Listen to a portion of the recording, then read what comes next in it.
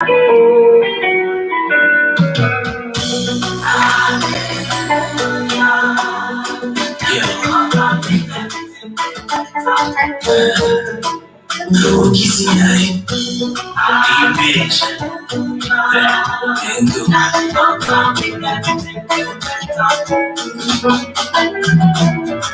we see what it's a light your glass, see fire. Trinity I mean with you because it's higher. G for God as a spiritual G for see where.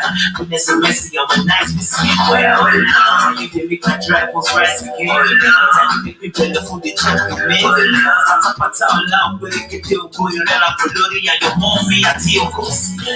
I know you fall for Jericho, you're for Rose Jericho. Chikoya rami no para openami. Hallelujah, make this sorry kumeri. Tato patela koto chokolo kumeri. American, a local surplus, a local place, just to some people local pleasures. Give me peace, everybody just to set me free. We think of how good for my life, I'm walking the territory. Somebody say, don't give me sleep, I go set me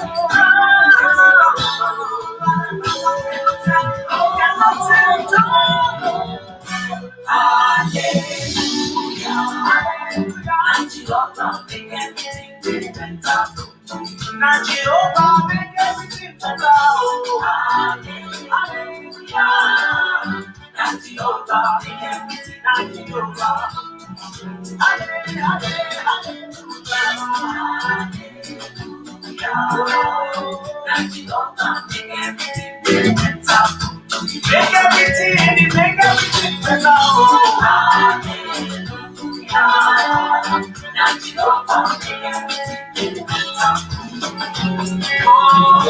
See my life, I am a testimony of favor.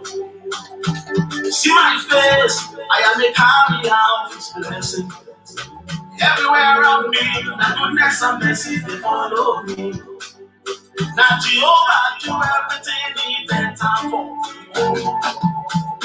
Oh, Jehovah, everyone I also. No. Jehovah, everyone I also. Jehovah, everyone I also. Jehovah, everyone I also. To give me joy, to give me peace, I come be just to set me free. Waiting, Baba, come to for my life, Baba, cannot tell it all. I come just to set me free. Waiting, Baba, come to for my life, Baba, cannot tell it all. Hallelujah. And you don't make everything better. And you don't make everything better. Hallelujah. You make everything better for me. Hallelujah. And you don't make everything better.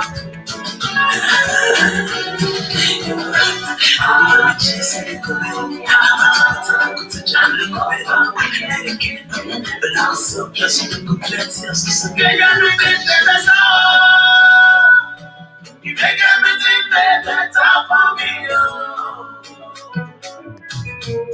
Just good, just let me know. Speak trust. Bless me now. Shout, image, the go, put down. I'm not gonna sing. I shall come. I'm in this now, fantasy. God victory in Christ Jesus. Hi everyone.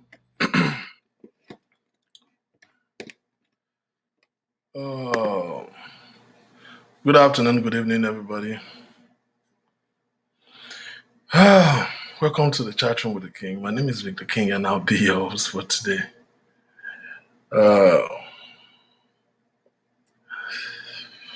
Sorry, I just have to come a little bit later than scheduled. I needed to catch up with an appointment that I just got stuck in the traffic. I was just driving down. That Leonie, African magic. You know? But we are here. We are here. Thank you, everyone. Thank you for joining. Thank you for being here today. If I hold it in my hand, the blood's gonna dry.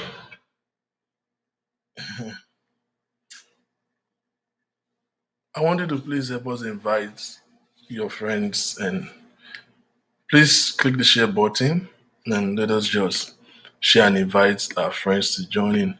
Thank you everyone for joining them. I'm trying to hold on to so that we can have enough, so probably we have good number, so I don't have to go back. This is very important to me today. It's very important to me. In fact, it's important.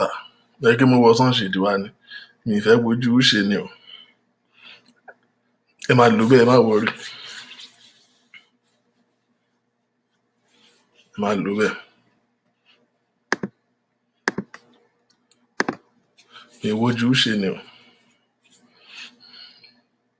Let's invite our friends real quick.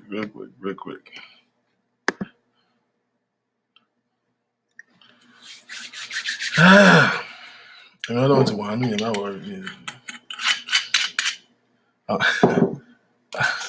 Àní ṣe violence yẹn jù, kò sí violence akàn ọmọlúwàbí la máa ṣe.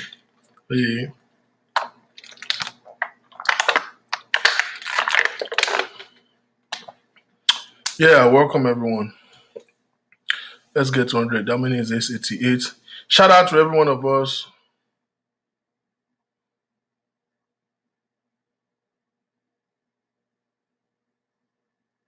Èwo tún ní ilé ìbáyìí? Èwo tún làkùn gbá clothes? Ẹ bẹ̀rẹ̀ violence, ẹ má ṣe violence, ẹ má bù yẹn. Mi mọ nǹkan tó ń sọ. Gbogbo náà ti ń tàkùn gbá clothes. Stop well. Yeah. Let's invite our friends. I'm just want to make sure that I don't have to have a reason to revert back. Kò ní pẹ́, kò ní gùn, ṣó tí ò gùn ni. Àwọn kan wà tí ò la sweating lọ.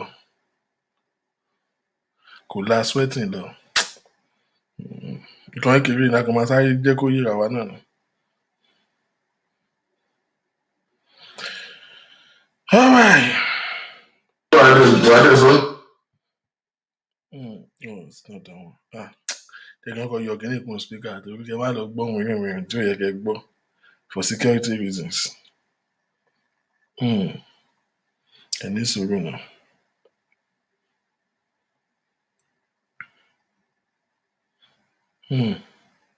Marriage mi kò ní níbi tó kù. Ó lè fẹ́ tẹ́sí tó bí náà yẹn. Òjò nígbà tí màá fẹ́ tóbi, onítòbí olódì. Okay, yes, we got 100.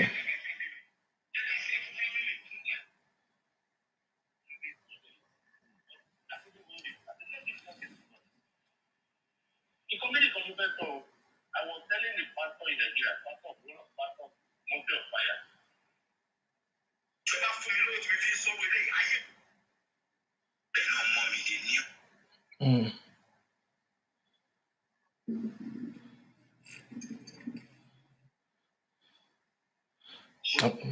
She was my friend. There are some voices that I needed to play.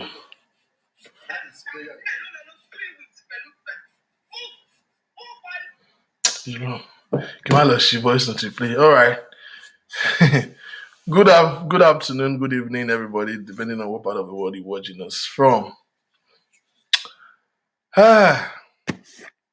Lálẹ́ òní lórí Africa Magic Yoruba. Welcome, everyone. I'm so excited to have you here. And it's such a good one. There's nothing really special today. To everybody that I would disappoint, because motivation, the inspiration, violence, viewer discretion is advised. So preach to me tomorrow, don't preach to me today. More need good spirit can't. Don't do that. We'll do that.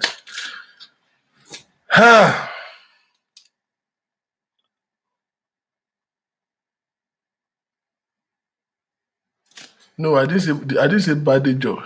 Bolaji.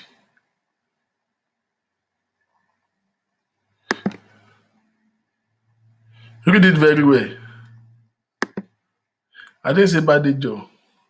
Bole Johnny. Only.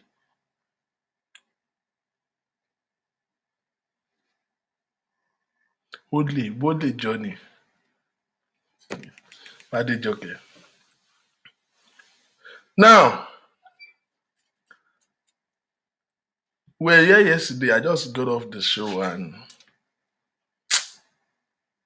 I don't even know where to start from. What?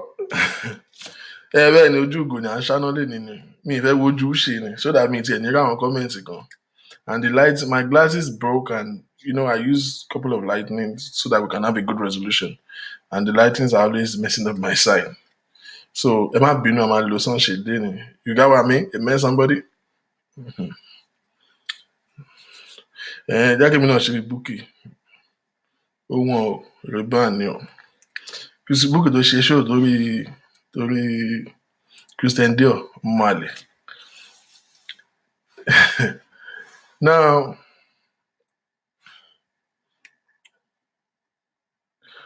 we just got off the show yesterday and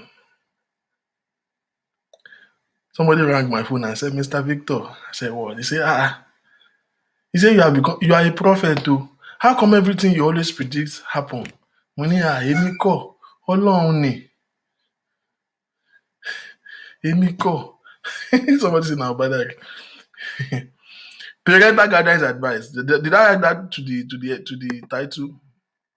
Viewers' discretion is advice. So, ẹ jẹ́ kí n sáré àdìẹ sí i.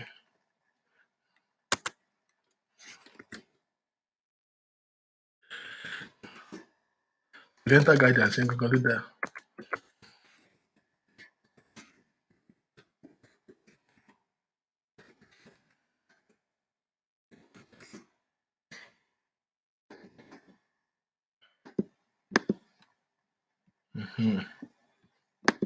Ẹ jọ ṣáà àwọn yín ti lọ sùn.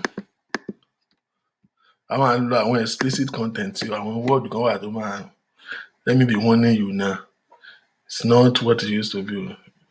Gbogbo ẹni tẹ́ ń pe Pastor Victor ẹ ti láago ẹ̀ ní yìí ẹ máa wà disappointed o. Mi ìṣáájọ́ sílẹ̀ o. Mi gbọ́ fún lọ́wọ́ yín o. But on a more serious note, we got to Miami. We got to finish the show and somebody just rang my phone. I was like, oh, did you see what is going on? I'm like, no, I just finished the show. I don't know what the hell is going on. And they just say, log on to GOTV. Ibẹ̀ ni Ìdè Apple Ministry báyìí. Èmi ń wo Maureen mi ò tí àwọn bó ṣì wà of blessed memory ni. Because Ọlọ́run jẹ́ ká rògbò bí ògo ti Maureen. Mo ní sáwọn 120 tó máa ń wo yẹn náà ni.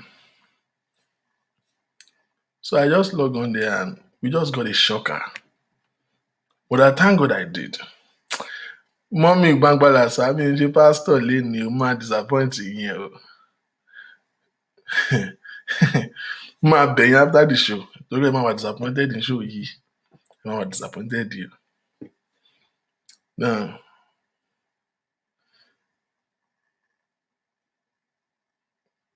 let me reverse us back a little bit. Maybe some of us are just joining this platform and you will not know the story. I want to say very profoundly, I think I should start from the most recent incidents. How many of you saw the news that I posted recently about a celestial church that were doing Iṣẹ́ Ìṣẹ́gun for one fine guy like that, one philanthropist, this Dubai-based dude, came from Dubai to Nigeria, just to do some humanitarian services, gave scholarship and sponsorship to, some students. He went to church and they decided to do Ìṣẹ́gun for him.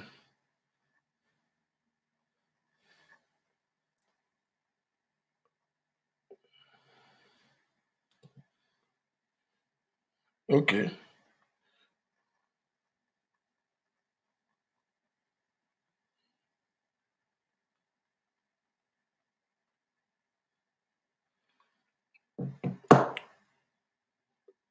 Incidentally, we don't know what and how it happens. The process of Ishegun. Yes, Kayode, they spray him perfume with lighted candle. No, don't share it so that it will not misrepresent your reputation. I will mess up your reputation. So don't bother, don't mind, don't share it. Now, the process of Ishegun was, too much of candle and perfume. Long story short, they had a fire hazard. There was fire broke out, and this guy was burnt. Long story short, this young, active, agile man died as a result of this fire accident that broke. I want to say something from there very profoundly. I've been very, very careful not to respond to this incident for two reasons. One, I know Genesis is shaming because that innocent man, he has seen enough. I don't want to use my own to rob his own. Because if I respond to that incident, all these celestial people now, they will say it's Genesis that sent me. So because they will say it's Genesis blogger. If you tell me Genesis is not, what she must life. Anytime I say something that favors them, I am not Genesis blogger. The day I say the one that they don't like, I will suddenly become Genesis blogger. Oh, somebody said they intentionally killed the man. I really don't know.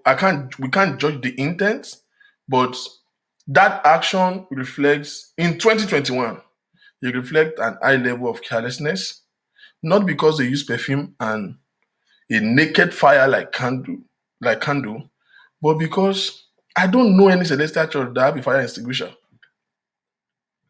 Ẹ̀yin lẹ máa tọ́ candle and there is no instinct. But why we kẹ́ ẹ ṣe instinct kẹ́ ẹ bá tayé ara yín jẹ́ kẹ́ ẹ máa léra yín káàkiri kẹ́ ẹ máa ṣọ̀tẹ̀. Instinct yín máa ṣiṣẹ́ ń gbà yẹn. No celestial church that I know that have a fire extinguisher in the church premises. Hola, Timidayo. Be calming down now. Maureen klepto. Ashimbolodwe. Now, so I don't want them to say it's Genesis that sent me to talk again. And they will start, attributing my statement to Genesis. Number two reason why I've been careful not to respond to that incident is because my own point of view is different. I sympathize with this young man that is promising, but then, no. I'm sorry, I'm not sorry. Definitely, Pastor Bobo yẹn, Pastor tó ṣèṣẹ́gun fún yẹn, ó lò ní. Wọ́n fi ṣe oògùn ni. Oògùn owó ni, oògùn òkìkí náà fi ṣe. Wọ́n lo Bobo yẹn ni. Àbí, will you all agree with me pé wọ́n lò ní? Because tí wọn ò bá lò, definitely orí àwọn wèrè tó ń orí wọn ti dàrú dànù. Let's go back memory lane. That this is let's get some facts straight. That somebody is getting inflated.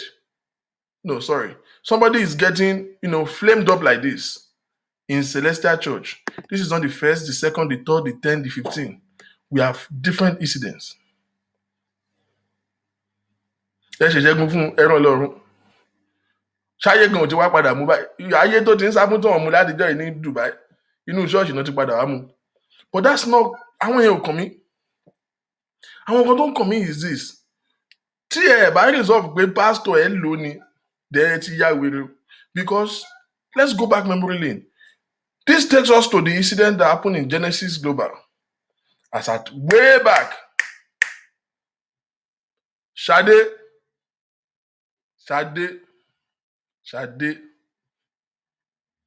and 4 other persons got flamed up like that in a fire accident in the process of that one is not even Ìṣẹ́gun.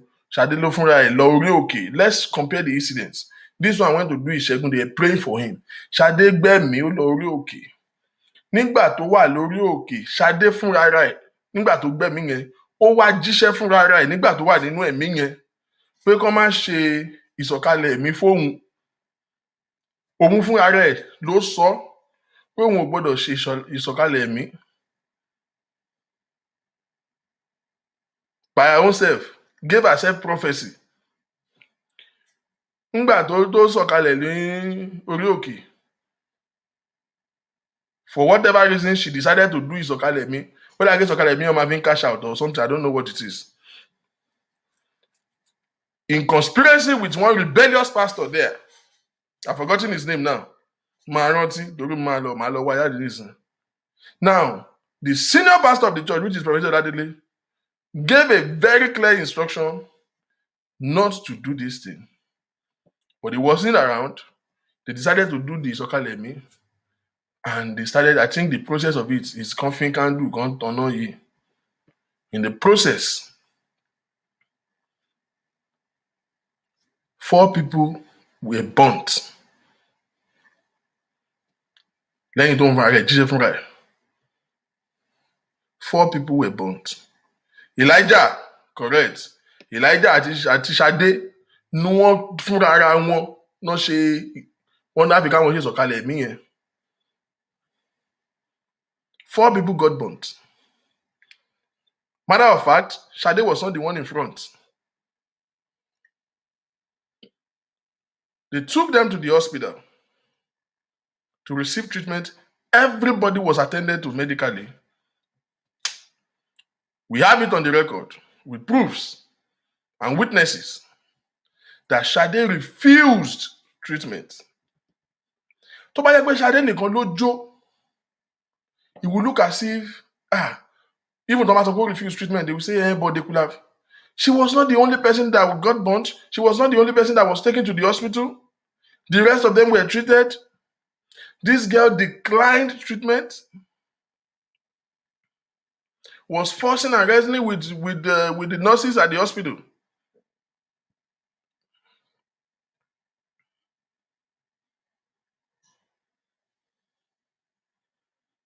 You know? They couldn't have anything to do. They didn't have a choice. She insisted that she has to be flown abroad for treatments. What is the size of the church then? They could not do anything. They couldn't afford that. Matter of fact, it was not even the affordability that matters. For anybody that is into, that is in medicine, especially if you have ever worked in ICU, you will know that fires are like that. Somebody that just got burnt, they will first of all treat the injury. Plastic surgery is not the first thing. Matter of fact, there can never be any surgery done on a skin that has not been healed. If it is fire, they will first of all treat the skin, before they now schedule you for surgery. There's no surgery you can do to the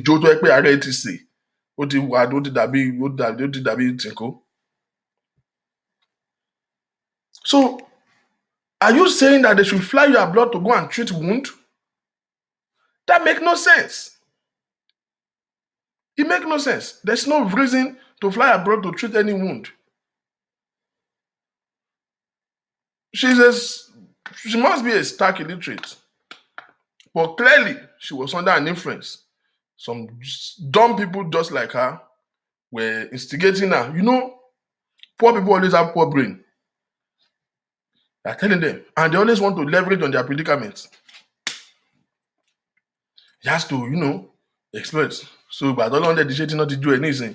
You have to shish up. Sorry, pastor, who do not even have any obligation over you. Especially when what you did that led to this fire hazard was contrary to his instruction.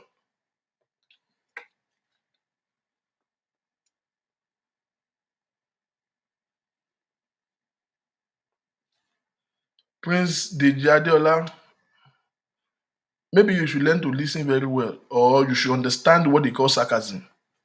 before you drop your comments. Unfortunately, I have a very short fuse today. Please listen closely, or better still, understand literary appreciation. There's what we call sarcasm. Know it. Or if you don't know idioro, just don't bother to comment, so that you don't say the wrong thing that will lead to gbasgbos.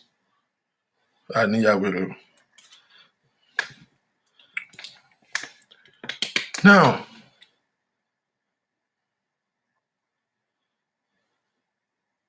she begins to leverage on her predicament and just want to be flown abroad. Flown abroad for what? You have injury. The remaining 3 people got treated. They are alive. In my previous show, we've interviewed 2 at least out of these people. 2 of them who were part of this fire hazard, and they were treated in the hospital, and they regained their health and their skin back.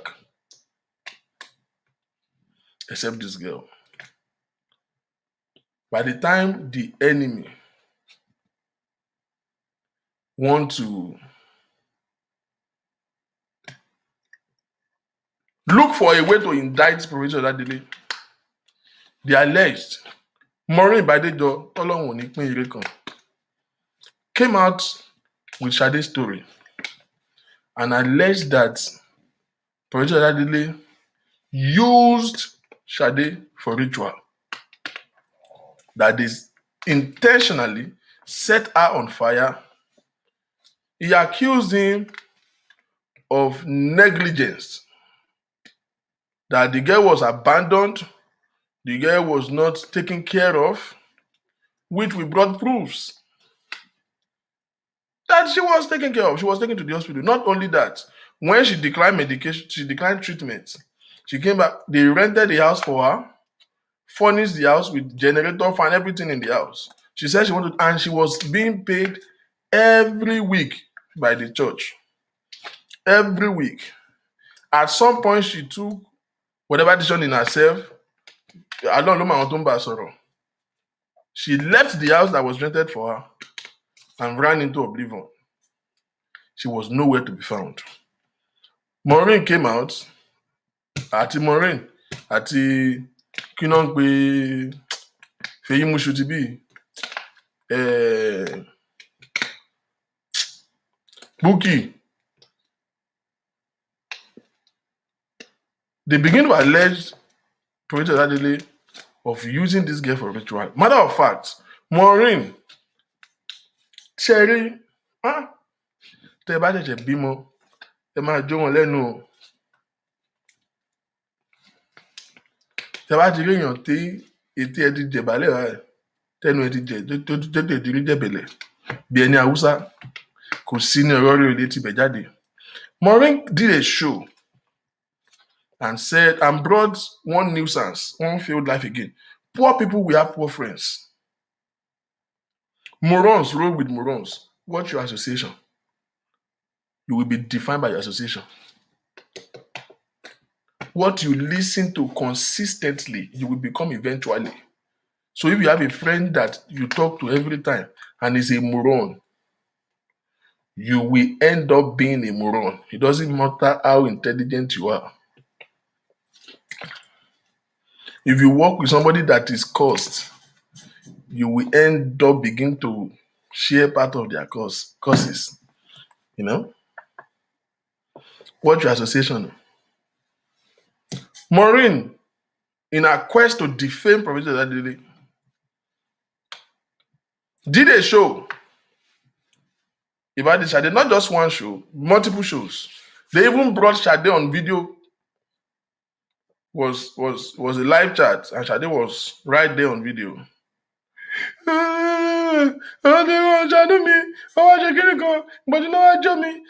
This incident was on TV then.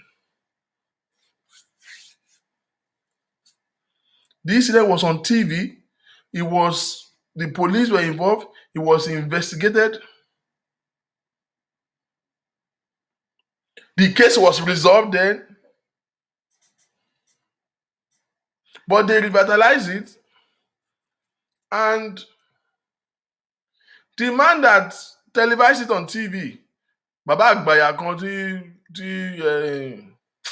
kí náà ń pe máa yìí Gbénga máa kúkúrú yẹn. Elébọ̀lò comedy extravaganza. What's the name of that man? Elébọ̀lò. What's the name of that man now? Man tó máa ń promote bàbá sùn nígbà kan yẹn. Gbénga Adéwùsì, bàbá àtùnú. Thank you. That one that Gbénga Adéwùsì kicked out of TV. One stupid man. Yes, Gbénga Adéwùsì. There is a man that one man that tí ò ní lárí lórí TV báyìí tán lé dànù. Gbénga Adéwùsì ló bá kàríà ẹ̀ jẹ́. Àbòsí ló ṣe on TV tí kàríà ẹ̀ fi tán. Lábẹ́ ọ̀run, thank you, Bàbá Lábẹ́ ọ̀run. As old as that man is, mi mọ̀ bóyá ó darúgbó for real ni o bóyá costume ni. But àgbà ò kọ́gbọ́n o. Maureen went all that far. Brought Baba Lábẹ́ ọ̀run, this same stupid Lábẹ́ ọ̀run, tí ò ní ṣe rere Lábẹ́ ọ̀run yìí, was the one who televised the incident then.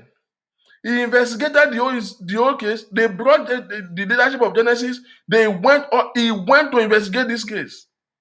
He could not find anything to indict him. In fact, the thing was resolved completely on TV. I don't know how much they gave him. Ṣẹ́gun Àdìsá. Bí Olúwa ṣe bẹ̀tẹ̀ mi ẹ̀ ṣe wà. That man will reap the reward of his hypocrisy. His life is already a mystery, but God will make it more miserable. People are evil. People are like I gave up on human being. I've given up on human being. I've really given up.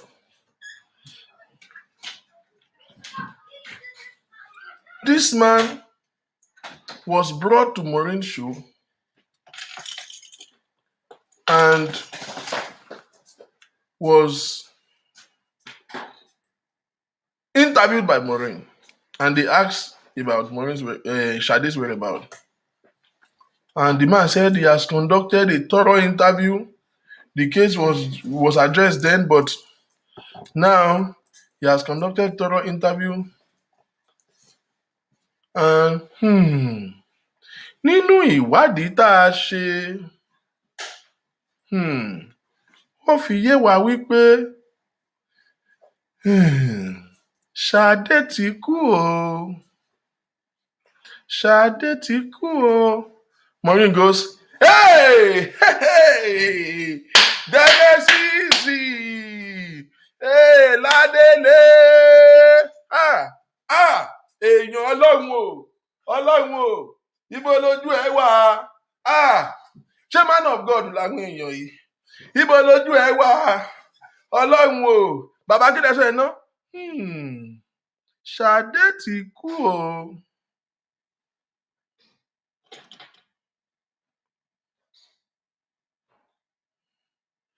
4 days later,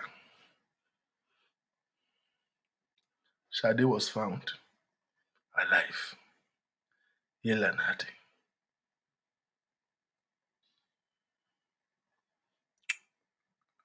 Maureen was so stupid,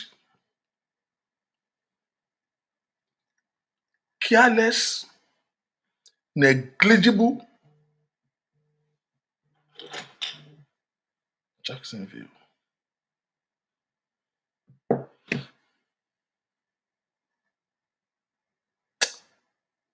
That she did not see a need to come back to say, oh, I said this. We found out that she's alive. I'm sorry, that was a careless talk. Nothing like that was done. Nothing like that was done.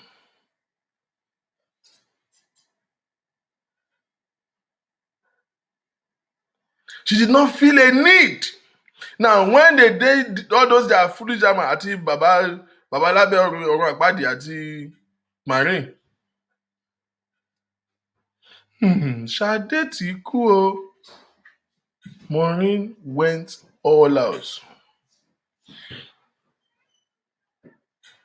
And they established that Genesis used Shade for ritual.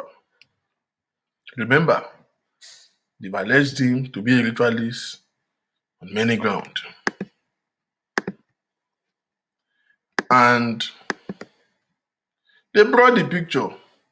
Naturally, seeing the picture of Shade, we appeal naturally to the sympathy of people.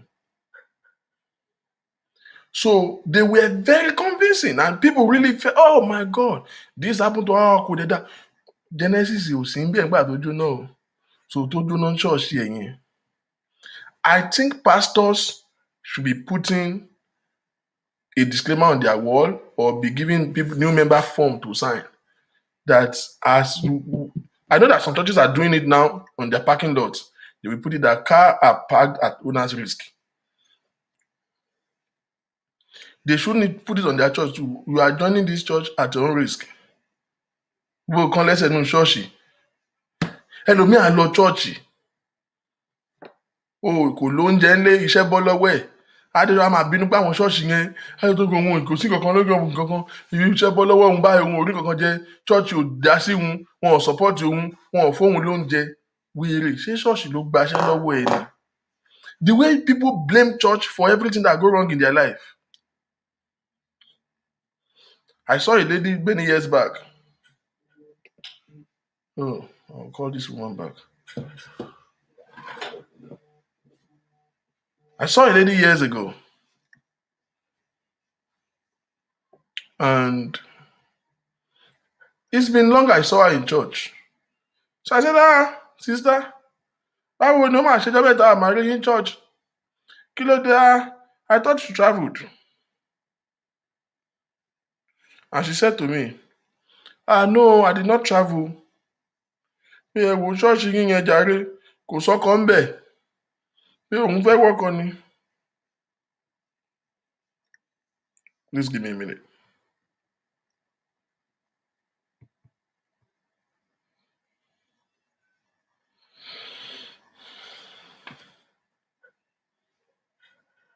She goes, pé ẹ wo kò sọ́kọ ṣọ́ọ̀ṣì yẹn jàre, òun wọ́kọ tóun ni. Lórí ẹ̀ lòun ò ṣe wá ṣọ́ọ̀ṣì mọ́, òun wá ṣọ́ọ̀ṣì tí ọkọ máa wà. Pé òun ò rọ́kùnrin tó lè kẹnu sínú bẹ́ẹ̀ ìjọ tóun ti ń lọ bẹ̀ òun ò réèyàn pé òun dẹ̀ ń wọ́kọ lòun ò ṣe wá ṣọ́ọ̀ṣì. Mo dẹ̀ wọ́pẹ́ àkìrà àbí wèrè lélẹ̀. Ṣé ṣọ́ọ̀ṣì ti wá di dating site ni? Only when I find out that so many people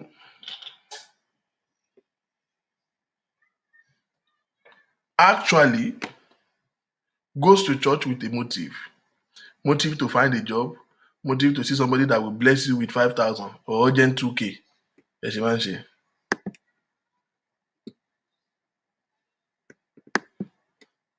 Urgent 2K. Church is not the reason for your family problem. If you are going to church with any motive, or either getting a job, getting a husband, if your reason for going to church, even church, you have missed it in life. If your purpose of going to church is not to serve God, you already missed it in life. I think church should be putting a disclaimer. We will pray for you. We will help you at our own volition, but we are not responsible for your destiny. You know?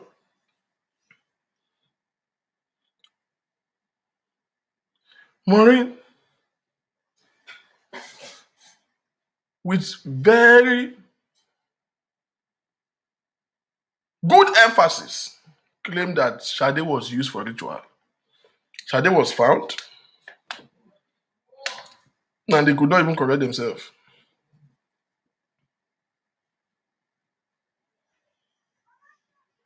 Olórí burúkú Babalabe ọ̀run ó disappear. Babalabe ọ̀run yẹn mo sì máa ní time fún. He's here in the US now seeking asylum. By the time he was in New Jersey or New York, we'll follow it up well.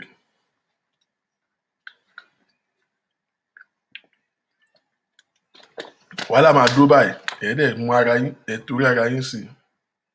then they want to relocate to Texas one time. I will find out again. Because if you don't remember that one, only me brutal. Àdàgbàjẹ́ra òfu. Ṣé ẹni tọ́mọdé bá tètè lórí àpáta kékeré ẹ jẹ́ kó yá kódà kó lè tètè ṣèpátá yẹn kó tètè kúrò lórí ẹ̀. Kò dáa kéèyàn máa fi old age orí burúkú. Ẹ mọ̀ kágbàlagbà tí ò ní láárí òun náà ń kó NEPA bill fún. Wọ́n ní àgbà tí ò níṣẹ́ òun ní mọye nọ́mbà ọkọ̀. Lénìí ọkọ̀ mẹ́ẹ̀ẹ́dọ́gbọ̀n ló ti gba bíi àgbà tí ò níṣẹ́ ló máa mọ̀.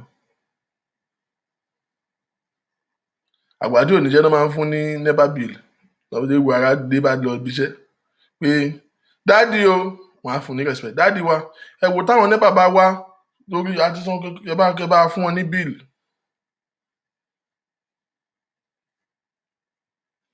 By the time they found Sade, they still went ahead and continued to defame this man, alleging him of intentionally setting this girl on fire.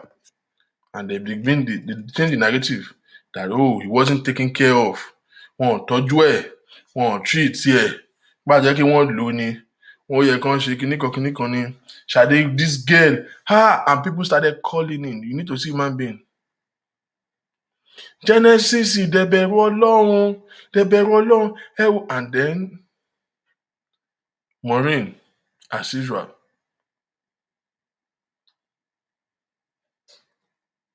Raised a GoFundMe account.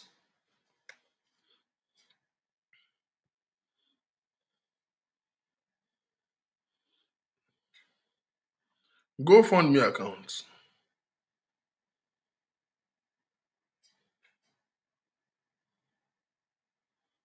To raise fund for Sade. Intention or idea is to raise money. I want to go to GoFundMe.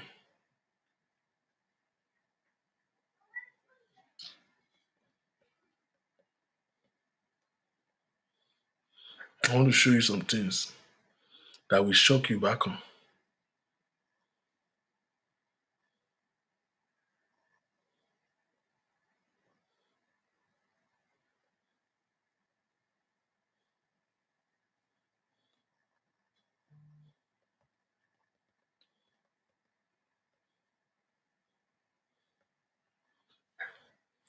She said, Genesis, you tọ́jú ọmọ yìí, a máa tọ́jú ẹ̀.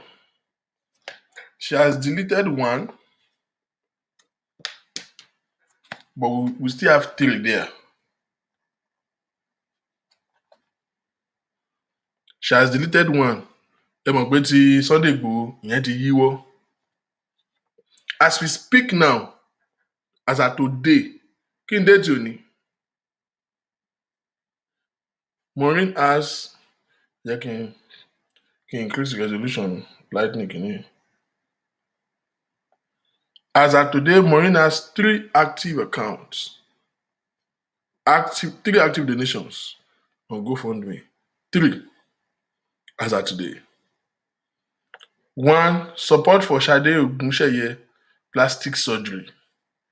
2, Reverend Josiah Olubode Soyinka legacy must not die. Legacy tí bàbá ẹ̀ fún àbí. Then you see support for Dúpẹ́. A ṣì ń bọ̀ lórí ọ̀rọ̀ Dúpẹ́ yẹn náà o. Sade Ogunṣeye. So let's click the first one. Ká máa mú kẹ̀kẹ́.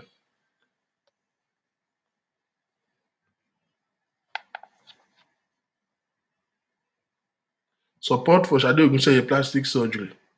There is 3,590 has been raised as at today. 56 people donated. 56 people donated to this thing. 216 people, àwọn wèrè tí ò dáwó, àwọn náà share. Out of 216 that share, 56 donated.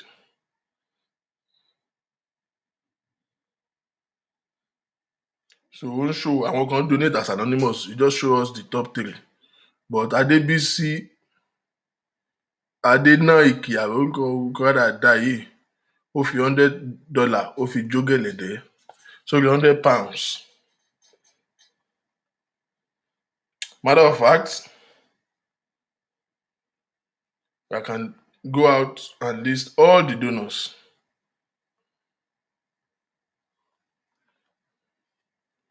Patricia Gbomedo, Tola Kolu, $20, £20, £50, £10. Àwọn wèrè wọ́n ń dáwó fún plastic surgery, wọ́n ń dá £10. Síyìn ti bàjẹ́ ẹ̀yin wèrè. Àkúṣẹ̀ náà wọn ló máa ń bá àkúṣẹ̀ rìn. Ẹ ní gbádùn. Yétúndé Ọlátúnjí, Ìyábọ̀dé Ṣútó. Bí àwọn orúkọ òfowó lélẹ̀. Ṣútòbù àbí kí náà kọ yìí? Ìyábọ̀dé yẹn. Ṣótúbọ̀, okay. Sorry, mi ò ṣe Yorùbá. Fẹ́mi Awóṣìkà, £20. Abímbọ́lá Andrew, £10. Florence Onoderu, £20. Patricia Gbomedo, £20. Edlin Babalọlá, £20. Mo ń ká àwọn àṣẹ ni o.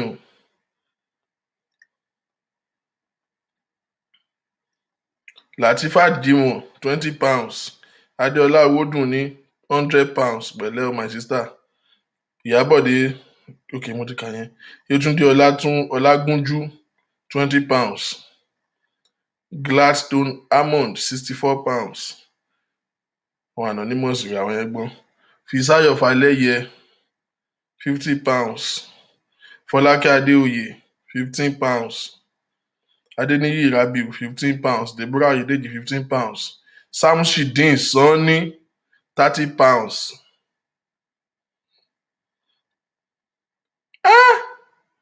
Àṣé kò tẹ̀sẹ̀ tó dáwó gan nù kínní, èèyàn kan gan ló san áàfù nù kínní yìí. Anonymous.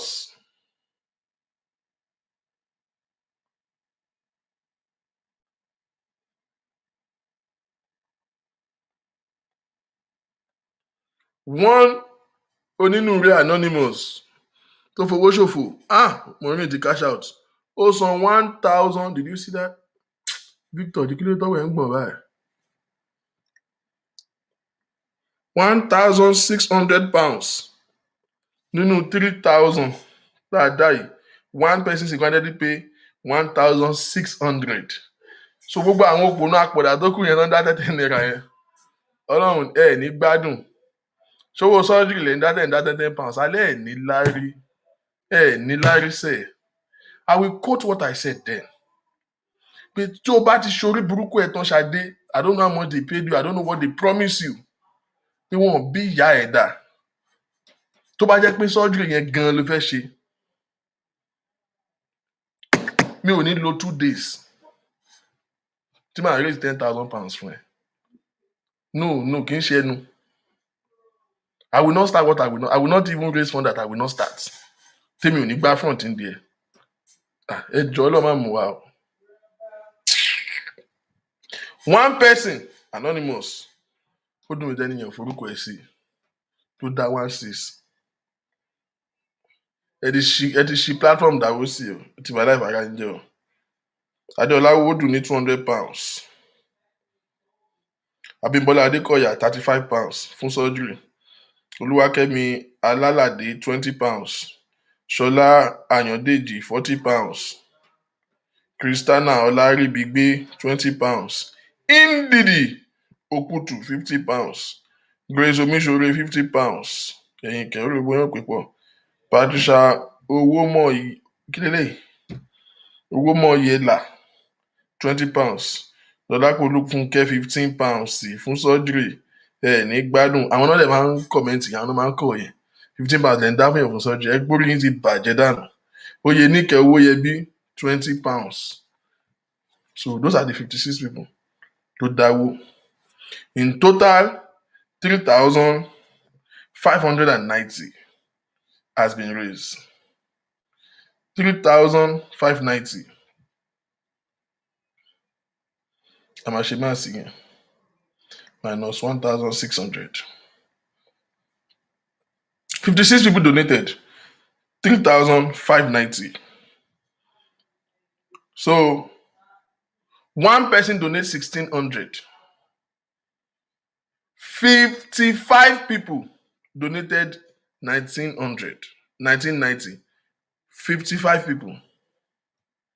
But that's not the point, ladies and gentlemen. The point is this. Maureen kọjá àyè lánàá, òótọ́ wèrè o.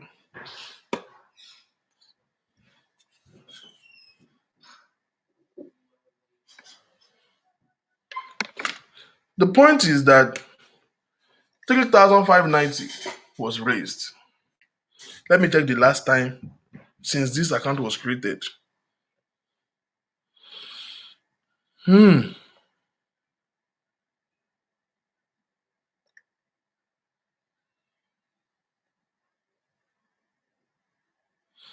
People even commenting there. I donated because we need to get help for Shadow. You can say,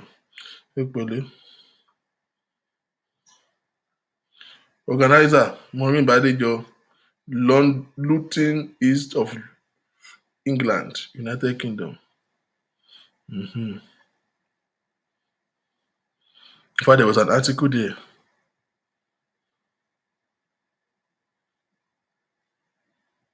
As at 4 days ago, somebody still donated £100 there. That was the last donation 4 days ago. Adebisi Adena Ikeyi put down £100 4 days ago. So this GoFundMe, OTD offering bag in Maureen. That's why she left it open. Wọ́n kàn máa dá lọ, kọ́kọ́ máa dá lọ síbẹ̀, wọ́n kàn máa dájọ́ síbẹ̀ ni. She said they are raising £100,000 goal. £100,000 for Sade's plastic surgery. No feasible as goal. They've raised 3,000 out of 100. Good progress. Very good. This is since last year, middle of last year. As little as this money is, fún ọmọ tí náà ti fẹ̀ kàn jó tẹ́lẹ̀, most likely ó ti jó brain ẹ̀ mọ́. She went to canvass this girl. They instigated her to blackmail the man who has helped her every step of the way. As at when they raised the issue of Sade, let me tell you this, and it's when you're good there. It's just that I will be squeezing my face. As I when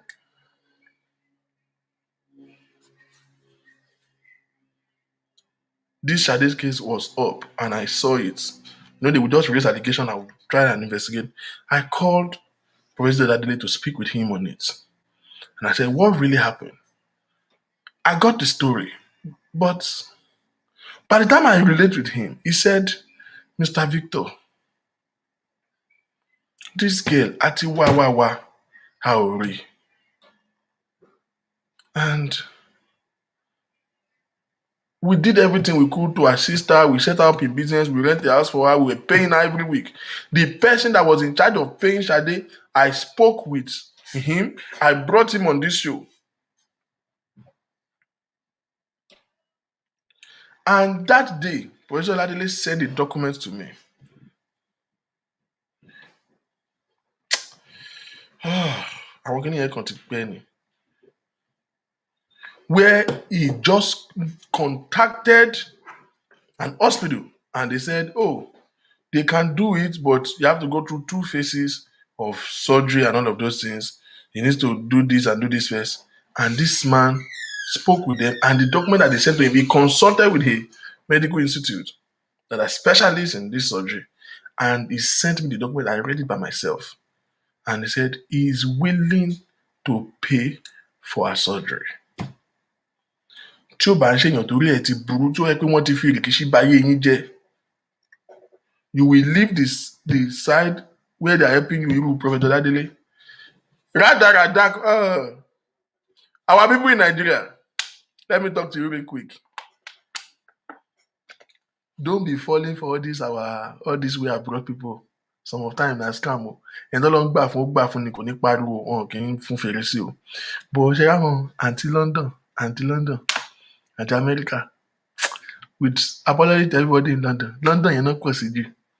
Àwọn àǹtí London, àwọn àǹtí America, wọn ò rí ṣe o, wọn kàn scam yín ni o.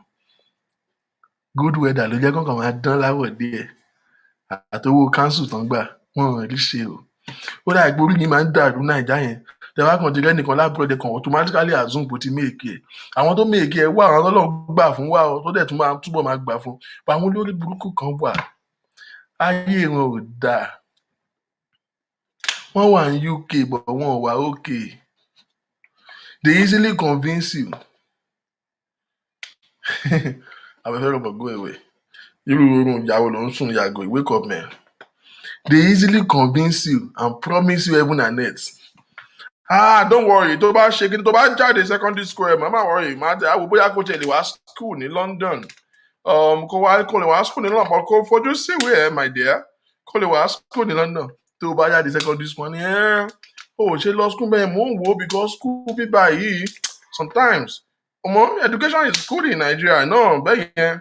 Tó bá lọ school Naija, mo wò pé tó bá dẹ̀ jáde, you just come here and start your life and come and do your masters here. Master program yẹn máa easy. Tó bá lọ ṣe admission sí state school àbí private school. Kí ló dé tó ṣe lọ sí Unilag? Unilag wà competitive. Èmi kàn wò pé kó má kàn waste time mẹ́dànù. Wọ́n ní school yìí Ọ̀fà Poly àbí rè àwọn schools yìí school fees wọ́n jẹ́ bíi 25,000 yẹn. Kó lọ sí Ọ̀fà Poly. Wọ́n máa scam tó bá jáde wọ́n á sọ fún ẹ pé masters yẹn I'm just thinking ilẹ̀ ọmọbìnrin ò kí pẹ́ ṣú tó bá tiẹ̀ lè rọ́kọ̀ kan sódà ìwà àtọ́kọ ẹ tó bá marry visa máa ń easy for married people than single. Aláyé táyé ẹ máa fi bàjẹ́ ó máa kú sórí promise àwọn àǹtí ò wà òkè wọn ò ní láárí. Wọn ò rí ṣe ìjọba ló ń bọ́ wọn. All these our Nigerian people can fall for that nonsense. Because somebody is in abroad, you just assume he has made it, he's successful, you think he's better than you. Some of you are living a better life than those who are in abroad. Some of you, Ọlọ́run ṣì ń gbà fún yín.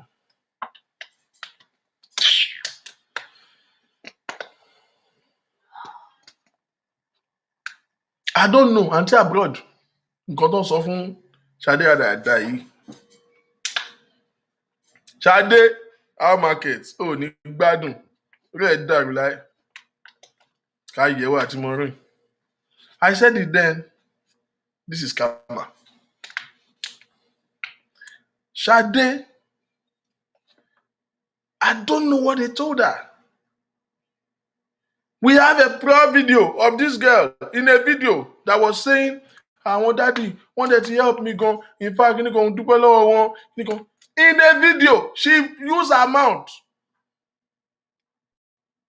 to confess how much this man have been of support to her. All of a sudden, we saw her on Maureen's screen claiming that, in fact, she even said that she was used. Pé torí ẹ̀ lòun ṣe sákò nílé nígbà tó ń realize kí wọ́n lo ògo òun ni. Ògo tí wọ́n fúnra rẹ̀ ò rí lò. Kí ló fẹ́ lò ní ògo 2 terabyte, ògo megabyte wo? Kilobyte.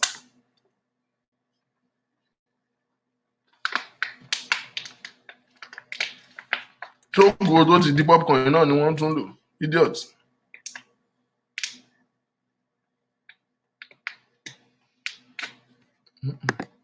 A philanthropist offered to pay Shade's surgery. I came on a platform to intimate her of the new development, but because kleptomania wanted to scam, she blocked me. No, she said yesterday that somebody has reached out to Adebutu Kensington, Baba Ajebu, that Baba Ajebu want to pay for the surgery. That people have reached out to Baba Ajebu, that Baba Ajebu is already ready to pay for the surgery. That's joy. Baba Ajebu ṣe fẹ́ sanwó surgery nísìn. Maureen orí ẹ̀ burú ò ní gbádùn.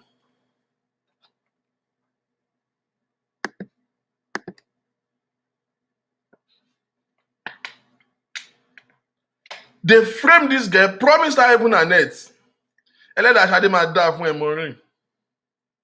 tó ṣe wọ ọmọ yẹn tó jókòó bó ṣe kù yẹn tó dẹ̀ tún ṣe báyìí ó já kúrò níbi tó yẹ kó ti ráàánú gbogbo everybody tó rọ́mọ yẹn ló ní sympathy. I swear to God, when I saw I was moved.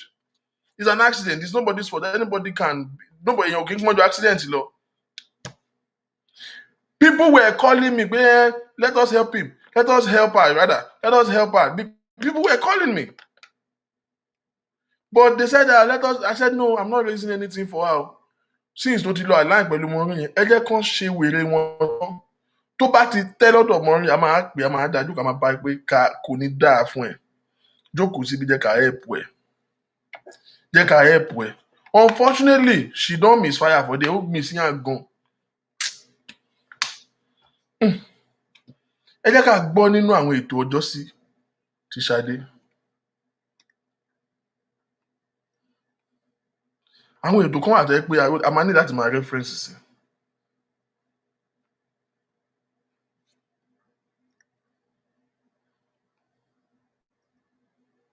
We need to make references to some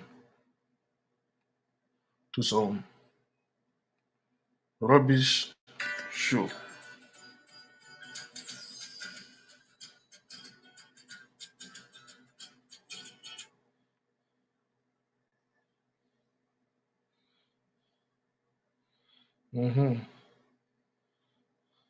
We need to make some reference.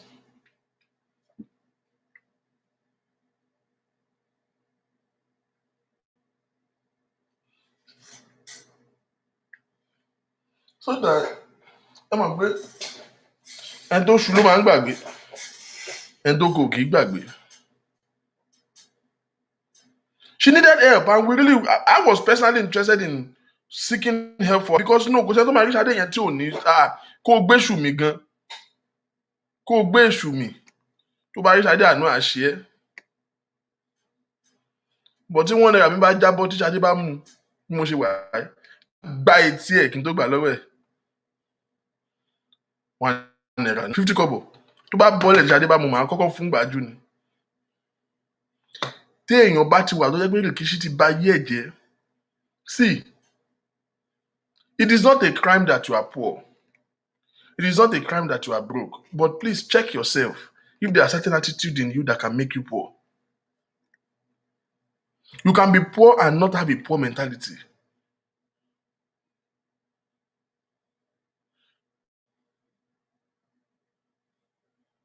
You can be poor and not have poor mentality.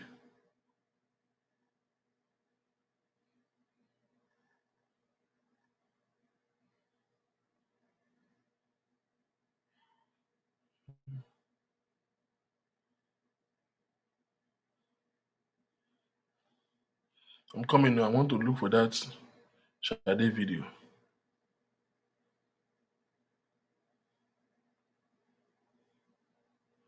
My bá yín wà nísìn.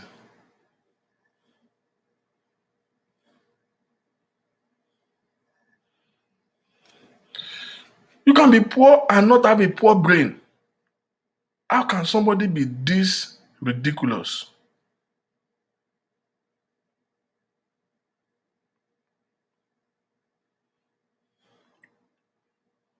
Don't worry, you know my ISIS. I'm managing the eyes. Àti fọ́gọ́gùn.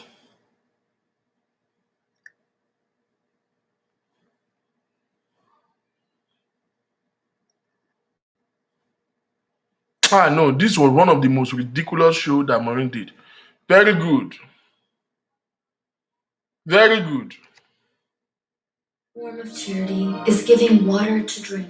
Prophet Very good. Sallallahu Alaihi Wasallam.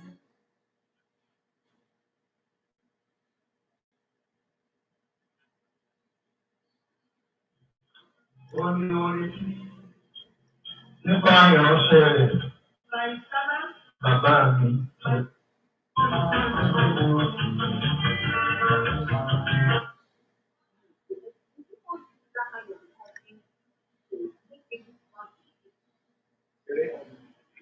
That goes around the Holy Ghost life.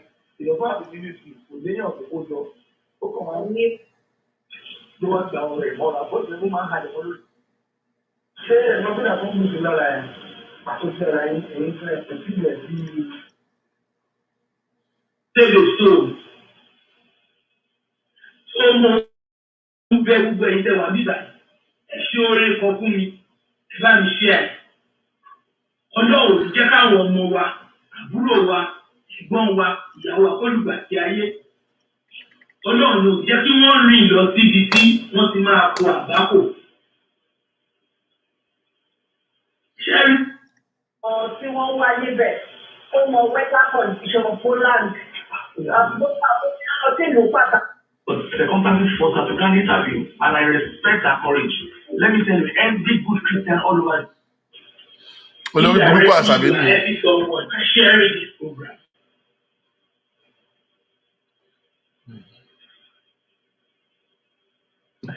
Please help me share this program if you are online. Ẹ jọ̀ọ́. Ẹ ṣe oore kan fún mi. Ẹ bá mi share program lálẹ́. Mo ò ṣàkóso. Àwọn olórí ẹ̀ka lẹ́mà. Ẹ jọ ẹ̀yin èèyàn mi. Because I need láti rí. We need to see this lady. This lady, we need to see her. We need to see Sister Prophetess Shade Esther Ogusheye. If you are on this program and you know her whereabouts, ẹ jọ̀ọ́ ẹ ní kó get in touch pẹ̀lú wa.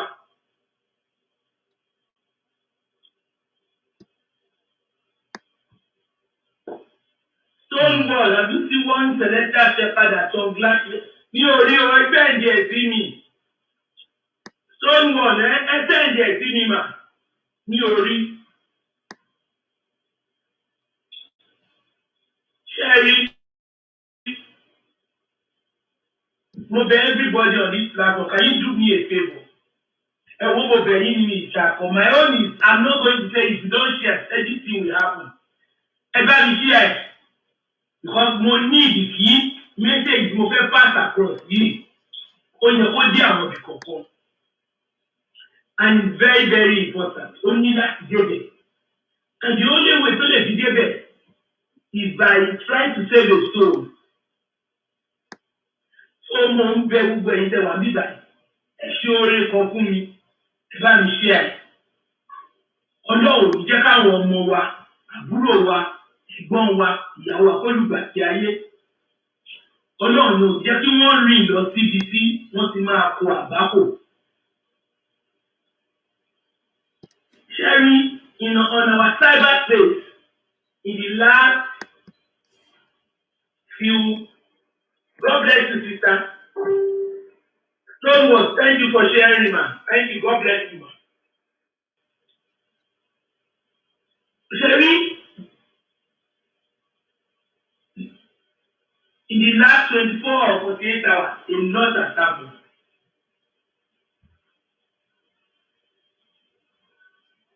Èkíní, mo ní nǹkan bíi mẹ́ta tí mo fẹ́ sọ kí tó lọ sí orí kéèsì. God bless you, sister.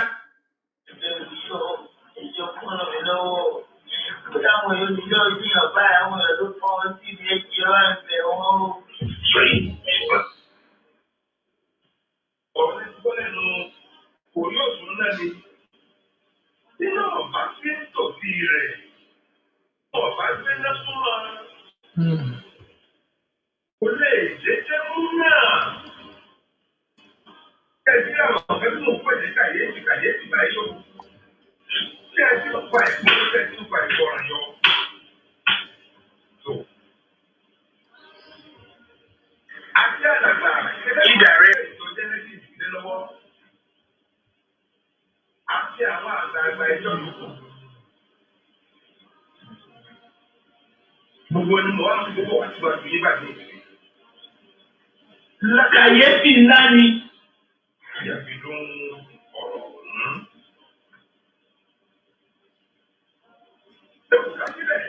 Àti àwọn àgbààgbà ìjọ Celestial Church of Christ Genesis ní alákọ̀ọ́ nílùú Èkó. I'm trying to see if I can project it on video.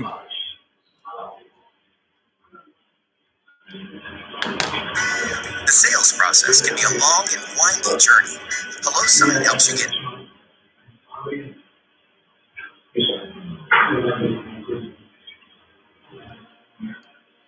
All from Genesis Parish. Dr. Terry said it. How low and big the so we'll just do it. One day, then go back to the of July. Okay. Yes, I think you. July. So, what is the devil? That was way. Anyway, how about almost 3 months ago, I did my class. Ẹgbẹ́ explanation wọn kò bí kò pẹ́ rárá. Right. Nigerian police, we need more of this. Ọlọ́run Elédùmarè. Why do you cause people? Why? Why?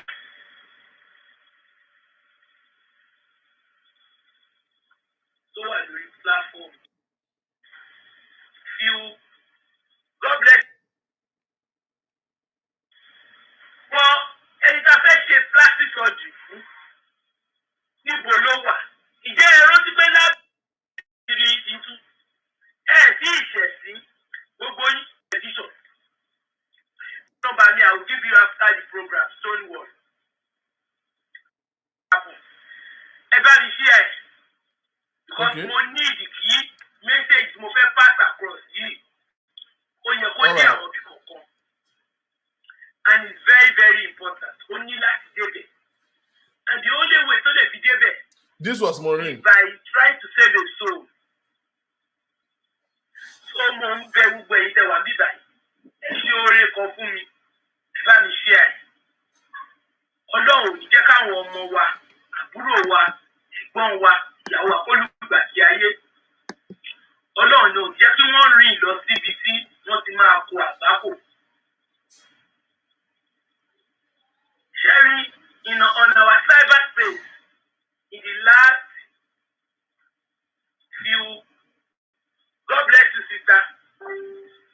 Stoneworth, thank you for sharing, ma. Thank you. God bless you, ma. Sharing in the last 24 or 48 hours, a lot has happened.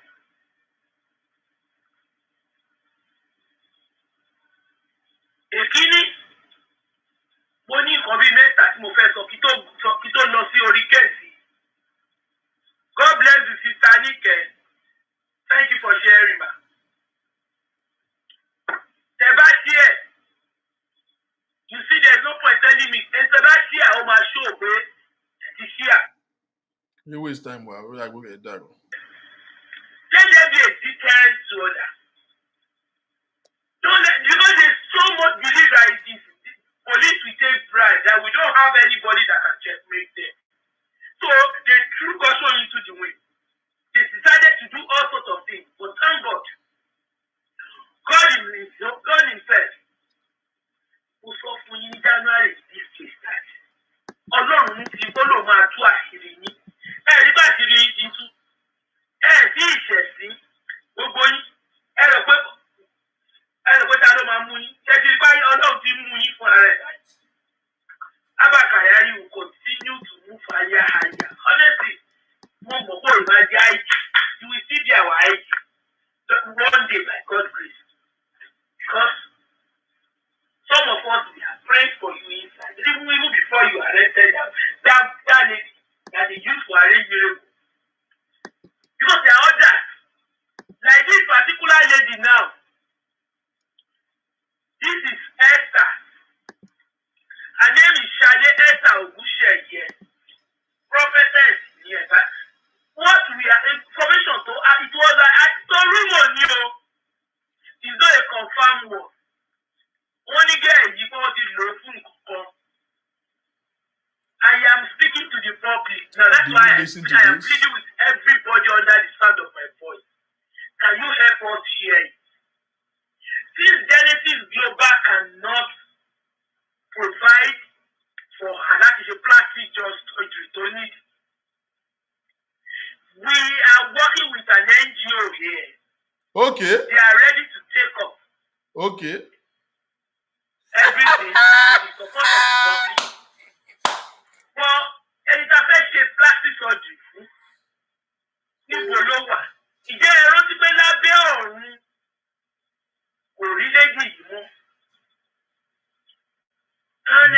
Fún ẹ̀fàní fún ẹ̀yin kan tẹ́ ẹ̀ wò tẹ́lẹ̀ before I continue our case.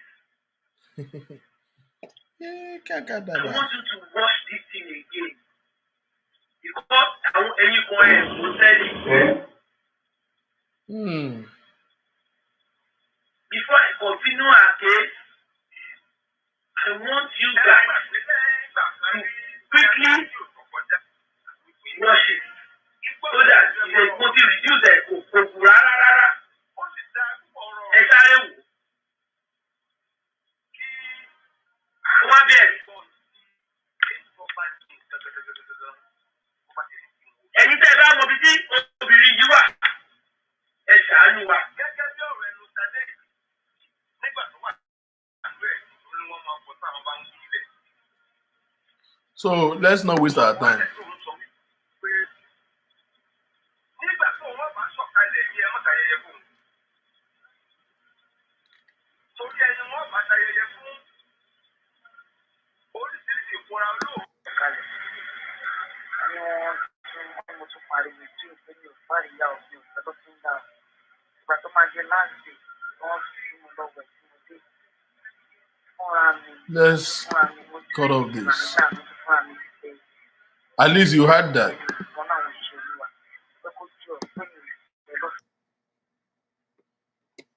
You had that, right? So we are done with that. That was Maureen. As experts in online education, That was Maureen that was claiming that we are working in NGO here that is ready to take the case up. An NGO here is ready to take the case up.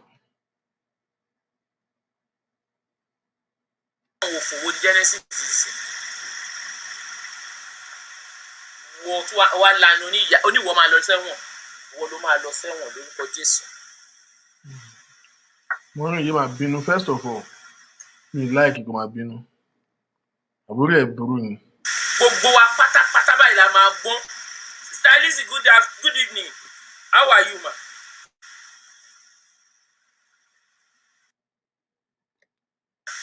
And if he die in this course, listen, he's there to fight back. I want to Prophet and prophetess. I'm not part of me in your motor. I want to show you something yesterday. Ẹ rántí náà gbogbo ọkọ tí Ṣadé sọ fún ara ẹ rántí ni.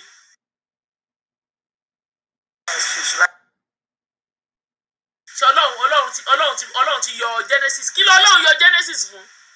So kò ń ṣe negligence. Ṣé o torí pé a mọ̀ pé in the last 10 years Genesis did not look back.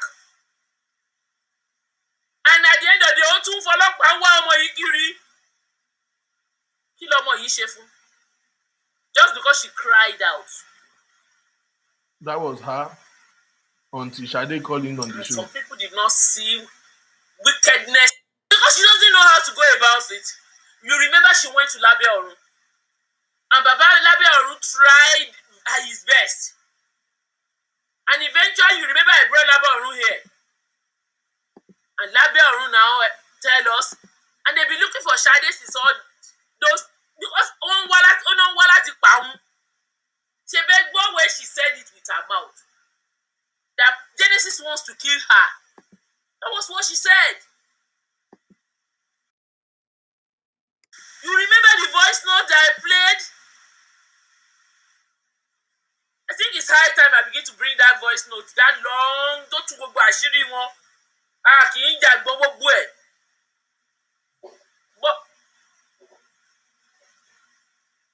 This was In yesterday. a proper world, they will reopen Genesis case.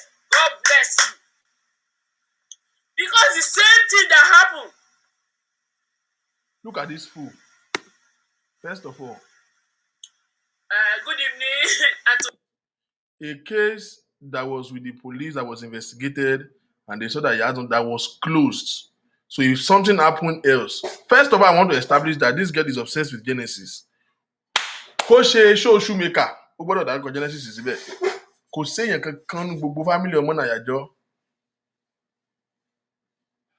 Èèyàn kan báyìí tó ní dájú tó Genesis. So she's very obsessed with Genesis. Shebi, you are hearing everything she's saying now. Narrative might change in this thing. So they will visit the case because another one happened. So, okay, a case was investigated, was concluded and closed. When another case happened 10 years later, because it happened, they will now revisit the case. This one that burned this Dubai guy, the guy is in Panti now. It's a police case. They are investigating it. They will look at all the circumstance behind it. So, in a proper world, the Genesis case will be open. Orí ẹ ti burú Bukky. Orí ẹ burú. Bukky kan tó forí gbèpè báyìí. Maureen! Bẹ́nu jẹbẹlẹ̀. Orí ẹ burú. Sonia said we have law, but enforcement is the problem due to corruption. I hope that Lord, Nigeria. All I'm saying now is, I'm asking everybody that is listening to me tonight. Okay. How did God vindicated Genesis in this case? Ẹ̀wọ̀n ni mò ń béèrè. Ṣé mo parọ́ mọ́ ni pé ọmọ yóò jó nínú chọ́ọ̀chì ẹ̀? Àbí kí n tún fún yín ní fídíò ọmọ yìí kẹ́ wò ó ni? Kẹgbọ́n ọ̀kan tí òpònú Genesis fún ara ẹ̀ sọ jáde lẹ́nu. This was yesterday.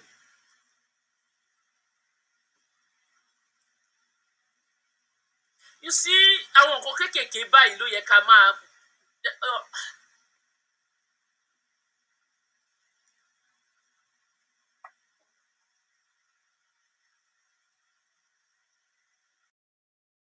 Honestly, mo ti dákẹ́ lórí ọ̀rọ̀ Ṣadé. But nígbà tó tún dé level pé Ọlọ́run pé Maureen, no. Ó dákẹ́ lórí ọ̀rọ̀ Ṣadé, but you are still raising GoFundMe. Ó dẹ̀ ló dákẹ́ lórí ọ̀rọ̀ ẹ̀.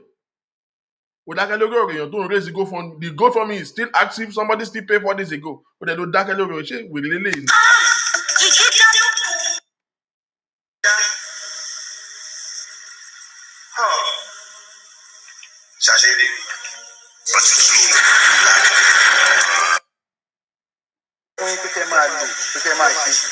Ẹ má bínú, bọ̀ lórí YouTube.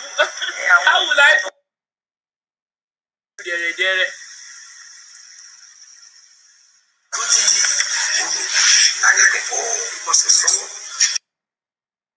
It was after Baba Labeoru come to this place. Tí gbogbo wọn wá sórí bíbá yìí. Ni a bẹ̀rẹ̀ sí pariwo. Tán ní wọn ò mọ bí tí Ṣadé wà. Ní èèyàn kan. That voice note. Ó máa affect his computer tí mo fi ń stream yìí. It's not today.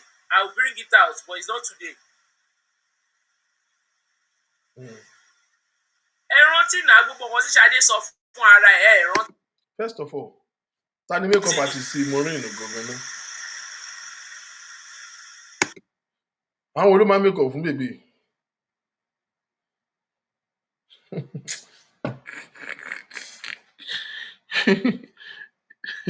Maureen, orí ẹ burú ẹwẹ́nu. Ẹnu rẹ̀ bí ìdí ajá. Ní 2021, no, ó wrong now. Ẹ wò now, ó wrong. Ní 2021, kéèyàn sì máa kun àbá. Wèrè kun yọ́ríyọ́rí. Ní irọ́ mo gbọ́dọ̀ yẹn lájì kìíní. Abẹ́rẹ́ rí nǹkan tí mò ń rí ni. You have to see what in 2021, kéèyàn sì máa kun LED. Okùn láìlá kan bọ̀ bókè tó máa ṣì ní pẹ̀lú iṣẹ́ tiẹ̀. eyelashes náà gbẹ́ bíi pẹ́ńsù yìí ní 2021 ṣé ó tún tìǹtì irun lẹ́gbẹ̀ẹ́ kan ní àbí ọjọ́ ogbó ti dé ayé ẹ̀ ti bàjẹ́ Maureen. Shade said it by herself when we find out. Ṣẹ́rí nígbà tí a eventually rí Shade. When I got talking to Shade, Shade told me so many things. Gbogbo irọ́ tí eléyìí pa yìí onírọ́ ni bóyá tó ṣẹnu tó dẹnu dọ̀rọ̀dọ̀rọ̀ yẹn. And I play it for everybody here. And ó ìwà lórí channel yìí, ó wà lórí YouTube, ó wà lórí Facebook, ló bá fẹ́ wò. Voice notes yẹn mo play ẹ̀ live, ó wà lórí everywhere. But the problem is, ẹjọ́ kí ni Ọlọ́run fi vindicate Genesis níbí báyìí? Genesis tó yẹ kó gbéra ẹ̀ sínú ilé, ẹ wá tún wá lẹ́nu ẹ lọ́lọ́run vindicate yẹn, Ọlọ́run wo ló vindicate yẹn? Why tó fi ń wá ọmọ yìí kiri?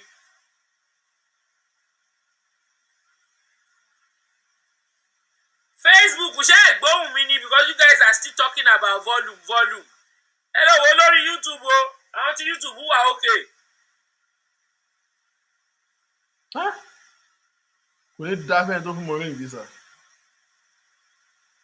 Ó dàbí àwọn ọmọ òkè Ògùn, àwọn ọmọ máa lọ pa ìpìyà yẹn lókè Ògùn.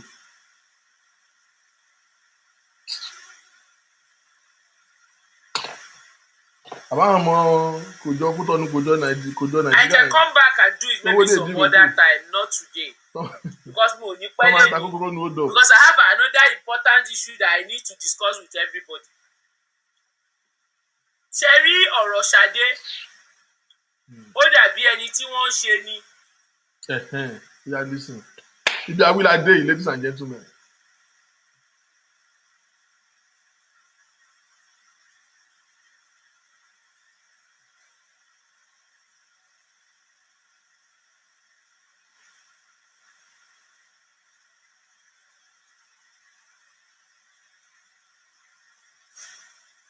Ṣé rí ọ̀rọ̀ Ṣadé ó ti dé ojú ẹ̀ báyìí? Do you all remember the last time few days ago a ní pé tí mo ní kókó tẹ ní pé there is a new development. Calculating her words. Ó fẹ́ parọ́ bọ̀ ó wá kò lè choose words yẹn ó yá new development ó lè. Message Ṣadé pè mí lẹ́nìí. Ṣé ẹ gbọ́ mi ó lè. Ṣadé pè mí lẹ́yìn ó ní kí èmi sẹ́ẹ̀dì kí fóun ní 500,000 nínú owó òun. Okay. Ṣé ń gbọ́ ẹ̀yin èèyàn mi? Okay. Facebook people, can you confirm if you are listening to me? Tẹ́ bá ń gbọ́ mi. We are listening to you, bastard. Sọ̀rọ̀ sókè anytime.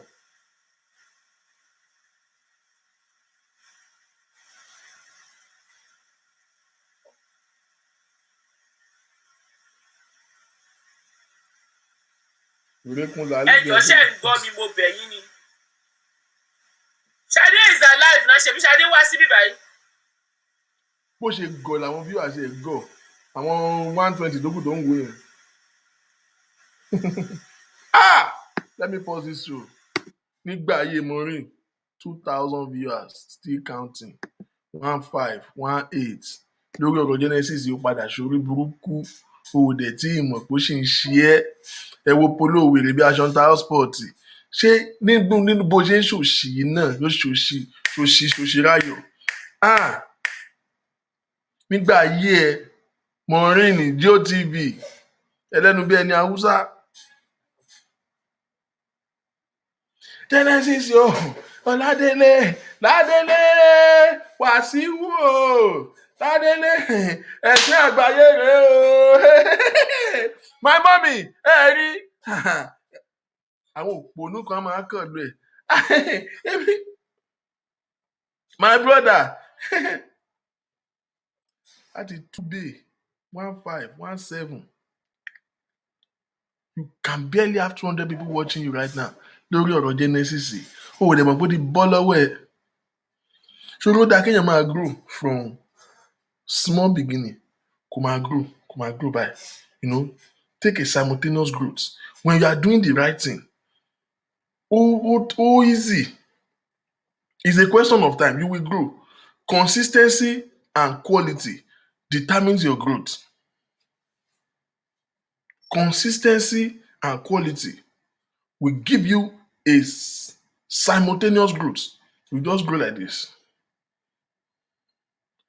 But tó wá jẹ́ pé orí burúkú ló fẹ́ ṣe, orí burúkú is your hobby. O kàn wá bẹ́ẹ̀ kàn ń ṣòṣì. Ó dẹ̀ ṣòṣì ó kú ó ké gan. 170, 120, wọ́n ṣe ń wò ẹ́ nìyẹn. Mo wo login sórí kí ni mo rí 65. Maureen bó lè jọ tiẹ̀ ti bàjẹ́ lórí ọ̀rọ̀ lọ́rọ̀. Ó ti rò ó dàbí ṣáwà Ghana. Ẹ wo rí èrè. Wọ́n lè lè iná àwọ̀kọ̀, ilé iná àrọ́kọ̀ báyìí. Ọkọ̀ ló lè rí òde rọ́kọ̀. Ẹ jọ̀ọ́ vacancy on a more serious note. À ń wá àwọn ọkùnrin tí wọ́n tó gbangba sùn lọ́yẹ́. Mr. Temidayo, ẹ máa bá mi ṣe hiring event ní London. À ń wá àwọn ọkùnrin tí wọ́n dúró déédéé. A nídìí wọn ní UK náà, ní US náà. Mo tiẹ̀ nídìí àwọn ọkùnrin yẹn náà ní Maryland níbí. Àwọn ọkùnrin tí wọ́n tó gbangba sùn lọ́yẹ́, tí wọ́n dúró déédéé ní ìta, tí wọ́n sì dúró déédéé lábẹ́ ṣòkòtò. Àwọn ọkùnrin tó dúró báyìí tán lè fọ́ni lẹ́nu, àwọn adónimáṣèrègùn gangan. A nídìí wọn o. Ṣé rí gbogbo orí burúkú tó ń ṣẹlẹ̀ lórí Facebook yìí, it will cut down to at least 80%. Tá a bá lè ráwọn tó bá lè fọ ẹnu irú àwọn wèrè báyìí, irú àwọn Maureen yìí. Jankari wọ́n ti wà ń dẹ bó ṣe wà yẹn, gbogbo ẹ ti helú, ó ti kò lọ́kọ, kò ní side chick, kò tiẹ̀ ní side nigga, kàn tiẹ̀ do free kò rí. Bad market àtọwọn àti fẹ́ Imushu TV. Tó máa kàn tiẹ̀ sí, there's no woman that have a good sexual life that will be investing her time coming to shout on another man every day. Kò possible now. Ẹ̀yin tó fọ́lẹ̀ lánàá, all of you that are here that you have a very eventful night yesterday, you can testify to it. Am I lying? Will you think you will come outside and you spend 5 hours attacking one man when you are ready for another eventful night? Amen, somebody. Kò sí tàtà lórí yányàn ni. Ẹ jọ mo fẹ́ áyà àwọn ọkùnrin. Màá fi méjì ránṣẹ́ sí, torí yẹn ẹ mọ̀ pé ó ti ṣe blé jọ tipẹ́. Màá fi méjì ránṣẹ́ sí Manchester. Eléyìí o, ẹyọ kan péré ló ní. Mo nídìí ẹyọ kan ní Luton yìí. Mo dẹ̀ nídìí ẹyọ kan Maryland. A máa sinmi ẹsìn everything. Ẹ mọ̀ tí Ṣínà Peter bá sọ pé hi gbàm torí máa stop yẹn. Ẹ kàn máa rí pé wàhálà máa dákẹ́ lórí Facebook. Tábọ́n kàn tiẹ̀ lè ráwọn adónimáṣèrègùn bíi 3 péré, 4 tọkàn bá wa ṣiṣẹ́ ìṣẹ́gun fáwọn ọmọ rádaràda yìí. Kí ló dé? Ta ló bá ti yín jẹ́? Ta ló bá ti yín jẹ́ tẹ wá stupid báyìí? Ta ló bá ti yín jẹ́? Gbogbo àwọn ṣọ́ọ̀bù tó ti gbé jàǹkárí wọ̀. Ẹ̀wọ̀n ikọ́ gbèsè tó máa wà ń délé. Ẹ̀wọ̀n tó ti ọ̀gùn. Somebody, this is how Celestial Church of God run my friend with their candle. Ṣé bó olóhùn lò ní? Ó fi ṣoògùn owó ní náà. I want to be Facebook ẹjọ́ now. Somebody should help me. She is gathering momentum ní ó mọ nǹkan tó ń ṣe o. Ó mọ nǹkan tó ń ṣe o. Ó fi ń build up nǹkan tó fẹ́ pa ni o. My people, they join. Can Facebook hear me? Ìkànnì Matthew yìí. Can somebody just confirm you can hear me? Washington DC. Irọ́ mi lè gbé kọ́ báyìí. I'm busy lọ́wọ́. Of course, the volume is okay on Facebook. Shade called me today. She said she wants 500,000. Yes, it's her money.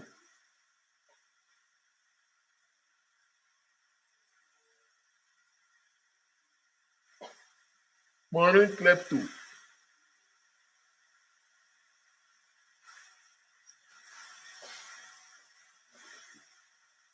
Shade called me today. She said she wants 500,000. And I told her 500,000 for what? She said she wants to start business. I said, but the platform agreed that we should try and get more money so that you can get your plastic surgery done. She said no, she's tired. She has been the only one sitting there at home and everything. My people, I told her, I said, I cannot give you a dime unless I get back to this platform. That we all agree not to. That I'm sorry, I cannot give you. Not quite another 2-3 hours. She came back again. And I should give her another, she collect 50,000 every month. She said she wants 4 months, 50,000, 4 months in advance. Okay, that I should give her. Excuse me, ladies and gentlemen. Why is Maureen giving Sade 50,000 every month? Because there is a conflict of interest here. She asked for this money. You said, no, you cannot give her money because the money you raise is for surgery. And yet, you are giving her 50,000. Out of what? I thought the money is meant for surgery. So you should have either not given her anything at all and raised this money for surgery. But you are giving her 50,000 out of your own benevolence or what? No, hell no. Why do you give her 50,000?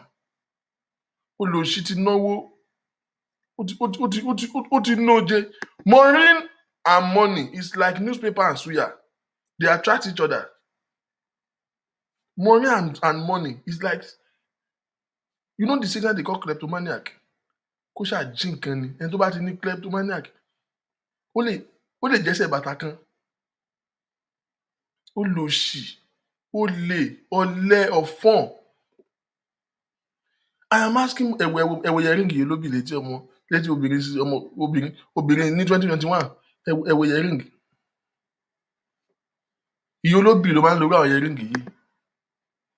Nígbà tó wọ polo, àwọn polo táwọn lọ́ṣọ́ọ̀sì máa fi ń ṣe crusade, tó wá wọ ríìmù mọ́ṣẹ́dẹ̀ yìí sí. Àárín hold-up náà ti máa ń ta ilé ìlẹ́kọ̀ọ́ Òdùmọ̀tà. Yé tí ẹ wò bó ṣe lanu. Ó ti náwó yẹn ni. Why are you giving? Why exactly will you give her 50,000 naira every month? At what point was the plan that you have to become the Jehovah of Sade? That's the agenda. That was why I played the first video. She just wasting my time. Where she begin to beg people to raise money for surgery. Clear cut. You said you want to raise money for her surgery. But this girl ask you for this money. In the first place, you have not been making any campaign about this girl. You have not been talking about it, and you did not. You are so convinced. Ó ti gbé offering bag sí GoFundMe. Wọ́n kàn ń dá síbẹ̀. Wọ́n ṣe ń fi sí ní wèrè ẹ̀ ń yọ. Wọ́n ń fi sí wèrè ẹ̀ ń yọ. Because o níṣẹ́ now. Maureen, you don't have a job. I have been asking this question for a long time. What does Maureen do for a living? And ó yà ẹ́ ká kọrin yìí. Iṣẹ́ àgbẹ̀ níṣẹ́ ilé wa. Ògbẹ́ni tẹ̀lé public school Báyọ̀lá kọrin. Ẹni kò ṣiṣẹ́ ege á máa ṣe what? Yóò jalè.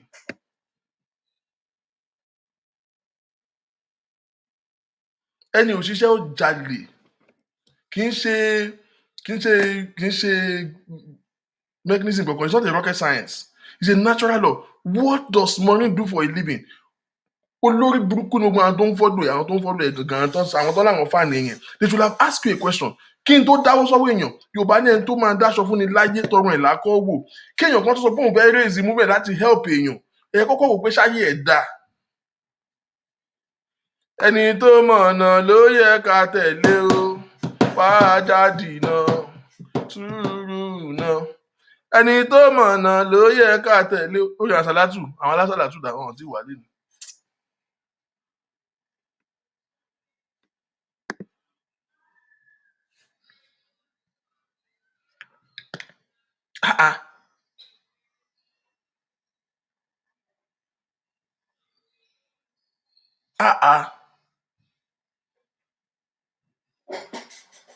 No, now, wrong now. Ìwọ tó ò ṣiṣẹ́, èèyàn tí ò níṣẹ́, tẹ́ wá ń raise fund fún yín, ó ti níbi tí ó já sí. So when I predicted it then, I already done the statistics. Ṣebí Maureen ni. Ṣadé tí ò já mú. Ṣadé is consequential. Èèyàn tó lè gba Sunday Igboho, kìkìdé ògùn. Tó lè gba Igboho ṣọ́ọ̀kì bàbá kan. Nǹkan ta ní kò máa lè rè. Torí tiẹ̀ mo tún ṣe mú wálé ni. Maureen, $3 ló ń ta kìíní yìí. Mo kó púpọ̀ wálé ni o. Mo ń bọ̀, ó pọ̀ tí mo kó wá. Ó pọ̀. Kò sí ètò fẹ́ tí ò sí. Maureen, wo screenshot ẹ̀ chopstick náà ń pè é. Má ra àwọn fine girls yẹn, àwọn line, àwọn kan máa ń wọ́n tó máa ń wà bíi $10, $12. Má lọ bẹ̀ yẹn, ó mọ̀ pé council house ló ń gbé, apá ẹ̀ ò ká. Ìjọba ò lè máa bọ́ ẹ kó tún máa ṣe fáàrí. Ó yé ẹ. Ẹni tó ń bọ́ kì í bájá. Wọ́n ń bọ̀wọ̀ ni. Chopstick náà ń pè sísítà mi. $3 ni. Nínú owó tí council ń fún ẹ yẹn, jọ̀ọ́ máa rà á. Wọ́n ṣe máa ń lò rè easy ni. Àwọn kan wà tó dẹ̀ tó máa ń ní sweet taste, ó máa ń ní flavour. I can't fi sí ra ẹ̀. Má fi sókè àdìsàlẹ̀ idiot ló máa ń ṣe bẹ́ẹ̀ o. Ó tán kó tó ṣe ṣòòjọ́ máa ní dání. Ó wà lóríṣiríṣi mà. Àwọn kan wà tó bá mentor wá. Ó yé ẹ. Torí normally ẹnu ẹ rùn, so àyà lè máa fẹ́ rìn ẹ̀. Àwọn kan wà tó bá mentor wá. Èèyàn ò lè máa wúwo rògbòrò bẹ́ẹ̀ kó má ní mouth odor. Máa lò torí ọjọ́ ọ̀la àwọn ọmọ ẹ̀. Àwọn ọmọ ló kó sílé kó àwọn ọmọ ẹ̀ ò lè bright. Láyé. Lórí ẹ̀ mo ṣe kó wá. Ókè, wọ́n ló ní $1 wà. Ó lè ráwọn ní $1 yẹn gan lélẹ̀. $1 wà. Sísítà mi, $1 ni mà. Àyín dẹ̀ ń gbé lútì yẹn ṣàánú ẹ̀. Kí náà ń pe bèbí? Àṣàkẹ́, jọ̀ọ́ ṣàánú ọ̀rẹ́ ẹ̀. Ẹ fi ṣe Mother's Day gift fún Maureen. Ẹ fi ṣe Mother's Day gift fún. Chopstick náà ń pè mà. Kí ẹnu máa gbẹ bí ìgbà táyà sán kọjá mẹ́ yẹn kì í ṣe nǹkan tó bójú mu ẹ jọ̀ọ́. Tí wọ́n bá ń wo show Maureen bí ìgbà tó ń wo horror film ni. Ta ló fẹ́ gbé pè yìí? Prince Collins, ṣó yẹ kí n gbé yín ṣe pè? Ẹ jọ̀ọ́ má máa fi nǹkan tí ò dáa bá mi ṣeré mi láìkí ẹ̀. Jọ̀ọ́ àgbẹ̀ mi bá mi blọ́ọ̀kì Prince Collins. Mi kàn hate comment yẹn ni. Dollar Tree wọ́n ń tà bẹ́ẹ̀ $1. Ẹ mọ̀ kí ibi táwọn wà yẹn wọ̀ nù ní Ìkẹjà inside. But on a serious note, Maureen don't have a job. What do you do for a living? This same moron have 7 registered business in England. None is functional. Tell me where you work or what business you do that is functional. I don't want to hear, I used to be a brilliant boy when I was in primary 4. Me, very true. Don't tell me what you have done before. Tell me what you are doing at the moment. That was really buruku. Okay, good idea. We can open a GoFundMe.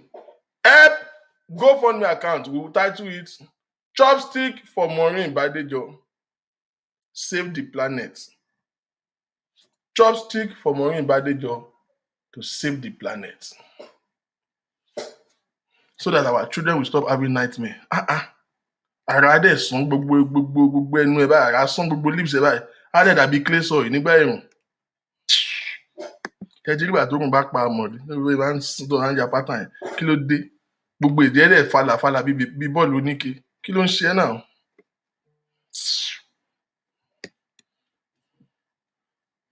Ó bàjẹ́ gan-an Maureen, ó bàjẹ́ gan-an. Ẹ jọ̀ọ́, I've disappointed people abi. After today, don't watch my show again. Don't come for this platform. Don't worry. Don't come again. I told you I warned you before. Put your children to bed. Okay, orí àwọn èèyàn láàánú wọ́n ti ń dáwó. Oníbẹ̀ lẹ́nu bí ìtọ́mọ ẹyẹ.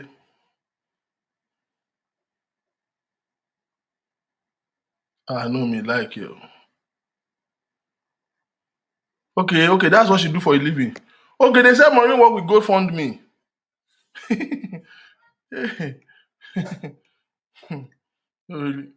Àwọn èèyàn ni wọ́n máa dáwó fún ẹ. Èmi gan dá fún ẹ àṣàrẹ ẹ̀sìn lọ́run àmẹ́yẹ tó ṣú ẹ. Ó yẹ àkókò ń ṣàánú ẹ náà ni. Àwọn tó di ẹ tó ní ẹ, àwọn tó bí ẹ, wọ́n bí ẹ wọn ò tọ́jú ẹ. Wọn ò wù ẹ náà. A máa ṣe tiwa fọ́lọ̀ náà ni. Àmẹ́yẹ tó ṣú ẹ náà. Àwọn ibi táwọn tiwa náà máa rìn dé. Ẹ̀wẹ̀ nu èèyàn. I said, Shade, what do you mean? I agreed. We can remove from this money to pay your rent. But apart from your rent, I am not going to give you any money. Do you know what Shade did? Shade went to what? Let me read what Shade sent to one of our regular. She went to go and write rubbish. Send the message to send, you see, one of our brother on this platform. Ṣé nígbà míì ó dàbí pé àwọn ará Nàìjà Ọlọ́run á ràn wọ́n lọ́wọ́ bọ̀. It's better everybody know the truth. Princess Collins, I'm warning you again. I'm a need problem. Whoever that is pushing out, do I care? This is what she said. Good evening, sir. All of you listen, Yes. I am Shade Ogunseye, that God burnt in Genesis Church. Sir, about the program that Sister Maureen do for me on Friday night. Sir, this is my suggestion. This is my suggestion. I've been indoor for good a year. Only me inside. Only me inside. Every day and night. And I'm always crying to Sister Maureen that I cannot understand myself anymore. Daddy, I am fed up to continue to stay indoor. Now, once everybody conclude that she should work for surgery first, which I supported too, sir. But I asked her to give me 500,000. I will pay for my house rent and then use 350 to start business till the day of the surgery will come through. But I asked her to give me 500,000. I even asked her to give me 4 months out of my monthly allowance repayment of my house. Then I will be managing myself till then. But she said she cannot give me anything.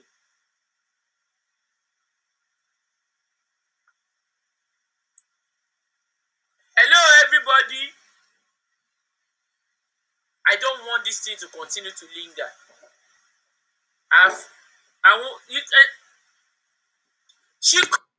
I know that people on this platform have brain and they are using it.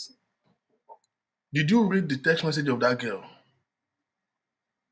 How did she demean or defame Maureen? She make a suggestion to you. You are not obliging it. She gets somebody who she feel that is close to you and can talk to you. She's making a suggestion. You want to help her. She has obliged you. Ó ṣáà ṣiṣẹ́ fún ẹ. Ó ṣáà bẹ defame Genesis. Orí ẹ̀ dàrú ni. And you raise this money in her name. Let's get something started. Let's get something straight here. Now, I'm getting serious now. I'm like, no joke. Maureen, hear this one. When you raise a public fund in the name of a person, you are only a custodian, a convener of the fundraising. The money primarily belongs to whoever name you have used to raise the fund. The money primarily, that money belongs to Shade. Now, because I listen to your tone and you say, then if you don't, no, you are mad. She can sue you. The money belongs to her primarily. You cannot use somebody's. Next time you will say, donate for Maureen because Maureen want to help Shade. That's a good phrase. So they will donate to you because you have a cause. Please, I need 5 people to give me $100. There's somebody I want to help. when you donate the money, you have donated the money to me. If I like, I will help the person. If I like, I change my mind on the person. But in this course, you even put a picture there. You raise a fund. See, you have done nothing than to just take an initiative. That's all. You have not even done it. The only favor you have done is to take the initiative. I can bet my life you did not even pay any money there. Because I've read the name of the donor. Maureen, your name is not part of the donor. You did not donate a dime for Shade.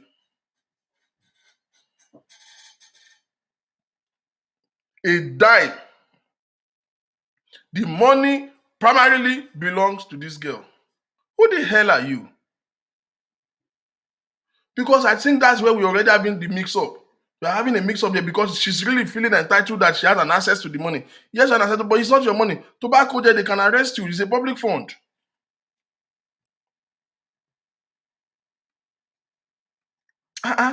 What she share for you? Called me by herself.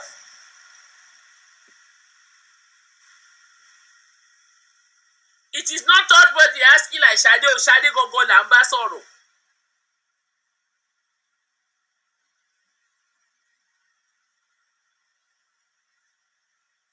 Èmi ò open business, omi ò ṣe business. Àgbà Yahoo, Maureen. Wọ́n káwọn Facebook kó tó sọ di nǹkan míì. No, mo sorry o. Kí wọ́n tó sọ di nǹkan míì. I'm coming here because Ṣadé ti bẹ̀rẹ̀ sí inbox àwọn èèyàn. My hands are clean. How many of you know that this is a defense mechanism? Ẹ jọ̀ọ́, ẹ má bínú bí mo ṣe wo Maureen ló ń jọ different things lójú mi. Kí ló tó ń jọ máa gbá mi lóyè báyìí? Kì í ṣe máa gbá mi lóyè gangan, ó jọ agbára ńlá. No, I'm dead serious now. Bí mo tún ṣe wò ní sí ó jọ. How many of you watch agbára ńlá? Ìṣàwùrù ó jọ ìṣàwùrù. Èmi ìṣàwùrù abẹ́bẹ̀ ọya ọmọ tí ń yangan àbàmẹ́jọ tí ń lọ́mọ́gi tábà. If you are born in the 90s, you don't know what the hell I just said, okay? If you are in the 2000s, you don't have an idea. In fact, you are not supposed to be on this show in the first place. Walk away. Maureen Josh, mi ìṣeré mo tún ṣe gbòmí bọ́ọ̀sì kí ni ẹ̀mú kan wá ga. Ó ṣe wá jọ màgbá mi lóye nínú agbára ńlá báyìí. Ìṣàwùrù agbára ńlá. Agbára tójú agbára lọ. I see Ọlátómi. I see Ọlátóyè. I see old man. Aya Matanga. How many of you remember that one? So there is a character there that my Bamiloye played. It's called Ìṣàwùrù. Ìṣàwùrù abẹ́bẹ̀rẹ̀ ọmọ tí ń yan gan. Àbàmì ejò tí ń lọ́mọ́ gítàbà.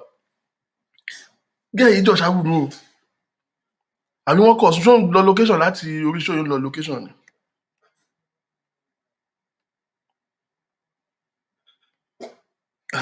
Okay. Sorry, don't worry. I took a little digression there. This is what I'm saying here. You know that this is a defense mechanism. This is a defense mechanism.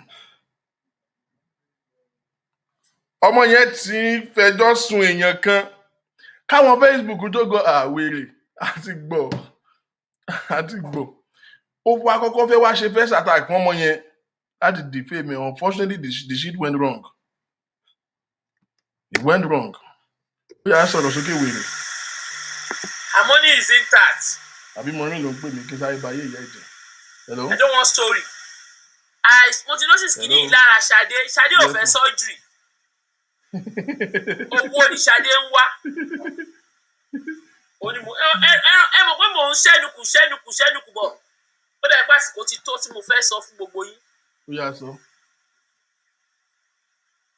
On this platform, we stand for the truth.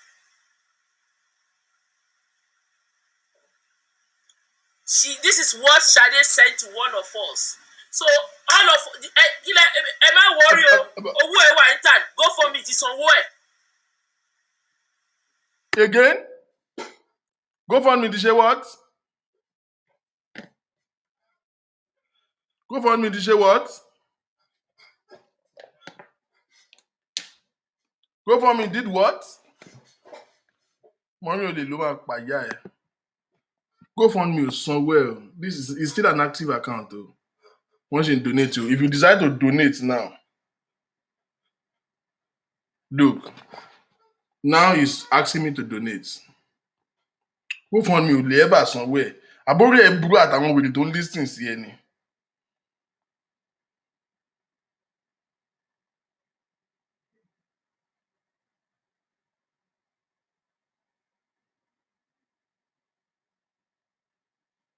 See, he's still active o.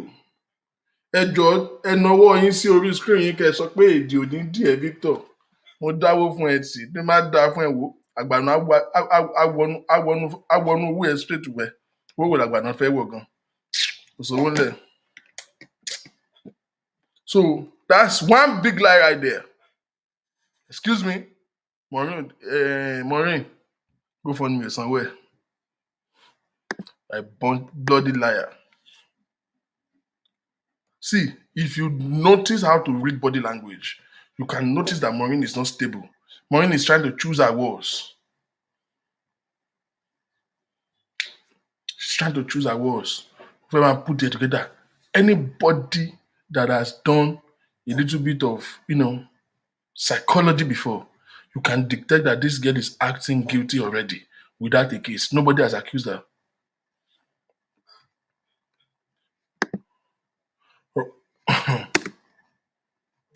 It's okay, Will. And to tell all of you, once somebody on this platform, and I will mention her, ó sì lọ bá wa wábi tó ti máa secure even 20 million lọ́dọ̀ bàbá Àjẹ̀bú foundation, bàbá Kẹ̀sítì foundation. Wọ́n ti ń prepare láti ran ọmọ ọ̀ràn yìí lọ́wọ́. Ó ti dọ́mọ ọ̀ràn. Ó ti di. She said she wants money. No, hold up there. Kò ní dáa fún ẹ Maureen. Ìyẹn Ṣadé. No. Let's stop this nonsense. This is Ṣadé we're talking about. Ṣadé cannot be ọmọ ọ̀ràn. This girl that have a promising future. Ọlọ́run ò ní jẹ́ ká mọ adébí tó ti máa gbá ogun wọn. This girl, they use this girl. I'm begging you on this platform. Let's help this girl. If you see her, she's very talented. Oh, Ṣadé kàwé. Ó kàwé. Lọ́mọ ọ̀ràn tó rọ́ bèrè owó ẹ̀. Ayé ẹ̀ ò ní dáa Maureen.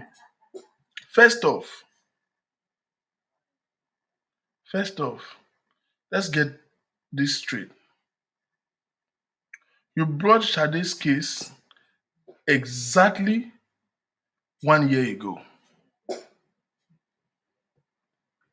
It was exactly 1 year ago. 1 year, what day is this? What day is this? Yeah, okay. Today is what? What is today's date? Today is 11. It is exactly 1 year and 6 days that you did the first show on Ṣadé. Oh, ní gbádùn ìwọ ọmọ àlè yìí. Ṣadé ti wá di ọmọ ọ̀ràn. No, kò lè jọmọ ọ̀ràn o. Ṣadé mọ̀ pé Genesis ló fẹ́ gba ògógẹ́ yẹn. Èèyà abánimúni, abániṣídìí ògo ẹni. Saviour Maureen. Ìwọ tó dẹ̀ fẹ́ ṣídìí ògo ẹ̀, ó dẹ̀ fẹ́ save ẹ̀. No, kò wá lè jọmọ ọ̀ràn náà. Ṣé o wá gbà níbi tó ti fẹ́ kúkú jẹ́ kán lò jẹ́jẹ́? At least ẹnìkan ògo àṣẹ ẹ̀ wúlò fẹ́ nìkan. Kán kú tiẹ̀ ti wá lo ògo ọmọ yìí. Kó sì wúlò. Ó wá bẹ́tà ju ìwọ tó wá ń fún ògo ẹ̀gbá long tennis yìí. Ó wá gbogbo ẹ̀ níbi tí ó tiẹ̀ ti wà jẹ́ tó ṣe rí kiri freeman ẹnìkan kò lé èèyàn kan ò lé. Ó jẹ́ kó wá make false witness. Tó wá di pọ́lọ́pàá wá ń gbé invite ẹ̀ fún kó wá contest kó wá kọ statement. Ló ṣe di pé Ṣadé ń sá kiri. If you have said the truth, if police invite you for questioning, you will go there and make your statements. There's no reason why I should run for police. Do you know how many times police has knocked my door? They ask me questions and answer. He that did not eat bee, don't die bee. Period. Now, that girl became a fugitive. Àfi bí Kéènì. Ó ń sá kiri pẹ̀lú condition ara ẹ̀ yẹn. Courtesy of you. àti wèrè lẹ́yìn ṣùnṣù Manchester yẹn. Ẹ kàn make life ẹ more miserable. Ṣadé yọkọlú kò wá tán bí ìyàwó gbọ́kàn ṣánlẹ̀ ọkọ yọkọlú kò wá tán bí ìyàwó gbọ́kàn ṣánlẹ̀. Ṣorí tí ìṣòro bá dé báyọ̀ ní ayé yìí, téèyàn bá yọtọ̀ lọ́hùn kúrò tó ń wá shortcut, ó máa cut life ẹ̀ short ni. Àwọn eléyìí wọn ò ní jẹ́ kó wà bó ṣe wà, wọ́n á tún ba yí ẹ̀ jẹ́ sí ni. Alpha Ṣadé, kí ló ń ṣẹlẹ̀? Wàsówàsó tó ń gbà yẹn ó ti wá di wàhálà sí ẹ lọ́rùn báyìí. Ẹ̀yin sísítà mi, ṣé mo pọ́n ti promise ẹ ní surgery abroad? Ìbọn náà fẹ́ fly lọ́gbà ẹ̀ náà. Ṣé Luton ni àbí Turkey àbí Ibo America? Where? Wọ́n fẹ́ raise £100,000. Ó dẹ̀ ti sọ fún ẹ pé on this platform we have an NGO that we are working with that are ready to take it up. Jọ̀ọ́ Maureen, àwọn NGO yẹn ń kọ́ àbí GOTV Foundation náà ló mean? Wọn kò lè jẹ́ bẹ́ẹ̀ because GOTV Foundation fúnra rẹ̀ wọn tiẹ̀ ní ọ́fíìsì, council house náà ń gbé lórí bẹ́ẹ̀dì ẹlẹ́gbẹ̀ẹ́ kan. Bẹ́ẹ̀dì ẹ àti hospital bed àwọn patient mi, hospital bed patient mi dájú bẹ́ẹ̀dì tí Maureen fi ń sùn lọ.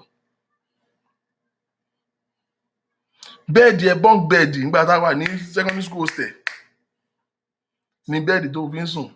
Wọ́n tún wá ta kíní net. Ṣẹ́fọ̀n wà ní London ni. Ìjọba bínú ẹ̀fọn máa ń jẹ ní London ni. Wọ́n tún ta àtàgbà ẹ̀fọn mosquito net, wọ́n tún ta sókè. Wọ́n tún ta sókè yàrá ẹ̀ báyìí. Láyé ẹjọ́ tó bá tún ṣe fídíò láìwẹ̀, ara máa pa ẹ̀ ni.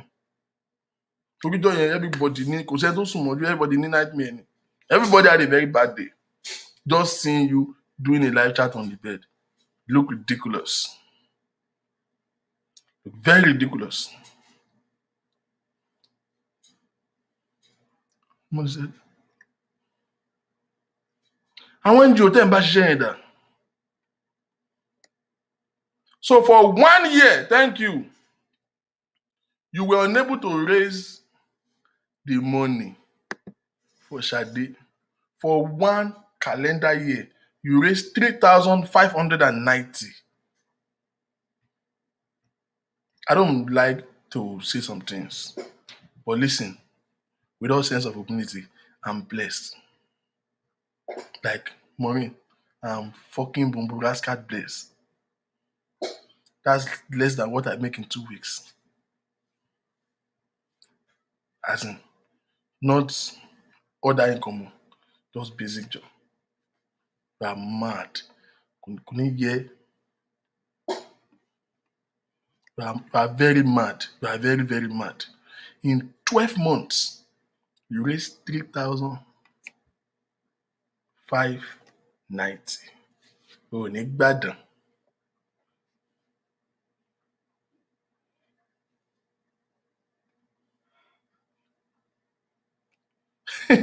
One hospital gan dájú bẹ́ẹ̀ lọ.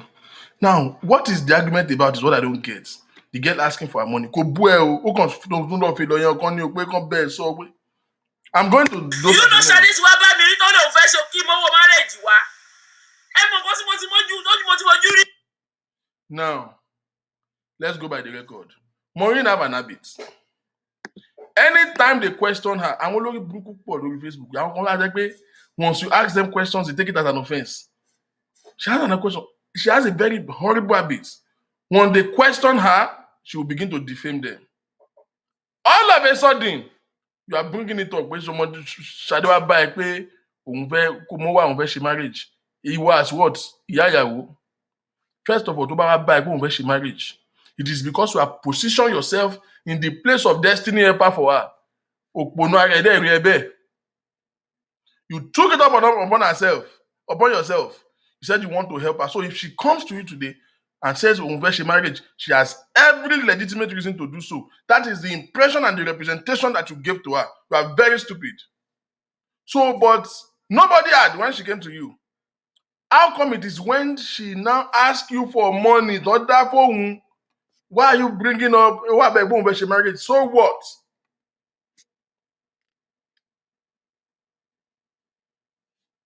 So what? You are the one who do you present her as Atobiju fún Ṣadé. Gbanigbani. now èèyàn tí ìwọ tó lè gbára ẹ̀ ìwọ tó dání kejì ẹyẹ bastard mo mà ráre fín kan lánàá mo rìn máa láyà.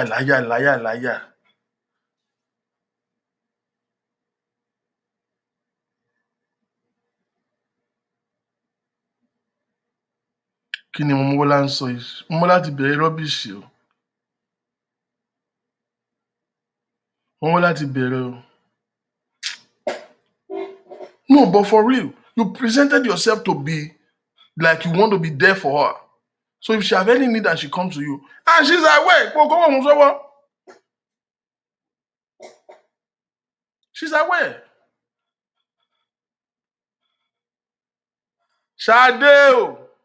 Ṣadé Ògúnlẹ́yẹ àbí kí ló gbéra ẹ torí ẹ bá ti ṣí èrè tán pè mí àwa máa ẹ̀pù ìyá ẹ ọdún wàá gbọ́ wéré o wàá gbọ́ nǹkan o pọ̀ kọ́kọ́ wá náà àwọn ẹ̀pù ẹ̀ tó bá ti mind máa sọ burúkú ọ̀rọ̀ sí ẹ àbó ṣí èrè àwa zero ni o mi o I have sympathy, I have empathy, but I don't think with emotions. I'm sorry, I'm not sorry. I don't think with emotions. From day one, my spirit wasn't going well with that girl. Only when I investigated the whole thing, I realized that why does she refuse medication? Àwọn èèyàn bàjẹ́ ṣá wọ́n tún ṣe máàsì kìíní ṣá. Ẹ̀yà àyàkúyà lórí show yẹn máa lọ gẹ́ Victor savage, you are more savage than I do. 3,590 times 680 cause 2 million. Shade, that's the amount of your money with Maureen. Make sure you call it. Okay, nínú 2.4 million. Ọmọ yìí ń béèrè 500,000 tó bá yẹ pé lórí burúkú ni wọ́n náà to allow peace to reign ní gbẹ́jọ́ báyìí kí ló dé tó ṣe lè fún 500? No o fẹ́ jẹ́gun mọ́yán wèrè ní ẹ nínú 2 million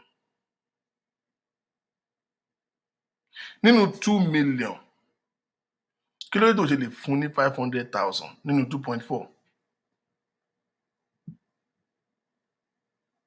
nínú 2.4 why tó ṣe lè sọ pé okay gba 1 million go and kí ló fẹ́ ṣe rent a house and start a business. She said she's been confined in a room for a year. Yes, thanks to you. That's what you cost her. You made her bear false witness. And police invited her. She wasn't arrested. Nobody was arrested. Let's go by the record. Even Funmi Lawal was not arrested.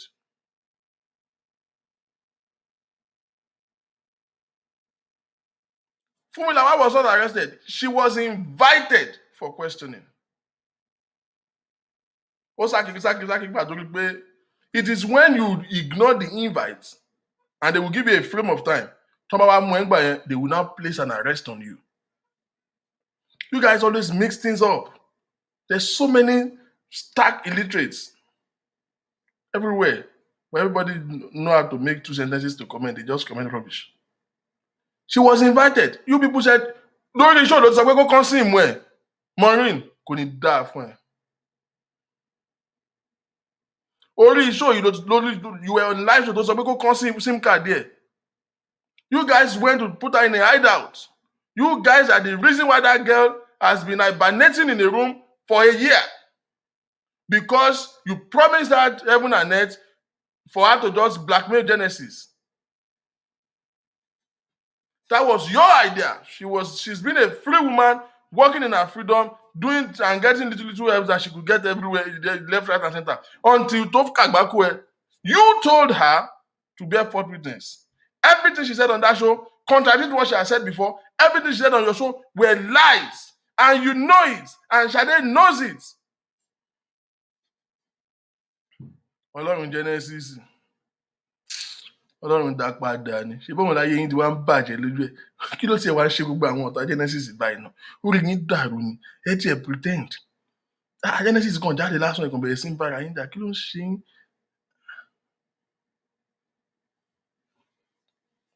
Èmi tí mo dá máa help is on the way ni. Mọ́ dáwọ́ Ṣadé fún mi. Orí iṣẹ́ òní máa ti náà. Màá lọ fi ra anti-iwoho, màá lọ fi ra iwoho ní lọ́rẹ̀. máa lọ fowó ẹ̀ ra ìwòho ni àti adìyẹ àpá ìwòho ni mo máa lọ fowó ẹ̀ rà ní lọ́rẹ̀. I don't get it. ní lábẹ́lẹ̀ tí mo fara mọ́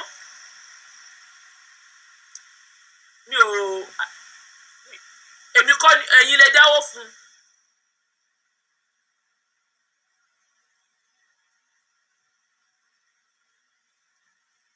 She says she wants to do business. Mo máa pè é nísìn kó tún nǹkan tó sọ lójú yín ká end ẹ̀. I will stop it after this call.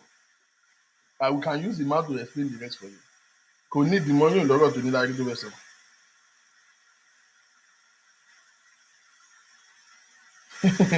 Security be at alert. Ṣé wọ́n ti lọ ra dildo wọ́n ti gbá ẹni ọmọ Bọ́lá? Ṣé o ti lọ ra dildo ni? Ó ṣáà lọ́kọ̀. Àwọn olóògbé ọmọ Bọ́lá báyìí. Sister Enisha, that's what I want to do tonight. Àgbàyà láríwì obìnrin adìyẹ. Hello.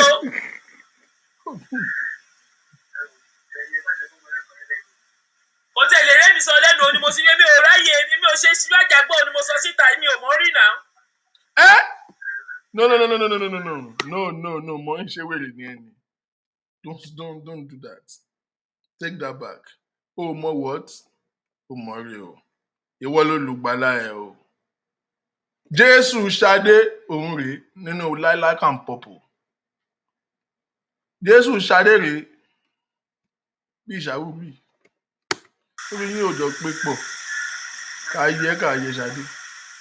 Mi ò rẹ́dí àti ó bu káràkátà kankan fún anybody. Mi ò ṣe. Why is Maureen feeling very powerful? Why is Maureen feeling very powerful? O rẹ̀ láti open káràkátà fún. Ṣó owó bàbá ẹ ni? Ṣó dákó 2 million jọ nílé ayé ẹ ni? Ṣó ever dá ní 2 million rẹ ni? Yàtọ̀ sí ètò bá jí. Why is she saying òun ò ṣe káràkátà for anybody? It's not your money. It's not your money, Maureen. Bọ́mọ fún mi jàrí. Oh, let me call her. Kó wá fẹnu ara ẹ̀ sọ bí kákẹ́ẹ̀dì ẹ̀. Ìbéèyàn yẹn ò bá pè mí padà ńkọ́. Hello, good evening, ma. Okay. Mo ti kà á fún yín. Okay, àwọn èèyàn ń gbọ́. So the lines are open. Kílẹ̀.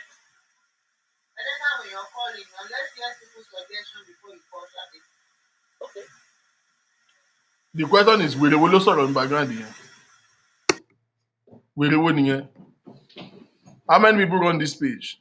Let people call in before you call Shade. Why? You said you want to call Shade. Call Shade. Idiot, wo ló sọ̀rọ̀ background yẹn? Maureen, all of a sudden, you lost control of your own show. All of a sudden, you begin to hear, because about this on on this platform, I listen to you. Because about this on hear me on this platform, I don't listen to you. I do what is right by my own instinct. You like it to stay. You don't like it, run away. I'm used to you people running away and running back. Who cares? We know those who always stay. We know those who stay seasonally. We know those who come when there is violence. Ẹ̀yin lẹ ní jẹ́ kí violence tán lórí Facebook èèyàn burúkú ni wọ́n. A ṣe show lánàá. Mélòó ni 555. Àwa bíi 200, 180 làwọn bíi lánàá. Ó ti dè nínú ìṣó títí gbàgbọ́ ẹ ti dé. Ọlọ́run ó yọ yín. Ẹ̀yin ni violence kì í ṣàwọn speaker ẹ̀yin ni violence èèyàn burúkú ni. Pé Ṣadé bastard.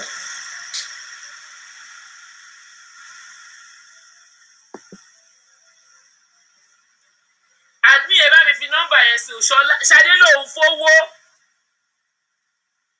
Fún lówó ẹ̀ náà.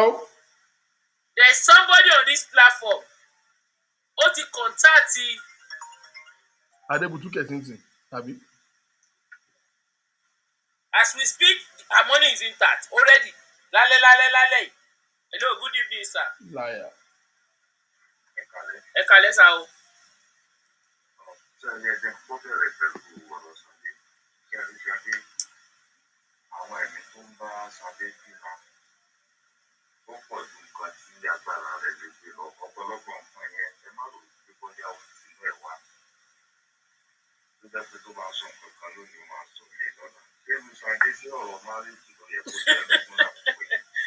Me, my say, yeah.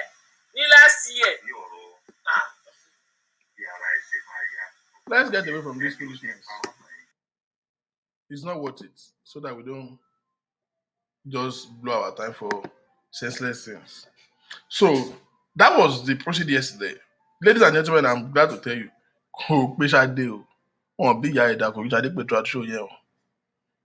First of all.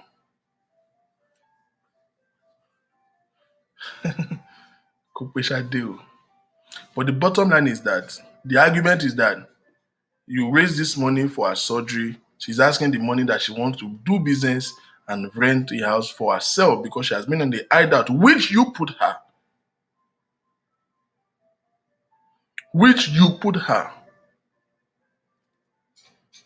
She's been in hideout courtesy of you and Buki Jesse.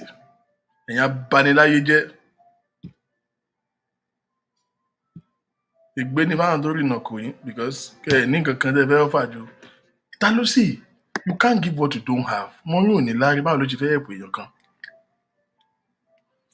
Now, this is the question. So, the argument started based on the fact that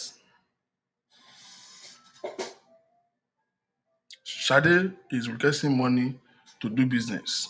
She has been in hideout for over a year. More than a year.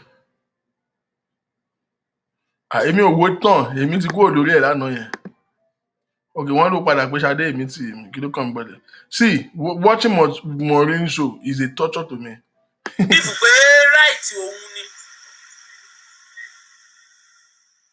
Ọlọ́run á san yín lẹ́san rẹ̀. Ẹ rántí lọ́jọ́ tí mo kọ́kọ́ fẹ́ raise owó nígbà tí mo sọ̀rọ̀, ẹ rántí pé mo sọ ọ̀rọ̀ kan tí. Mo ń gbọ́ yín. Wọ́n ní Sade ń bleach.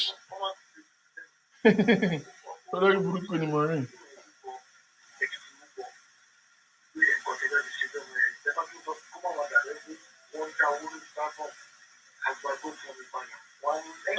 Ẹgbẹ́ fẹ́ ṣe pé ó máa gbà ọmọ ẹ̀ máa tó dàrú ọmọ tó gbà padà. Thank you.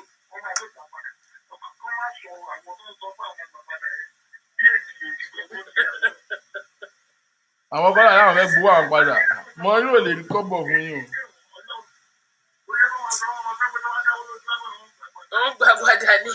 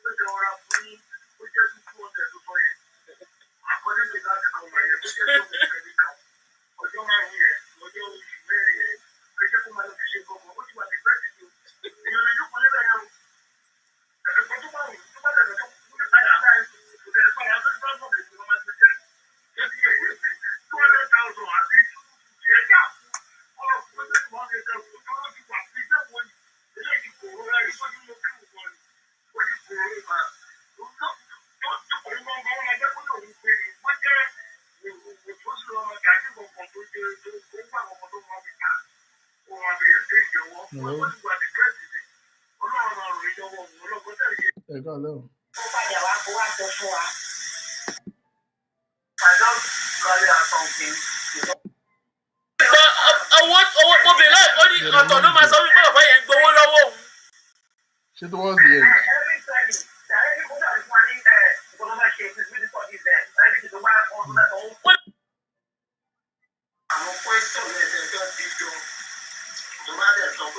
Bẹ́ẹ̀ni.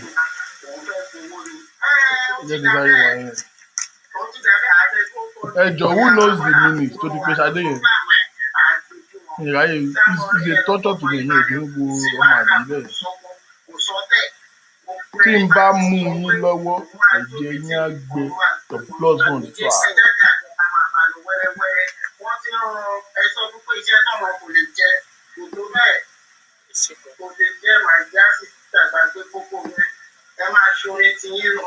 Please, Martin,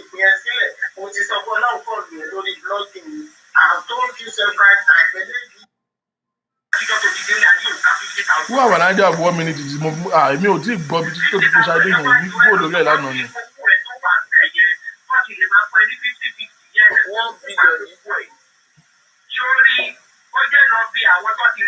Ṣé from here?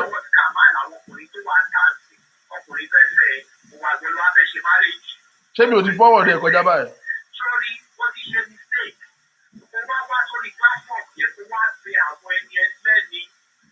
Àwọn ènìyàn gidi tí Ọlọ́run máa dùgbé sí ayé wọn ṣe oníkọ́ foríjì ẹ̀ ó gan ó because tó o bá bọ̀ ni sórí opportunity tó ní lórí platform yìí tó bá mọ̀ ni tó bá lójú inú o kàn níwọ̀n wòlíì ó lójú inú tó bá lójú inú wàá rí wípé pápá opportunity ló wà pẹ̀lú lórí platform yẹn ìwọ tó yẹ kó fara balẹ̀ kọ́ńtà ẹ̀ sọ́ọ̀tì owó ó lọ ṣe sọ́ọ̀jì. Kò ní dáfẹ́ tó sọ̀rọ̀ yẹn ta ló ti wá sórí platform mi kẹ́ tí ẹ̀ kù rí.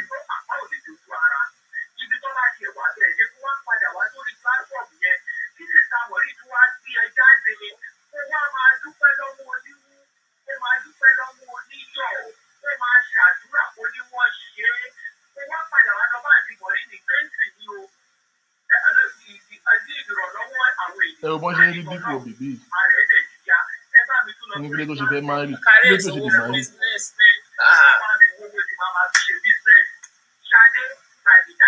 So Maureen lè ṣe ṣó fún Ṣadé láti rí dípò.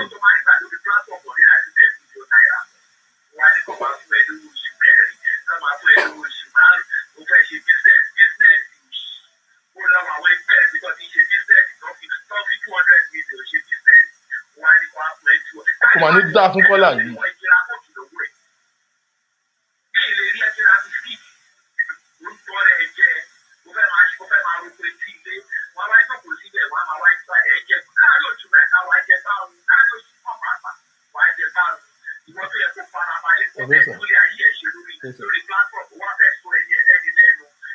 Hello, my brother.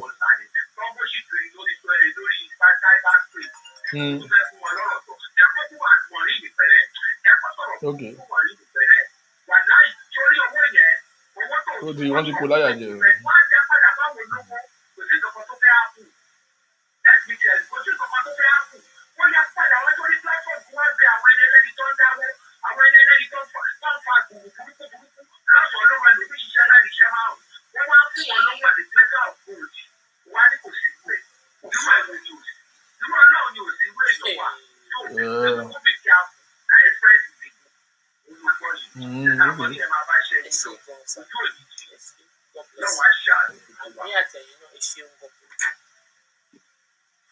Hello, Ṣadé, à ń gbọ́ ẹ o.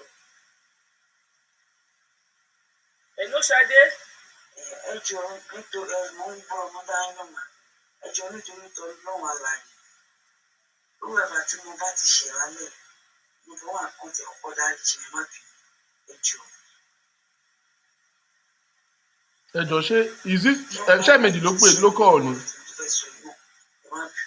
Ọlọ́run ló mọ ibi tí ẹ̀dá ń lọ láyé Ọlọ́run dẹ̀ mọ̀ pé ìrìnàjò ẹ̀dá láyé ṣe rí ṣẹ́dá onílé ọlá. kí ní ọjà tí mo sọ àwọn ìsàn àwọn ìlú kan sọtẹ́sì àwọn pè fún ara wọn ṣe ń gbọ́ pé àwọn fẹ́ pé àwọn ò lè máa fìdí mi lọ bẹ́yìn wípé owó yẹn kì í pọ̀ jù pé àwọn máa yọ owó rẹ̀ 600,000 nínú owó náà fìdí lọ́jọ́ kan lọ́wọ́ owó kan 4 million wípé so àwọn máa wá dìde àwọn máa sẹ́ǹdì padà sí i pé káwọn Yorùbá lè sọpọ́ọ̀tì mi sí so that ó lè wọ́n dà expectation wa so pé kí n lọ máa ronú àwọn tó bá parọ́ mọ́ wọn kẹ́lẹ́ ìdá wọn dà fún mi lálẹ́ pé kí n lọ máa ronú tí bí o ti bá lè ṣe so tó dáwọn èèyàn kọ́ là ṣe ń pè. You hear what that girl said? Ṣadé kò tó ṣe rí èmi ò kì í parọ́ ẹ̀yìn dúdú yìí. Ṣadé ní sùúrù jẹ́ ìran ẹ̀ létí ní sùúrù o no ṣé o lè ní sùúrù kí ìran ẹ̀ létí. Ẹ̀mí lòlò tí wàá bá mi orí o fẹ́ ṣòwò before now before kí tó pè ẹ́ yẹn mélòó ló ti wá bá mi ní sùúrù Ṣadé ní sùúrù. Jẹ́ kó sọ̀rọ̀ náà obìnrin question lówó ẹ̀. Àní mo ní kò ní sùúrù sàn ní sùúrù máa fún ẹ láyè wàá sọ̀rọ̀ kò sí bójúbójú nú ẹ̀ ẹ̀mélòó ló ti wá bá mi before kí n tó pè ẹ́ tí mo ní owó ẹ o wọn ò dáa pé o mi ò owó yìí ò pé o mi ò dẹ̀ lè continue láti máa fún ẹ ní 50,000 lọ as we speak iye báyìí ti kúrò nínú owó o so kí la máa wá ṣe báyìí ẹ̀mélòó ni wọ́n ti wá bá mi tó ló fẹ́ ṣòwò ní ẹ o ilé ti sú ẹ mo ti mọ̀ ẹ́ kò tí ì pọ́ṣù mẹ́ta àbọ̀ṣù mẹ́rin o ti bẹ̀rẹ̀ o ti sọ̀rọ̀ business mi ò dá ẹ lóhùn. John, is this the first call or the second one? So this one before this time or?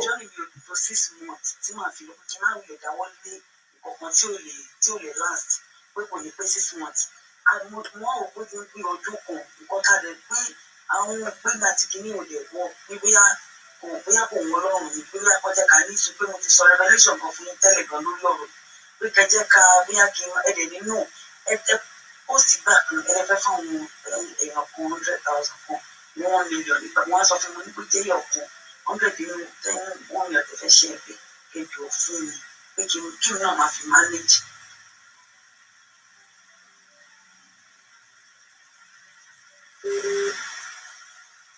So yẹn bẹ́ẹ̀ eléyìí tó tún wá rí ìsọ̀rọ̀ yìí jáde torí pé ẹ pè mí fúnra yín pé kí lọ́ọ́ máa ronú sí nǹkan tí mo fẹ́ ṣe pé kí lọ́ọ́ rí síbi lówó ọ̀rọ̀ yìí pé gbogbo wọn ṣe ń sọ yẹn wípé ẹ̀ ń jí mi lẹ̀ kí n máa dìmáàdì fún yín pé mi ò mú orí ibi ọlọ́run tó wà láyé ọlọ́run tó dá yàtọ̀ mi ó mọ̀ pé ó mọ̀ lọ ó mọ̀ orí ọkàn mi pé everybody tó ń ṣàánú mi ni mo pray fún ọlọ́run bẹ́ẹ̀ má bá mi sanwó lẹ́sàn mi ni kò sẹ́ni tí mo fi bí ṣú so àwọn nǹkan tẹ̀mí ń sọ nìyẹn kì í ṣe pé bóyá mò ń sọ pé ìgbà tẹ́tí fọkàn mi sí yẹn ìgbà tẹ́tí fọkàn mi sí yẹn èmi ti fọkàn sí wípé máa ṣe gbogbo àti náà ti gbogbo ẹ̀gbọ́n sọ pé ẹ̀gbọ́n dé sọ Service Peter, thank you. ọmọ fún mi mọ ní ṣe òpó kè Yẹn deep point yẹn. èmi náà tẹ̀sí máa kúrò lé màmá jáde ó ti tó nǹkan tẹ̀mí mí nìyẹn bí ẹ̀gbọ́n dé ṣe wọ́n ń sọ tó fẹ́ máa tó dẹ̀ bọ́ sí ìbínú wọn ló wáyé tàbí lẹ́nu pé ní ìgbé ọ̀rọ̀ ìbọn ṣe gbé yìí ibi mo bí wọ́n pé tí wọ́n lè rí kọ́ba mo fi rán ẹni yẹn sí pé mo pẹ́ni tó súnmọ́ yín ni wọ́n pé kó jọ kó máa bá yín sọ̀rọ̀ pé kó máa jẹ́ òkèèní owó mi bí oṣù mẹ́rin wọ́n máa fún mi papọ̀ máa wúlò máa rí fi ṣe nǹkan yẹn papọ̀ bọ́ mo ṣe ń gbà wọ́n lè bọ́lú pé nǹkan wọn bí mo ṣe ń gbà máa rẹ pósítẹ́mẹ́tọ̀ máa strong máa rógùn ẹ wá lọ́wọ́ kí oògùn nínú ilé mi oògùn gbé lọ bẹ́ẹ̀ ìlúfà máa tún ìtara mi àtọ̀ fún ìhun máa rẹ pósítẹ́ wọ́n bèèrè owó ọlọ́wọ́ ọlọ́dẹ wọ́n bèèrè owó inú gbogbo ẹni wọ́n ń ṣe mo bẹ́ẹ̀ mú o ti máa ti bẹ̀rẹ̀ business àpò máa yọ oṣù mẹ́rin tó máa fún mi máa yọ nínú ẹ̀ wọ́n máa rí lò nígbà ní máa disturb yìí tí máa pè yín máa kí. What do you want now? torí ọlọ́run àwọn èèyàn béèrè lọ́wọ́ ẹ̀ wọ́n ní kí ló fẹ́ nísìn because I cannot continue like kí ló fẹ́ nísìn. ó tí mo fẹ́ràn mo ti sọ yẹn wípé tó máa Ilé tó ń intimidate ọmọ yìí. ó jẹ́ tí fọ́ọ̀mù ìtì náà máa fún mi nǹka oṣù nínú oṣù kejì kẹrin kí n máa fi ta nǹkan lọ tó ló ń bá yànda fọlẹ ọ̀fẹ́ fún mi mo sọ pé tó máa fún mi yẹn tó máa ń ṣe ìsísì pé ìfẹ́ sọkọsọ jù kọ́ ni máa ṣe lọ ní underground nǹkan tí mo sọ nìyẹn pé mi ìtẹ̀ ní máa fi pè é máa fi disturb mi mo fẹ́ ṣe pé àwọn fẹ́ ṣàwọn tí mo disturb mi ó wí kí nǹkan tí mo language mi ò yé nǹkan tí mo ń sọ ti gbé gbogbo bó ṣe gbé ọ̀rọ̀ ìgbà mi ò gbé ọdún yẹn mo láti fi pé kí mi náà fi máa jáde ilé kí máa fi wọlé pé mo ń jókòó sínú ilé ó ti fẹ́ dọ̀pọ̀ náà lóru ó ti fẹ́ sùn mí gbogbo ọ̀rọ̀ tó máa sọ yẹn ó ń pè wọ́n lórí sí láì ní tún lé lẹ́ẹ̀kejì kí ní gbogbo àṣírí tí mo bá ní sọ ẹ̀gbọ́n tẹ tuntun tí ó ní tàwa gbà kò yẹ kó lè pè é mi ní máìdí pé nìkan máa wá sínú ayé mi mo bóyá kan wá sí àmọ́rin bàbá wọn pàdé mi ò rò bẹ́ẹ̀ mi ni pé kí n bí mi máa gbìyànjú tiẹ̀ lọ́wọ́ kan láyè ní eré ìje mi tẹ́lẹ̀ ọgbà tẹ kọ́ mi sínú ayé mi ni mo ní ọ̀rọ̀ tọ́jú kan wọ́n sì ń kọ́ mi ó pẹ́ sí ẹlẹ́yà pẹ́pà nígbà tí ṣe ìgbà kan ọ̀rọ̀ náà lọ́wọ́ ṣá ọdún mo respect ọ̀rọ̀ mi wà lọ́wọ́ mi bí ọ̀rọ̀ yìí sí gbogbo kódà mi kàn jábọ́ lójú mi gbogbo kan ó yẹn mo ní pé kókó jọ kó bẹ̀rẹ̀ oṣù mẹ́rin yẹn kókó bàmí papọ̀ kí n máa fi kọ́lẹ̀ fún mi lówó lẹ́kùn kí n máa fi jáde wọlé títí ẹ̀yẹ ronú kí yé sùn máma láti pálọ̀ sí yàrá máma sùn. Ó mà ṣe.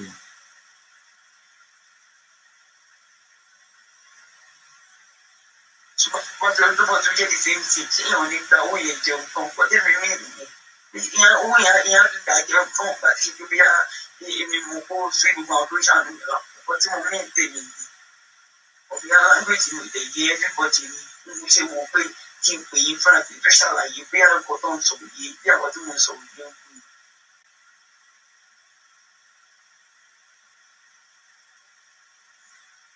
Ṣé ti gbọ́ wọn tẹ fẹ́ gbọ́ lọ́dọ̀ ẹ o? Am I free to let her go? At what point did you lose control of your platform? No, Brooke Lele, sha. Sorry, oh. I know, good evening. I'm seeing another foolishness here.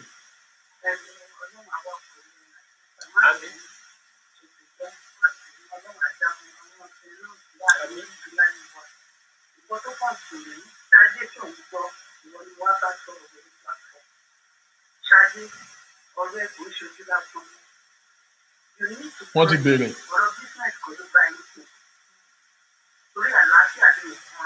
Bàbá Ṣadé òun ṣojú dájọ́ mọ́ báyìí.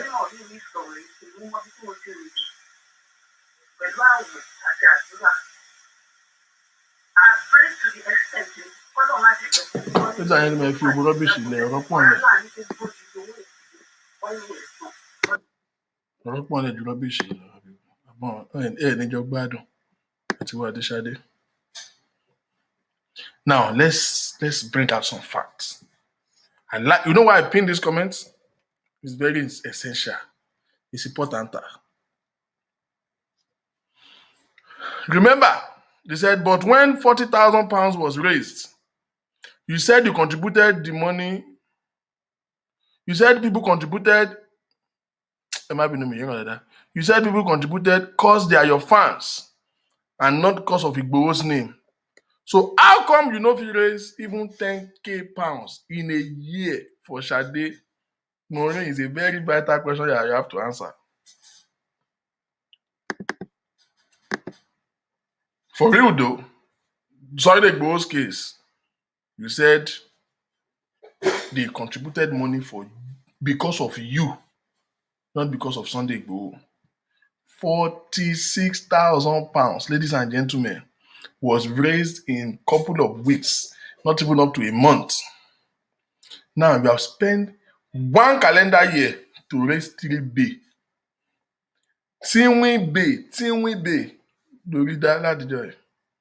So this answers that they did not contribute money, Sunday go fund me because of you. You are inconsequential, you are irrelevant, you are insignificant to anybody that have senses. You could not raise money. Which one is more thought-provoking? Sunday Igboho or Sade? Sade is more thought-provoking. You can easily drive people's sympathy to contribute. But no, your pedigree could not raise more than £3,500.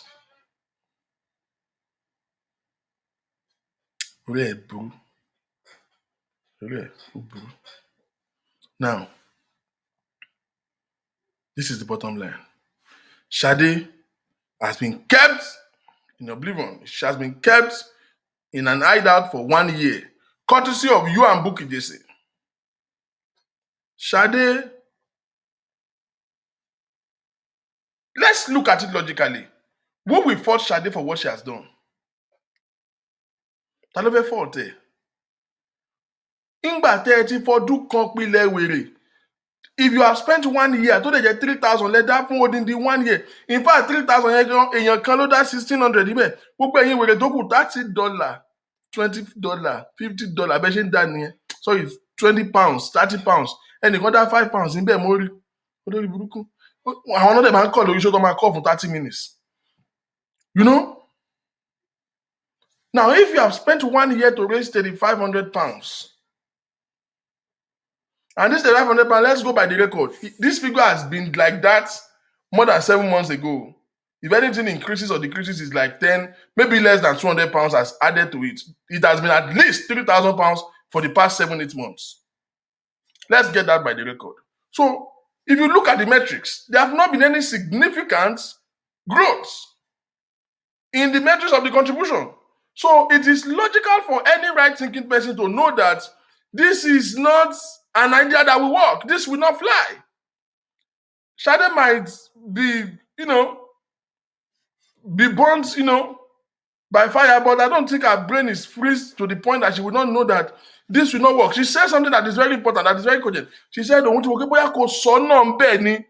are not obliged to do so.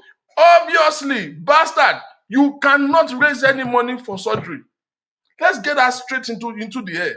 You cannot. You don't have such pedigree. You have lost. Only 2,000 viewers. Oh, they raise 20,000. This is that you are where to what gathered. Chasing the very low for money. Gbogbo àwọn wèrè olórí burúkú tó ń pèsè orí show ẹ̀ lánàá èló náà dá. Ṣadé o, mo opportunity torí lórí platform yìí ní orí yín burú opportunity 3,500 láàrin ọdún kan ẹ̀ ń sínwín pọ̀ àti Ṣọ̀wọ́n àtàjígbédà. We know that all of those calls are doctored. This Maureen, she has a core of like 6 people that they work together. I want a caller, I want a commenter. I will show you a profile. Commenting on imagine Shade not doing a fake profile. We didn't share Shade. We don't share people. Clearly. Well done. Well done. Hello. Hello. Hello, good evening. Hello. Good evening. Okay, am I online? You are very much online. Ó dàbẹ̀ ni pé ẹ̀yẹ́ kì í sọ Yorùbá. Ó dàbẹ̀ ni pé Mr. Victor understanding nǹkan tó ń ṣẹlẹ̀. Apparently, the 50,000 tó ti ń fún Ṣadé for the past 1 year, Ṣadé ò mọ̀ pé that 50,000 will be deducted from owó tí wọ́n contribute lórí GoFundMe. Ìgbà tí Maureen wá pé wípé ṣé ó mọ̀ pé òun ti fún to the tune of 600,000 now. Ṣé mọ̀ 50,000 times 12, that's one year. Wípé 600,000 yẹn o, òun máa yọ nínú owó ẹ̀. Ìgbà ẹni Ṣadé wá rò wípé tó bá yọ 600,000 kúrò nínú 3, that's almost 1,000. That's almost 1,000 pounds gone. Èló lówó máa kù kó má fi owó yìí jẹun tán. Kúkú fóun ní 500 pounds. Pé yé dá sí mi lọ́wọ́ náà fún mi kì í ṣe kí n fi ṣe nǹkan gidi mẹ́. Kí má fi ṣe nǹkan gidi kó máa mówó jáde because ó mọ̀ wípé the more tó bá ń fóun ní 50,000 yẹn the more ni Aunty Maureen máa yọ 50,000. But at the end of the day, I'm sorry to say this o, Ọlọ́run àtijọ́ ló ń pẹ́ mú yàn. Bẹ́ẹ̀ni. Ọlọ́run ìsìn sharp ni. Ó ju rocket jet lọ. Jehovah sharp. Ilé tí a bá fi tọ́mọ. Ìrì ní wo. Ìrì ló wá wo. Their foundation is faulty, so the house cannot stand.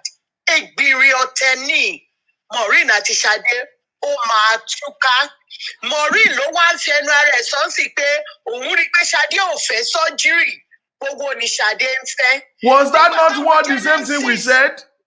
Yes. Was that not the same thing she did to Genesis? Sọ ń gbà yẹn pé kò fẹ́ treatment. Kó ṣàmàṣẹ́rí Ṣadé ó ṣe mistake.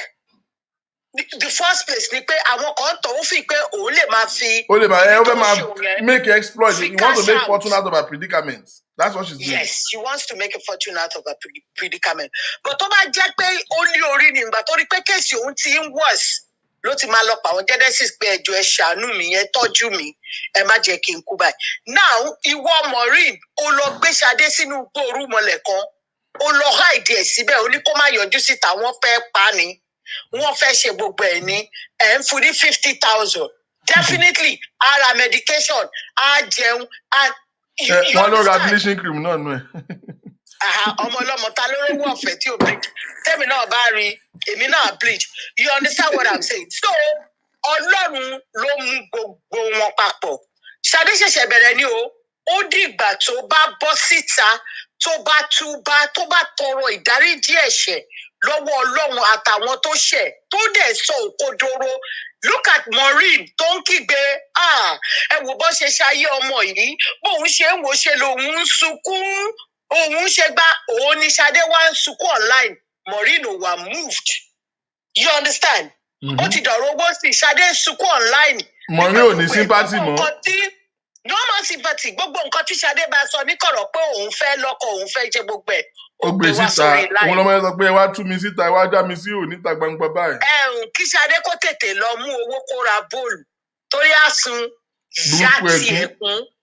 Ó ṣẹ̀ṣẹ̀ bẹ̀rẹ̀ ni. Àsun, this is the kind of story tẹ́mi máa ń fẹ́ gbọ́. Ó yìí máa sun yàtà ẹ̀kún. Ṣèbí wọ́n ní Genesis fẹ́ lo destiny ẹ̀ ni. Àwọn Maureen yóò lo destiny ẹ̀ o. Ìràwọ̀ ẹ̀ náà fẹ́ lò. Tẹ́ bá ń gbọ́, wọ́n ti gbà tó bá ní wọ́n gbàyàn neat. Wọ́n ti gbà neat. Wọ́n ti gbà sí gbàǹsgbòs. Kọ́bọ̀. Ó sọ wípé owó GoFundMe yẹn, wọ́n ti cash owó GoFundMe yẹn. GoFundMe ti pay out owó ẹ̀. Ó dẹ̀ yín show pé you are still collecting this money. Yes. Ó dẹ̀ ní 4 days ago there was still a donation. If you say you want to collect money for surgery, you understand? There is an idiot online tó sọ fún mi pé Kọ́lá yìí pé tó bá jẹ́ pé Ṣadé jẹ́ wọn gbádùn ni mò ń rí. Ara yóò yá ni. Let me answer you, Àjọkẹ́ fibroid, omi níkù or something. As you lay your bed, so you will lie on it. Ṣadé laid her bed that way. Èyàn ò lè gbin ọkà bàbà kó ló fẹ́ ká iṣu kò possible. Whatever you sow, òun lo èèyàn máa reap. Ṣadé is reaping what she sowed. She made an informed decision. Lórí nǹkan tó ṣe. So, ẹgbẹ́ pity tí ó sì ẹgbẹ́ sẹ́gbẹ́. If you don't know the story, go and sit down and listen. People just jump and just want to type and comment. Before you just come here and start write saying rubbish. Ṣé ẹ understand nǹkan tí mò ń sọ? Let Ṣadé go back. Ìwọ Maureen onípò o fẹ́ raise fund fẹ́yàn láti ṣe maybe skin grafting, surgery, plastic surgery. Ti consult any medical center or hospital. Nothing of that. Any surgeons. Gba quotation. Ṣe anything. Ó kàn gbé figure síbẹ̀ ní £100,000. Ó ti tán. Ọmọ ọlọ́mọ. Tó bá gé mi náà ni màá kọ £1 million. Nígbà tó yẹ ọmọ ọlọ́mọ, ó ra ń gbàjọ ẹ̀. Oh, my brother, this is a good one. I can't just stop laughing. I can't just stop laughing. Thank you very much. Thank you very much. Yeah. No, because see, these are logical stuff. These are logical stuff. Àṣàbẹ́ ló lọ́wọ́ mọ ìwà ń gbà yẹn náà. Wọ́n dẹ̀ equip ẹ̀ ní nǹkan tó máa ń sọ tó bá ti sọ báyìí àwọn èèyàn máa lè dáwó fún ẹ. Ó lò sí. Òun náà ti wá wò pé how can you want to make it by defaming somebody else? Especially somebody who has helped you countless times. Done everything to give you a support system. Ṣadé, mo ní question kan fún ẹ. Nínú Maureen, nínú Genesis, ta ló ti help ẹ jù báyìí?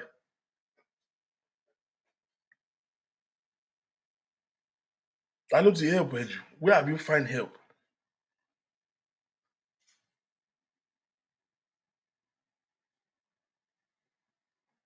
No, not on my platform. Oh, my wife will family house more. Because I remember I called her then. Pé Ṣadé, ibi tó ń rìn lọ yìí má ṣe báyìí. Because I've listened to her before. There is a video that she was saying, the Genesis, wọ́n help òun dúpẹ́ lọ́wọ́ wọn. Hello, sir. Yeah, hello, Mr. Victor. Well done, sir. Ẹ wo program yẹn ni ó wá dàbí pé wọ́n lọ fa àwọn èèyàn wá níbi tó ń sápamọ́ sí láti jọ ẹ̀. Àwọn traffic wá ń gbà sí. Wọ́n láìkì violence èèyàn burúkú ni wọ́n. Èèyàn burúkú ni wọ́n. No, you know what? That's to tell you, Maureen, if Maureen is somebody tó yẹ pé ó máa ń ronú dáadáa ni, ó máa ń ẹni tó ní làákàyè ni, ó yẹ kí àwọn tó jẹ́ bí fans ẹ̀ wọ́n share program pẹ̀lú ẹ̀ wá rí bíbẹ̀ bí kìíní ṣe ń lọ sí. First and foremost, ẹ jẹ́ kí n kọ́kọ́ dúpẹ́ lọ́wọ́ the last caller yẹn tó pè woman tó pè tán ní ìsìn yẹn. No, she's amazing. Ó make a wonderful point and that point is so valid. Ó ti so over valid, you know, kò sí controversy lọ́kọ̀. And the point was that ó ní pé owó tọmọ yẹn ń gbà ọmọ yẹn náà ò ṣe monkey náà ó ṣe monkey. Àwọn èèyàn ṣe bó ń bá àwọn èèyàn kan sọ̀rọ̀ ó ti bá àwọn èèyàn sọ̀rọ̀ lọ́wọ́ gbà owó ẹ̀ wá níbì kan ọmọ yìí gbowó yìí ó ń pẹ́ ó dọṣẹ́ ni gbowó yìí so ọmọ yẹn fi pressure síbẹ̀. Now Mr. Victor, and today's show, bóyá nǹkan tó tún fa traffic nìyẹn. Bàbá ńlá comedian ni o, mi ò gbọ́dọ̀ fi wé mi ò wá mo ṣe láti mo fẹ́ sọ ní ìsìn, ta ló tún dàbí kó máa ń ṣe kí ní tó àárín bínú Sanyẹ̀rì, bóyá Sanyẹ̀rì máa pè é lẹ́nu. I was just laughing throughout today, mi ò rí ẹ̀rí. Ibo lẹ ti rí fọ́màtì kan, ẹni suya àti newspaper. Wọ́n á rántí pé mo máa like suya o. Newspaper náà fi ń gbé fún wa lábàtí lọ rà. Mr. Victor bó ló ti rí. So it's so wonderful. Ṣé rí Ṣadé, like you said, ṣé rí àwọn kan ẹ má bá wọn tó ń bíbi kọ́mẹ̀tì yẹn, ẹ jẹ́ ká máa enlighten wọn ni. Ẹlòmíì ò tẹ̀lé program yìí, ẹ mọ̀ pé program yìí ti lọ more than a year. Ẹlòmíì ò mọ the genesis of this program. And tí o bá sí genesis, a lè rí revelation in the Bible. So the genesis of this program, a lot of people didn't follow it. So àwọn tó wá jọ́ nílé ní tó kàn ń gbọ́, bóyá wọ́n wá gbọ́ later, wọ́n máa wò pé ẹni tó nírú accident yẹn, kò yẹ kí èèyàn máa sọ̀rọ̀ báyìí kò lè yí àwọn èèyàn. Wọ́n bá follow ẹ̀, tó bá yé wọn, tó bá follow gbogbo clips yẹn. And I'm so happy pé ẹ lọ sí àwọn old clips yẹn, ẹ bẹ̀rẹ̀ sí play ẹ̀ because àwọn references yẹn tí ó bá sí references ti yí àwọn èèyàn rárá.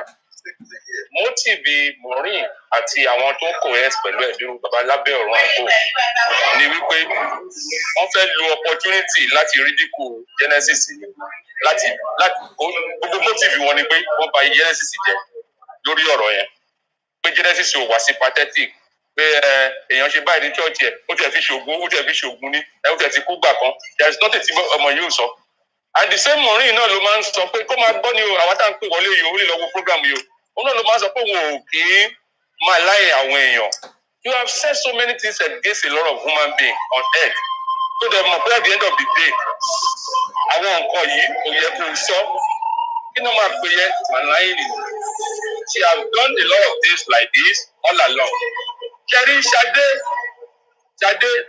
tẹ bá wo program tó jọ mí lójú ó ní ṣe mọ̀ pé ó láti máa màláyé ọmọ yẹn náà lánàá ni pé ọmọ yẹn dé stage kan ọmọ yẹn pè òun gbà kan ó ní òun fẹ́ dá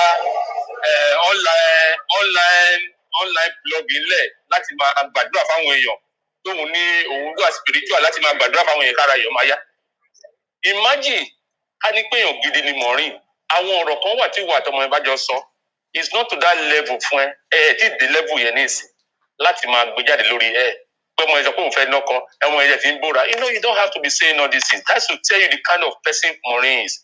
Sórí gbogbo àwọn tó ń follow ẹ̀ ní ìsìn another thing tí mo tún observe ni pé Mr. Victor lénìí ni pé you were able to do something a lot of us our viewers in a good favour yẹn ni wípé ẹ lọ sórí good fund yẹn and something kan ni mo observe bẹ́ẹ̀ most of àwọn tó jẹ́ bí click ẹ̀ gan àwọn gangan nìyẹn ó mi pé wọn ju 56 lọ nìyẹn that is just it àwọn tó wà níbẹ̀ náà nìyẹn down most of them only contribute to £15, £10, 20, 50 ẹgbẹ́ nǹkan tó ń donate and these are the same people tó jẹ́ pé àwọn náà ló máa pè wọlé lórí program pastor kan ti ṣe báyìí rí kíní kan ti ṣe báyìí look at it eléyìí gan is an eye opener to everybody tó wà lórí platform wa yìí pé nǹkan tó ń ṣe bẹ́ẹ̀ yẹn pé there is nothing for them there wọ́n kàn wà ní láti máa jẹ́ antagonist ni ẹ mọ̀ pé èṣù náà máa ń jà gbogbo nǹkan tó ń wà fún nìyẹn nǹkan tí Maureen wà fún nìyẹn àti àwọn èèyàn tó wà bẹ́ẹ̀ àwọn tó ń gbọ́ tó wà lórí program ẹ̀ kó máa gbọ́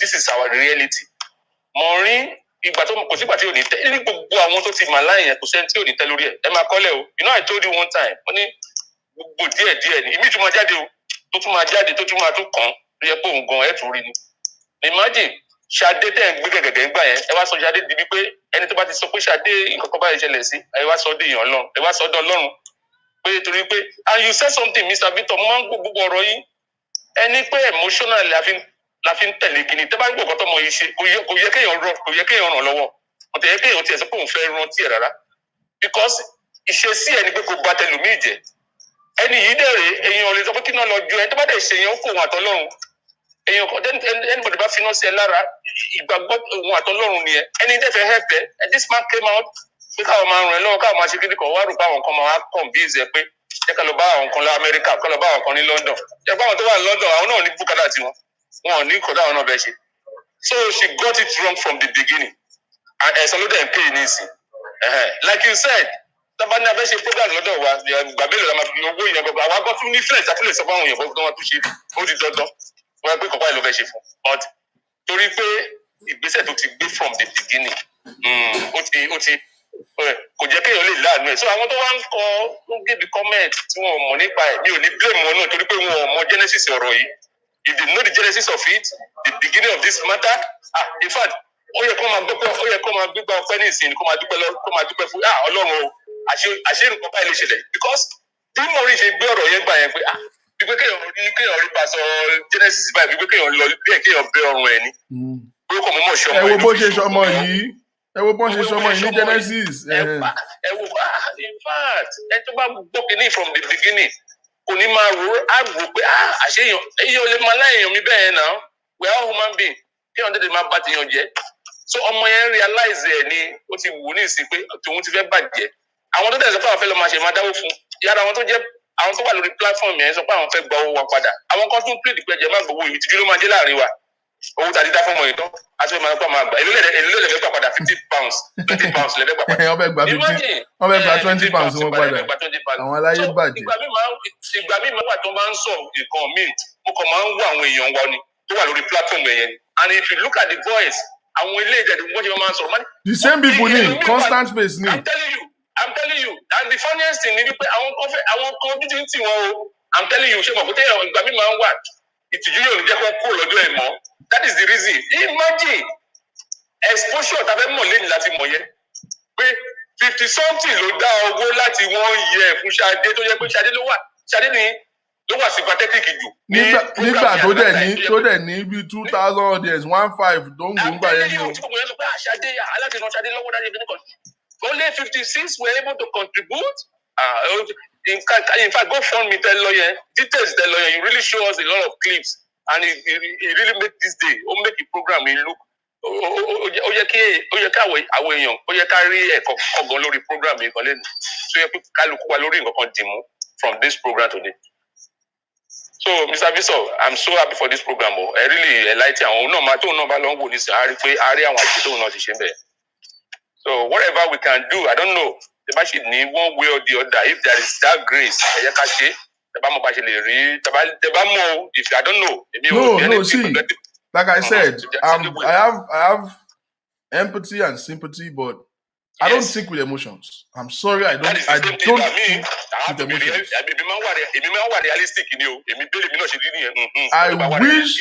I wish from the crevice of my heart that Shade can get help that she needs. But there are two questions we will ask ourselves. Number one, what help does she really need? Absolutely. Now, this is where I have a problem with Maureen. And let me address this real quick. Somebody that has, been the situation that she is, she's burnt. To a larger extent, she still have a hand, she still have a leg, she still want to do things for herself. From what I listened from her, she still want to do she's still functional. Her skin is what is affected. She's still functional. Maureen tẹ sọ pé àwọn fẹ́ ṣe marriage nígbà kan pé àwọn ti prepare pé bẹ́ẹ̀ ọmọ yìí ẹ jẹ́ kó ṣe nǹkan tó bá fẹ́ ṣe just leave her ẹ ṣe ti yín ẹ má máa dictate pé bàbá yìí ló ṣe máa wá jẹ́ fún it's another thing nìyẹn èṣù ló ti ń gbé wọlé nìyẹn ó ní òun ní ìdòwò ẹfun lówó ẹ wọ́n ti fún ọmọ tó bá dẹ̀ fún wọn níjẹ́ ìwà ti fún kìnnìkan nìkan ìyá yọ wọ́n kúrò bẹ́ẹ̀ ni you are giving her the money give her the money ó fẹ́ lọ́kọ ṣe ẹ̀yin mọ̀ bó tẹ́lọ̀ fẹ́ fi gbàdúrà ẹ̀ ní tẹ́lẹ̀ tó yìí ẹni pẹ́ ní fún lówó yẹn mọ́ wọ́n wá yọ fífi oníṣẹ́ àzọpọ̀ fún ní fífi kiri kọlà yẹn ọ̀rọ̀ tó sọ yẹn ó make sense gan wọ́n ní fi ń wo pé kíní yìí náà ṣe bí òun rí ti ẹ̀já ń bẹ̀ òun náà tẹ̀ ti fi sọ̀rọ̀ rí náà òun rí kankan ṣe bí kò ní máa rí kankan já ń bẹ̀ ni ṣé oníṣẹ́ tó ń ṣe ni ẹ̀dẹ́ òníṣẹ́ ṣe bí iṣẹ́ làwọn wà báyìí nísìn ẹ̀dẹ́ òníṣẹ́ ló máa ní òun sọ pé òun dáwọ́ kan fáwọn èèyàn kò ní bó ṣe yọ tiẹ̀ ń bẹ̀.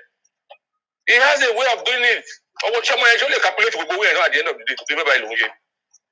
So the fact ni pé tèmi rí níbẹ̀ ohun tí Ọlọ́run and if you can make your contact tẹ́lẹ̀ tọ́nà bá ti vindicate èèyàn kéèyàn gbégbá ọpẹ́ ni kéèyàn rẹ̀ dúpẹ́ lọ́wọ́ lọ́wọ́ kéèyàn wá sọ pé àjùlọ èèyàn máa fàjùlọ hàn yàn if you have another opportunity of contacting kí ló ń pè Genesis fúnra rẹ̀ délé talk to him wẹ́ẹ́ ṣe o ti di báyìí nísìnyí Ọlọ́run ti ń gbàdúrà ẹ̀ tọ́lọ́ bá sì fi agbára tí Ọlọ́run tí wọ́n sì ní opportunity láti wáyé tó opportunity ẹ bá wáyé don't forget about it try to do something kò sí nǹkan tó burú bẹ́ẹ̀ nǹkan tó bí fẹ́ jẹ́ kẹ́yìn mọ̀ nìyẹn Mr. Victor so any link you can do ká tó wá fi àdìlọ hàn wọ́n ṣèbí pàtó sọ pé kò lè ṣe é gbà yẹn nìyẹn so we now let them know that something else can happen even without àwọn Maureen tó òun lọ bá wọn pẹ̀lú ignorance wọn ni lẹ́nìkan bá ti ń ṣe blogger lórí kíní wọ́n máa sáré lọ máa bá wọn pé bóyá wọn fẹ́ bọ̀ bírú búkì jẹ́sẹ̀ yẹn náà bá ti pariwo kan wá rò pé bóyá èèyàn kan ni àwọn tí ò ní kankan tó wọ́n ṣe. So my brother, thank you so much. Thank you, sir. Yeah, my brother. Okay, later. Let me explain something to you. Helping Sade is not the problem. I wish you could get help.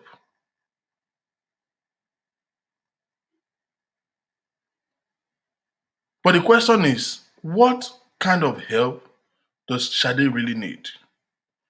It's clear that she needs help, but it clearly shows that she's functional. Now, ladies and gentlemen, let's leave sentiment apart. In the Nigeria of today, you have spent 1 year to raise 3,500. Clearly, you don't have the capacity and the capability to raise funds for this girl. Let's leave that aside. In the Nigeria of today, do you really think that getting Sade's surgery to just fix her skin, because her hand at work and lecture, she can initiate, she's still functional. Do you really think that the first, yes, it's good for her to get the surgery, but is it, let's look at it logically. Do you really think that it is the surgery that Sade needs first, or do you think it is survival?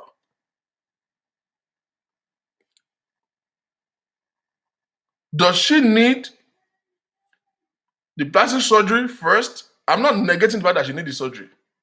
But do you think it is surgery that she needs, or do you think it is survival? In the Nigeria of today, ladies and gentlemen, that girl needs survival first. So she is very right for her to say, okay, the little that you have raised.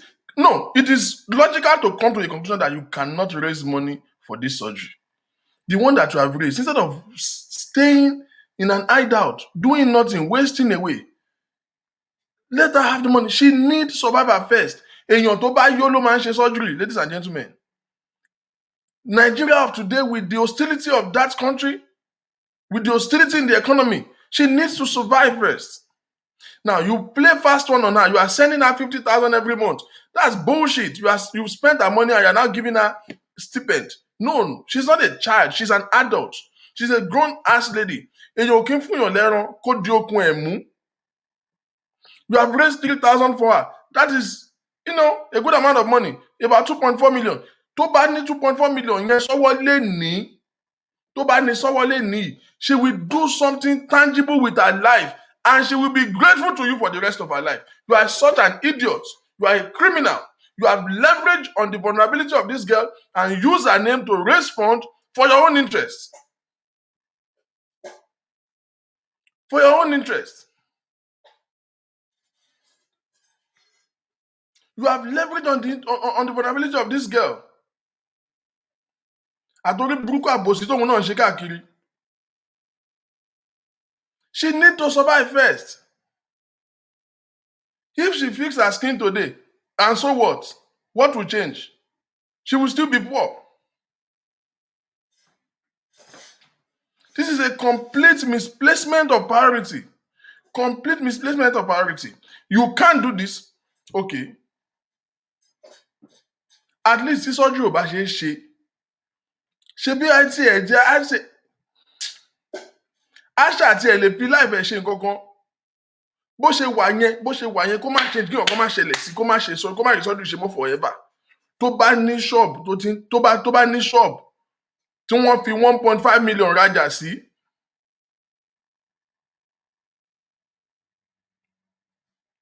Tí wọ́n fi 1.5 million tó fi stock ṣọ́ọ̀bù lé níyì. She will feed herself at least for the rest of her life. Tó bá jẹ́ pé aṣọ ló fi 1.5 million tó fi stock shop, the quality of her life will change. What argument is Maureen making? Let's go back. This was the same thing you did for Sunday Igboho. That one was more ridiculous. A grown-ass man that is capable of feeding your entire generation.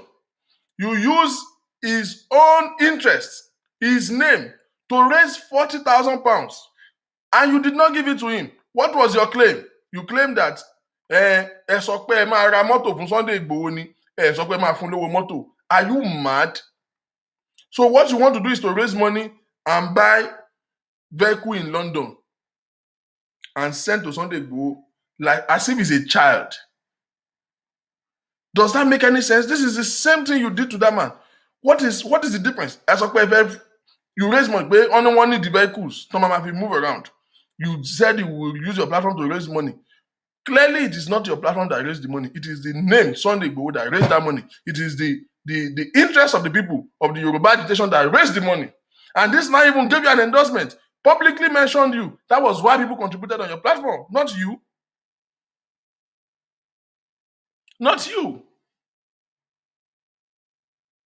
It's not because of you. Now, they now demanded for the money.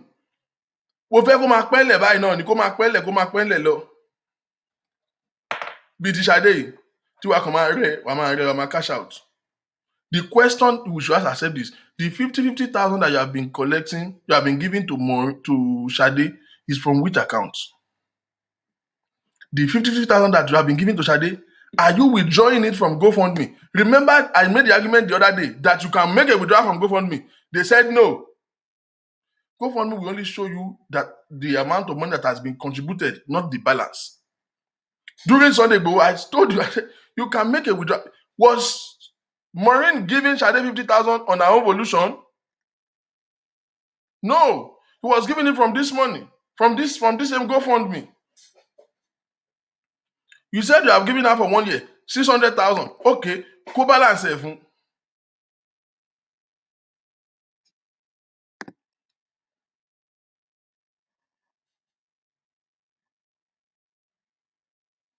How can you say, ẹ sọ pé ẹ fẹ́ ra mọ́tò fún Sunday Igboho ni, ẹ sọ pé ẹ fẹ́ dáwó mọ́tò fún fàgbàlagbà? Have you seen Chief Sunday Igboho's compound? G-Wagon, Range Rover? He has fleet of luxury cars. Are you mad? You are not contributing for that man. They raise money for the interest of the Yoruba agitation.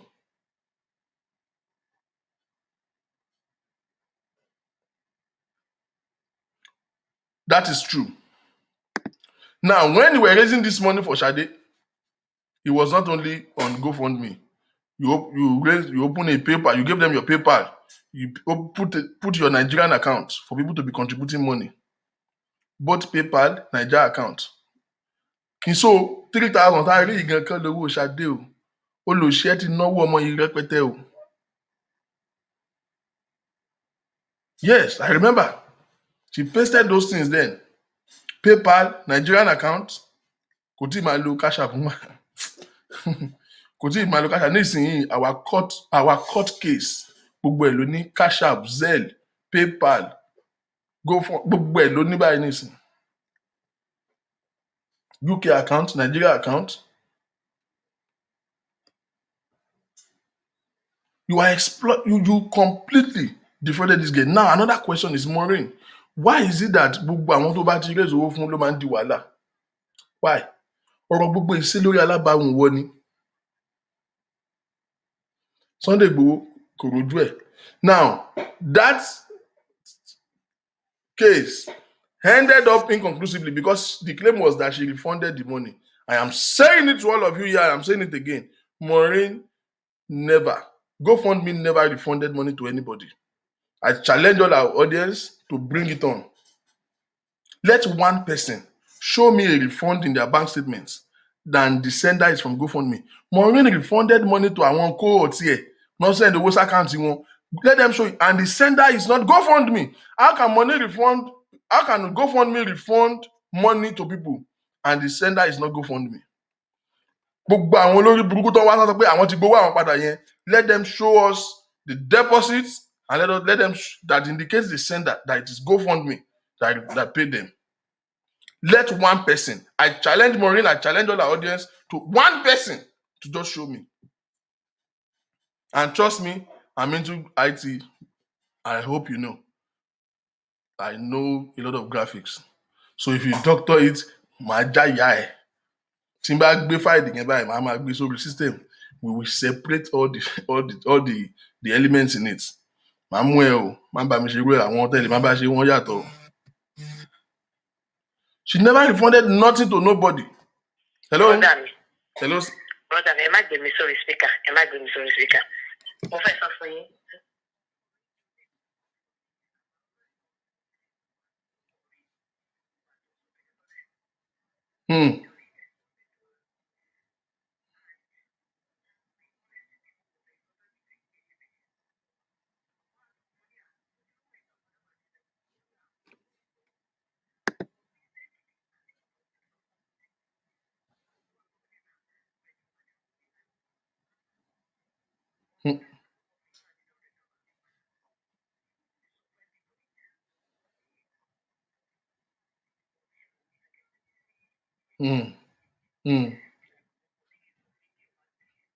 Right. Right. Adekunle Adenuga, I don't tell me, show me a deposit that is from GoFundMe. £40,000 was raised. How many people got their money? We want to see it.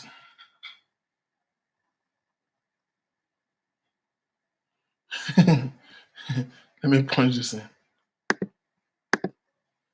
Everybody pay attention to me. Maureen opened an account on behalf of Professor Mojo. When she was asked to drop the money, she came out and destroyed Mojo's image and did exactly to Chief Sunday Igboho and now to the vulnerable Sade. Now Maureen has now proven she is an anointed thief. No, but this is the truth. You know that's what she did to Sam Mojo. For Sam Mojo, change the WhatsApp platform, cut everybody out of the access, change everything immediately. The money that was raised for in the name of firing Sam Mojo's church till today. Àbí wèrè làwọn tó ń tẹ̀lé Maureen. Let us ask some questions. Owó tó raise pẹ̀lú Sam Mojo dà. Ìgbà tán béèrè owó lọ́wọ́ Maureen fún owó tó raise fún Sam Mojo. Ìgbà yẹn ló máa dìjà. You begin to defame this man ni. The same thing. Bàbá wa Sunday Igboho, when you were raising money, when they ask you for the money, what did you do? Ó dìdí Sunday. Ó bẹ̀rẹ̀ sí ní wọ́n lẹ̀ ni.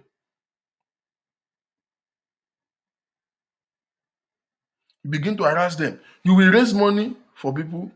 When they ask for your money, you will begin to fight them. So Sam Mojo was an error. Sunday Igboho was an error. Now it is Sade.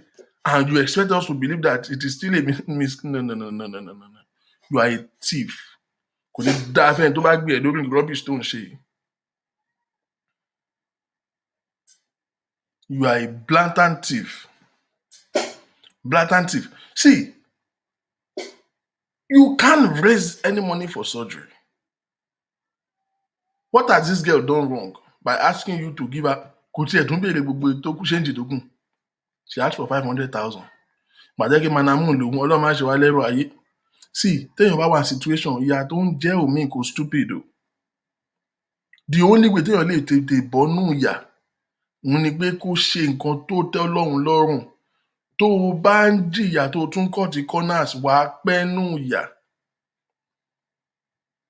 Ẹni tó bá rìn sán, èèyàn tó bá wà nínú ìṣòro, tó bá ké pọ̀ Ọlọ́run á dá a lóhùn. Ṣùgbọ́n tó o fẹ́ máa ṣe rìkíṣí mọ̀nàfí. How can Sade ever think that Maureen is a God-sent helper? How?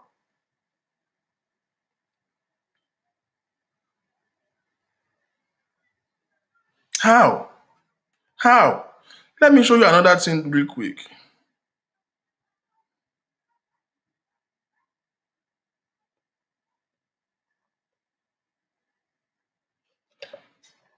This fund right here, let me take this thing off. This fund right here is not the only one that is lost in transit.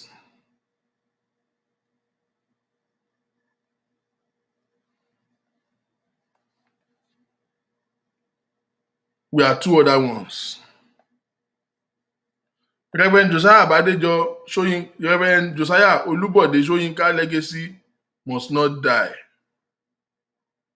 Maureen, where is this money?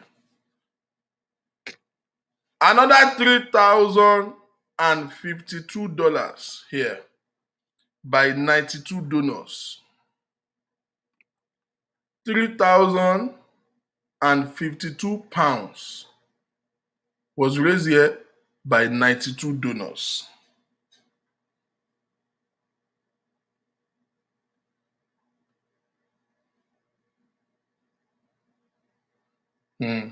Àwọn Láṣìbí Kọ́ládé £10, £94, £10, £10, £20, £10, £20. Àwọn Akúṣẹ̀dédé Elizabeth Ògúnmọ́súlè àwọn orúkọ ìyá. Adéọlá Owódùnní wọ́n ti fi ṣépè fún wọn tiẹ̀ ò lè lákòjọ. Ọwọ́ Maureen ló ń ṣáà ń dáwó sí tiẹ̀. Pẹ̀lẹ́ okú ọ̀rọ̀ èèyàn. Olúfẹ́mi Bọ́lájí £10, £20. Wọ́n ṣe dájọ́ nìyẹn o. Wọ́n ṣe ń dájọ́ nìyẹn. Where is this money, man? Because this GoFundMe is for nothing. This man has died more than 15 years ago. His children, he doesn't have any minor as a child. His children are doing well. He has a child in Canada. He has another child in America. One bastard, good for nothing child in Nigeria who sold the entire family and dragged them into mud by going to Maureen. Which legacy was she trying to keep here? Was she trying to protect here? This money was to help who? Was to do what? So this 3,000 is missing. And then you have support for Dupe. How many remember the story of Dupe? Ole Gbangba. Dupe yẹn náà sọ pé Olúborí ṣe kinní kan fún. £2,928 by 67 donors.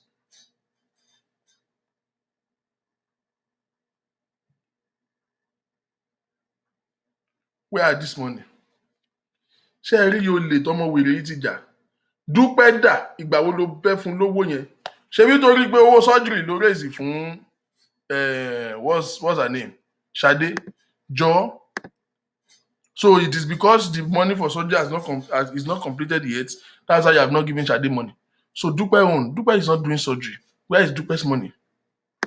Reverend Josiah Soyinka's GoFundMe. Why have you not credited them? You lack integrity. You are a thief. You are a thief of fun. Yeah? Ó jalè jèkúté ilé lọ.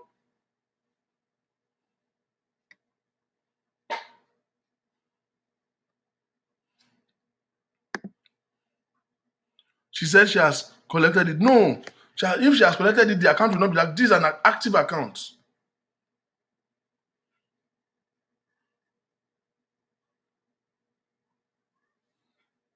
Oh, really?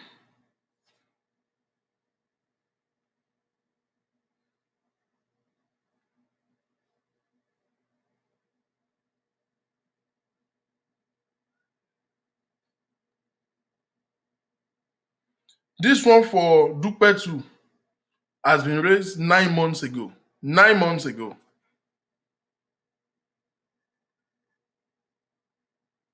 9 months ago.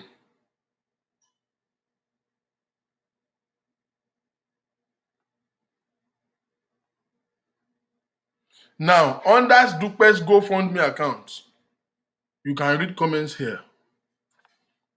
Some of them actually donated on that Dupe's account for Ṣadé. Ṣadé wọ́n ti lògo ẹ̀ gan o. Kúkú ẹ̀ tí gbogbo ẹ̀ tó Genesis lè jẹ́. At least a máa pick, wọ́n máa gbogbo ẹ̀ ṣe nǹkan gidi. Olórí kórí ara ẹ̀ nísìn. Bukola mi èmi ni ẹ̀rí ògo Olúwa donated £200 in this one, and she donated it for Ṣadé. Let me read what she said. I hope we all can help Sade with her neck surgery. By God's grace, I will donate more as time goes on.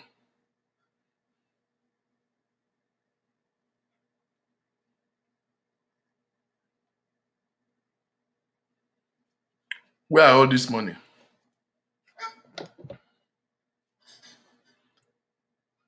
Where are they? I want that person that want to give me the argument. Pé Maureen ò kí n ṣolè. Báwo lè fẹ́ sọ? Kí lè fẹ́ fi kún? So tán bá ti wá béèrè owó wọn, gbà wá bọ́ta wá dí fèmù wọn. Ó ti wá di ó fẹ́ ṣèyàwó, ó ń bleach, ó sọ pé òun fẹ́ di blogger, ó sọ pé òun fẹ́ di kinní kan.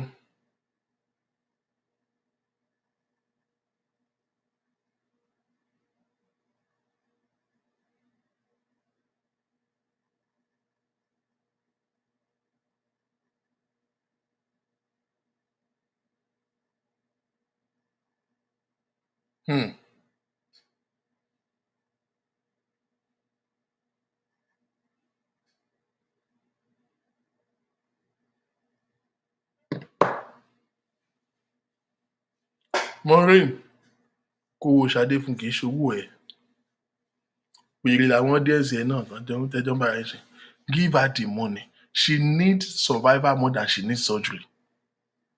Ẹ ti dè mọ́lé fódìdí ọdún kan láìsí gbélé. Ó fẹ́ fọkọ̀ ṣé tó iná bá ti wá jó yẹn náà ṣé kábẹ́ wá ju mọ́lé gbé tiẹ̀ ni. Kí ló dé? Like, why are you ridiculing her? Why? Why? She needs survivor. As bad as you think her situation is, if she have 2 million today in her account, she will do something tangible for herself. Why are you giving her 50,000? One kawo le lowo. No, but for real, it's logical. If she have 2 million, but it's better for than her one spoon feed there. Somo kekere ni.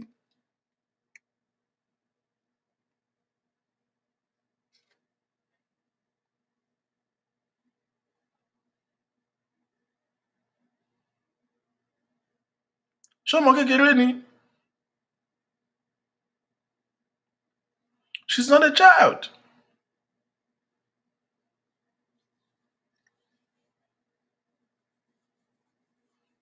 I'm reading now, they said Sunday Igboho refunded 2.5 million to Maureen. Baba Edi Fowosofo. Did she tell anybody that? Maureen, wọ́n ní Igboho ti dáwọ́ padà fún ẹwọ́ pépà tó fi ń ridicule ẹ̀ pé ó fún Sunday Igboho ni. Mo ṣàfún ní 2.5 million. Wọ́n náà ti dá padà fún Alpha. Gbà ló máa dówó padà fáwọn tó dáwó gangan because ò dákọ́ bọ̀ ń bẹ̀.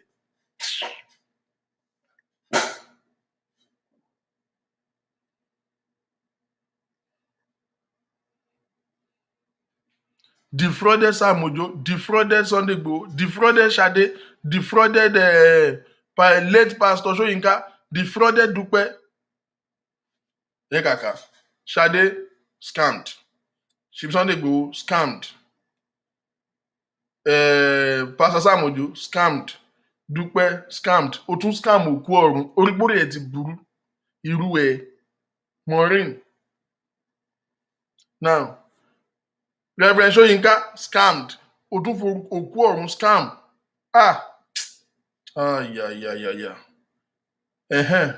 Kò tí ì tán o.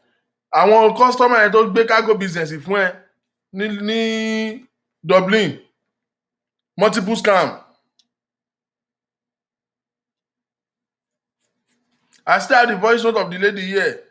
Tó lù ń jìbìtì ní bank. Jẹ́ kí n tiẹ̀ play yẹn.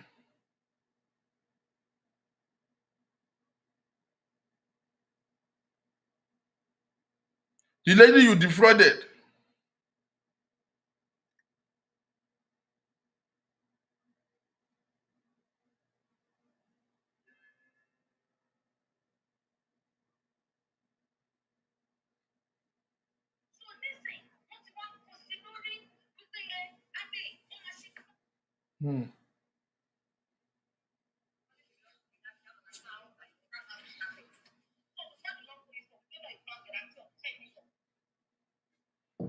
Wait a minute.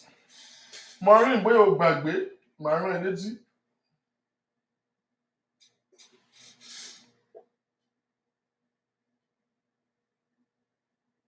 Listen and be blessed. Listen to this.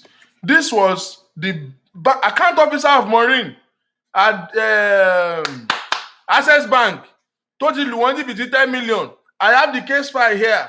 This same Maureen. That was supposed to be using to trade, buy the recharge card, she was doing that. How they got out of the country without telling me? So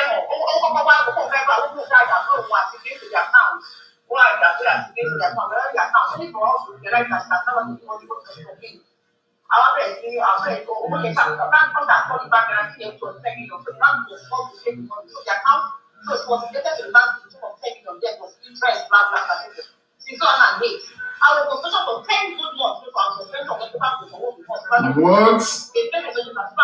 Yes and that that means to say they were my boss like I was just minding to him because when they come to my boss in the bank so I don't know anything. But if I study it alone, in the top of my father, and to all of this one as the man is up to today, in fact, if I mean, not very yesterday, but when we started the project of yesterday, we were asking for 10 million, and that was like 10 million, if I did it from May, if I did clean up of the report, which I'm confirmed that if my friend did, if you were doing a miracle, right, we can't have a way, this my friend, this is so man also the dollar attack.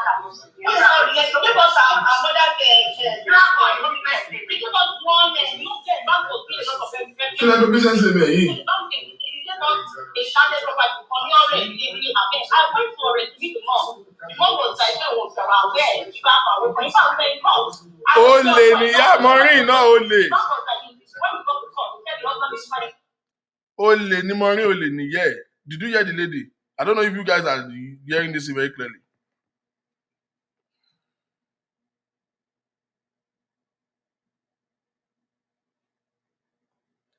The lady, when she couldn't get her money, went to Maureen's mother.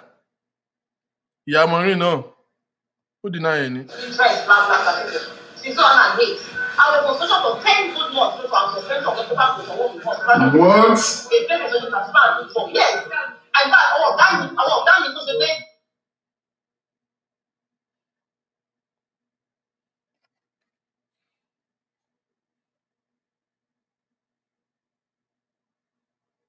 and she's sincere with you. Down on account and that's how we started. So before the long story, we gave her a bank guarantee of 10 million. Like it was around there, the bank away from the bank court. I was there for enough, but the bank was like, when we got to court, they said the husband is finding anything for her. There was no bank guarantee for her. She found a popular guarantee for her. She did everything. The husband, we started over the door, because we did the long day. We were around there, you don't feel already. What? So I was done saying, when I saw her on this blog, if I was on phone, so I put me on the radio. I don't know if you know something. I don't know if you know the AI now. But this is how we are going to social media. I will send you some of my previous video. But we'll story motivated the I just didn't have. Yes, I will send it to you. But on my little Maureen. All we go and go is a loner now. The guy is a nuisance. How to buy your coin?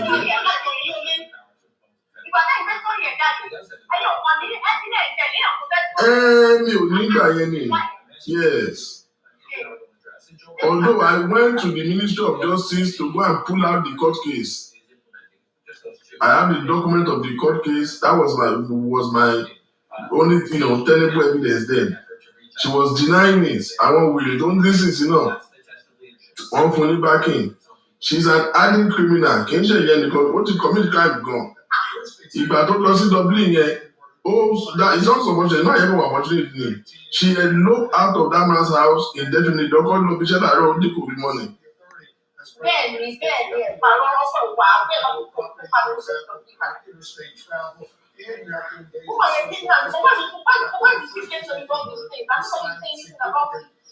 So the only misconception I had there was that what I got with the person that was giving me the information was that about 10 million he self-help. I didn't know that he actually took a loan from the bank to do the business.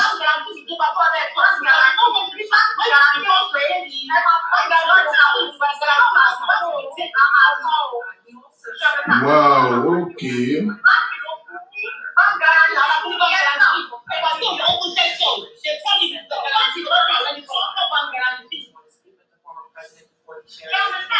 Then,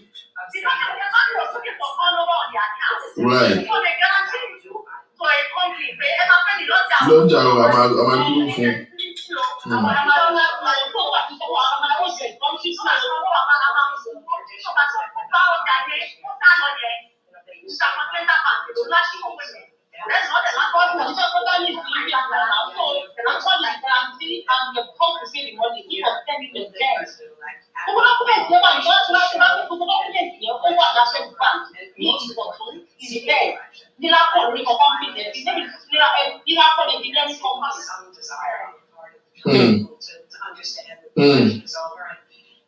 Kai, ayé Maureen ti bàjẹ́ o.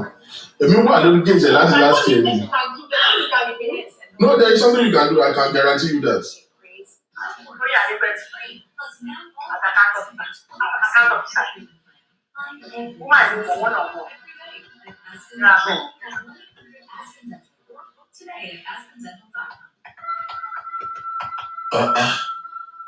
Now, this is way back. This is how the fraud she committed when she left Nigeria. Jìbìtì tó lò tó fi kúrò Naija lélẹ́yìí o. 10 million naira. So eléyìí tí ń jalè ti pẹ́ ẹ kígbe Maureen síta ó lè ní o. Wọ́n ní Chief Sunday Igboho tún ti fún ẹ lówó báyìí. Maureen má ṣe èmú ẹ o. Má ṣe èmú ẹ o. Báwo ló ṣe máa dówó àwọn tó contribute padà? Gbogbo ẹ̀yin tẹ́ ẹ dáwó Sunday Igboho PayPal. Owó yín ti dé o. Ẹ wá gidi Sister Maureen o. Ó máa tún náà jẹ o. Maureen and money. No. Anywhere Maureen is, money vanish. Anywhere Maureen shows up, money vanish. In your own interest. In your own interest. Ẹ lọ gbowó yín lọ́wọ́ ọgbẹ̀yìn tẹ́ máa ń dá $10 yẹn, £10 yẹn. On the cash, on the credit here, 2.5 million. Hey, Maureen, owó dé. Ṣìkìṣìkì máàmì, owó dé. Ṣìkìṣìkì máàmì. Báwo àti ẹ̀kọ́ cancel house?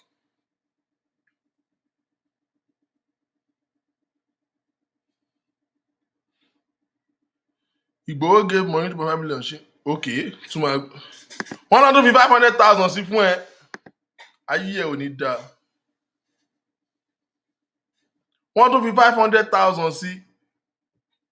Please, report to Maureen fún ìjọba. Ó lè lélẹ́yìí. She's not supposed to be living in the society. This one is not supposed to be walking on the street. This is a criminal. Ìjọ tí ò bá rẹ́yìn kankan scam lórí íńtánẹ́ẹ̀tì mọ́, yóò gbébọn. Wọ́n tún fi 500,000 tọ́ọ̀pù ẹ̀ fún ẹ pé ká yẹ ìwọ ọmọ àlè tó ń gbénu council house ṣé òróró rì ni. Sunday Igboho kẹ̀ṣẹ́ gbé ìyá ẹ̀ ni. Ìwọ anímùkùn kí ló ṣẹlẹ̀? They just call me to come and see o. I just went to see. Maureen have the nerves. Ó kàn comment ni. Look at what Maureen wrote for me yesterday. I think I posted it. Mo ní mo dẹ̀ ń dákẹ́ mo dẹ̀ ń wù ẹ́ kí n ṣe pé mi ò mọ nǹkan tó ń ṣe. Mo dẹ̀ dákẹ́ mo dẹ̀ ń wù ẹ́ ọdún èmi dá ìyá ẹ̀ lóhùn o.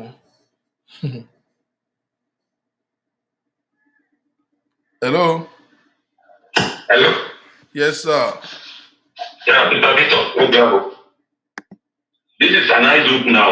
The two conjugate the two laboratory lórí and the kòkòrò ní ìdènà. Àwọn tó jẹ́ àwọn fans lápòtù àdẹ̀sẹ̀ ọ̀kan wo Maureen has always had controversy with money.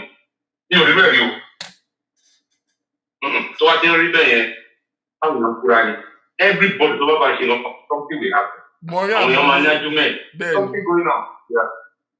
Yeah, I agree with you. Mo really agree on the point. something is going on. What I do pay, what I do and marry, the problem is just have problem with money. And some of them, people have had a lot of charisma in Lagon, people on the boy. But the way to know this of people who want to don't go away. So clear up the road, then you enter your shut. So at times, man, what I can do to put that context, challenge the mobile no way. People are only a man for that day. And when I said no call, but the program is anything wrong with that? There's nothing wrong with that. Oh my God, open to that way. When you're to do not want to Yes. Ṣé tí náà bá jó yẹn mi pé kò lè ṣiṣẹ́ ni? Ṣé náà bá jó sójú ọpọlọ ẹ̀ ni? She's a grown ass woman. O raise 3,000 fún kó fi ṣe nǹkan tí sọ́jú ò bá ṣe kò dẹ̀ ní wá bísẹ̀sì ṣe ni. Exactly. You just have to live a life. In fact, Mr. Victor, could you remember yesterday or test plan? Like you cannot take anything. And so Bẹ́ẹ̀ni, survivor ló come on now. I'm a pastor. I'm not joy. Put the photo down that way. That's actually by you. That's what it's way. And you want to find a way. No, she saw it. You can't mandate her to do it right now. She just wants to survive. I don't know. We're not playing with money. People should be clear about it. I'm that one. Very clear.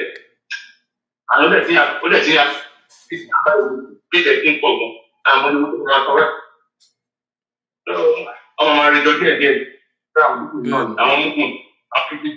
to do that way. Bẹ́ẹ̀ni. Oh, Mr. Victor, my people answer. Thank you, sir. Maureen, we have established that you are a criminal. Maureen followers, bring your defense. How you want to tell me that this one is not a thief? Olè, ọ̀fọ́n bàrà ò bánsá, ó dẹ̀ ń jí gbogbo owó ọ̀hún náà kò dáa fún ẹ, kò yẹ ìrẹsẹ̀ ò padà, aṣọ ẹ ò ṣéǹjì. Olóhùn transport yìí náà ló ṣì ń wọ̀ káàkiri. Olùṣe ọ̀dà ó tiẹ̀ ṣéǹjì mọ́tò recently, ó ṣá everyday nísìnyí ó ṣàfẹ́ ṣe ṣóònù mọ́tò ṣáà ni. Pàdé ra mọ́tò lẹ́dà sí. Orí ẹ burú. Owó ti fi Sunday Igboho cash out. Àbí? Owó Ṣadé, owó Sunday, gbogbo wọn ti ré gbogbo wọn jọ. Ó ra mọ́tò.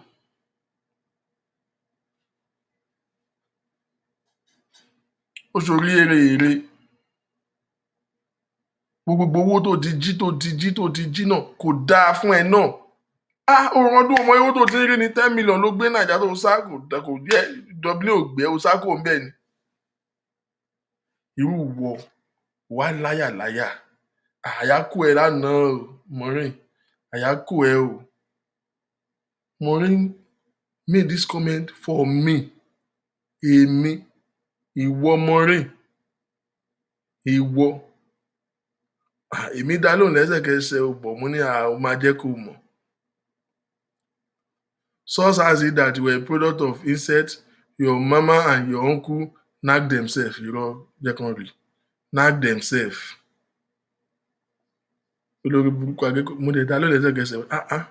But at least my mother did not defraud bank. And she did not run out of her marriage with children. She did not get pregnant for another man in her matrimonial home. So rántí pé ó lóyún fún Victor Odiri. Tó ń ṣiṣẹ́ Nigerian Airways. Let's put that by the record. Victor Odiri tó fọ́ ẹ lẹ́nu. Your second child is not Mr. Níran Badejo's child. Odiri ló lóyún yẹn fún. Ó gbọ́mọ àlè wálé ní Níran dẹ̀ mọ̀. Bóyá bọ̀dà Mr. Níran yẹn gan, bóyá wọ́n ti lò wọ́n ní àmọ́. Ìwọ sọ pé wọ́n lò èèyàn kan. Ìwọ tó ti lo Níran Badejo tipẹ́tipẹ́. She did not steal from a whole, yes, from a whole Yoruba nation. She did not exploit indigent people and defraud them. My mother did not scam Sam with you. She did not live in council house. She owned her own property. Chai, sorry, you don't know what that means. You never bought a single block in your life. Mad to say. At least you don't know what owning a house means. You never bought a single block in your life. My mother did not defraud people with cargo business. She's not a fugitive, running from country to country. Ayé abàjẹ́ sí mi lọ́wọ́. Bring it on Mwale. So you can steal from Shade Elenu Shikputi. I don't know what devil came over her. I don't know what devil. Èṣù tó tiẹ̀ lánàá ṣí ẹ tí o. Ó kọjá yẹ o. Wọ́n dẹ̀ tiẹ̀ gbogbo. I just saw notification. Geo TV. Mílé mi. Geo. Ó máa mọ̀ ọ̀gá. Kò ìtàn bẹ́ẹ̀ o. Mò ń fún ẹ ṣáta by ṣáta ni o. Máa ṣe ṣó fún ẹ lọ́la o. Èmi mo sọ 1 week ni. Èmi àti ẹ 1 week ni.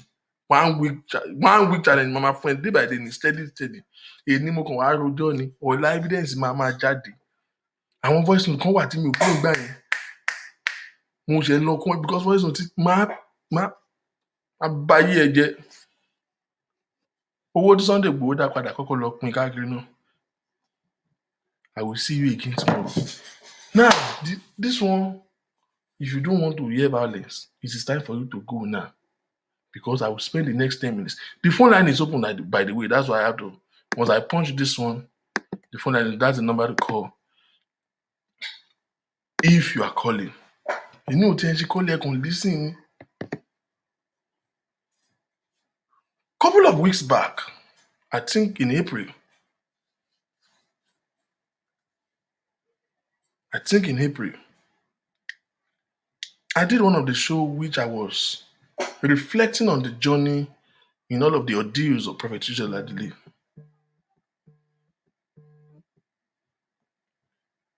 Hello? Hello, brother me. Yes, ma'am. Ẹgbẹ́ mi sórí síkà bẹ́ẹ̀ ẹ ṣàánú ìyàwó brother mi, ìyàwó tèmi Dayọ̀. Tèmi Dayọ̀ ń gbọ́. Mo fẹ́ wájà. So ìyàwó tèmi Dayọ̀ ni? Ìyàwó brother mi ni ìyàwó tèmi Dayọ̀. Ẹ bá mi ṣàánú ẹjọ́, mo bá bèbè ẹjọ́. 1 week ní bá tẹ bá mi ṣe. Ẹ̀gbọ́n tèmi Dayọ̀ fọ́tò ẹ ṣàánú ẹ̀. Ẹ bá bèbè tó bá mo fẹ́ lọ dáná ẹ̀ fún yín nìyẹn o. Kó máa tọ́jú dádì, kó máa tọ́jú bọ́dà mi. Mr. Tèmi Dayọ̀, ẹ kú oríire o. Ṣeré yìí, Ọlọ́run ti máa dírẹ̀sì lé yìí, Ọlọ́run máa dírẹ̀sì lé yìí pẹ̀lú wọ́n ti mọ̀ mọ́ gbé. Kò pẹ̀lú onírẹ̀rẹ̀ pa. Mo bá bèbè jù. Ó máa nǹkan ó bẹ́ gan sẹ́ẹ̀. Nǹkan tí mo tún fẹ́ sọ ẹ̀gbọ́n mi, báwo ni ẹ ṣe lè bá Genesis sọ̀rọ̀ karùn-ún Ṣadé lọ́wọ́? Kò lè rà ànúgbà. Kò lè dáwó bísíǹsì fún kò lè rà ànúgbà. Kò lè rí. Ẹyẹ wo ẹ jẹ́ ká wo ètò lọ́hùn. Èèyàn tó bá ti hùwà èṣù ò lè rí tọ́ lọ́hùn. Ẹ má jẹ́ ká tààrọ̀ wá ẹ̀. Kí ló promise ẹ̀ ló ná fún un? Ọ̀dẹ̀ ni kó gbọ́n ni bàbá mi kó gbọ́n ni. And I hope everybody táwọn wò kí ni à ń fi ń kọ́gbọ́n. A fi ń kọ́gbọ́n. From inception lọmọ yẹn ti wà malicious. Tó bá sọ pé kó parọ́ mọ́yàn torí kò lè jẹun sọ fún tàbí sùn má dánwò. Ẹ wá wo bójú ṣe tì í sìn. Gbogbo tó bá Maureen sọ ìkọ̀fídẹ̀ gbogbo ẹ̀ ló tú síta. Ó tú síta bí ọmọdé mẹ́jọ ni. Àmọ́ ẹ má jẹ́ ká ro tiẹ̀, ẹ má jẹ́ ká ta jọ, ẹ jẹ́ ká wo tọ́ lóhùn ọba mọ́ lára. Èmi ìfẹ́ ká ìdá ṣe mo fẹ́ kẹ́ bá bàbá sọ̀rọ̀. Ọlọ́run ò ní jẹ́ kí n bá bàbá sọ̀rọ̀. Bàbá mi Genesis. Kí Genesis bá help Ṣadé máa blog Genesis orí live show mo ti ń sọ yìí. Èmi Victor blog Genesis. Àsọ̀rọ̀ lè ta àsọ̀rọ̀ kámẹ́rà ó dà pé ìbínú àsọ̀rọ̀ kámẹ́rà. Àbúrò Ṣadé dàrú. Mi ò kẹ́ sọ̀rọ̀ báyọ̀ rí o. See, èmi ò kàn ń pẹ̀ mojú ọ̀sìn kan ni. More empathy for her than even I don't know. I said everything to her then. Mo bá a sọ̀rọ̀ pé èlò náà fẹ́ fún ẹ. Èlò ni 1 million. Yes, ma'am. Before God in heaven, Genesis sent me the document from the hospital that the hospital said tó bá ṣe kíní kan pé second phase yẹn ló ṣe máa lọ ṣe plastic surgery bóyá kó kọ́kọ́ ṣe nǹkan kan. I saw the bill, and the man said, I will pay.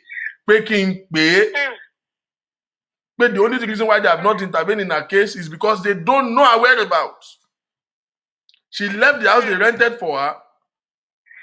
What about it? Kò ṣe é máa defame máa yìí.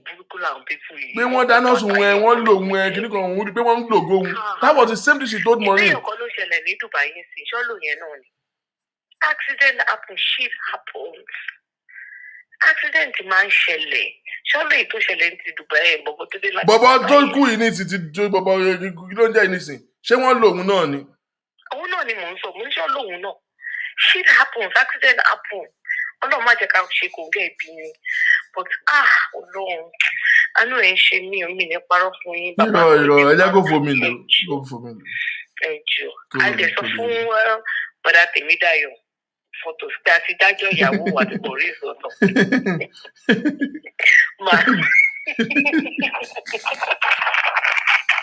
Ó máa ṣe pé pẹ̀lú sọ̀rọ̀ yẹn. Mr. Tèmídayọ̀ tó ẹ kú oríire o. Mo kàn ní mo ti báyìí dáná, mo ti fẹ́ búkú déètì láti lọ dáná. Èmi ò láì bẹ̀ ṣe ń dá sí ibẹ̀. Àlè mọ̀ ní àbáyé sí ibẹ̀.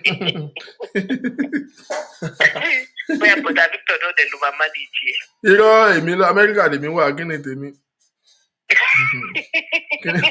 Ṣé pé ẹ fẹ́ bágẹ́jì láti? Irọ́.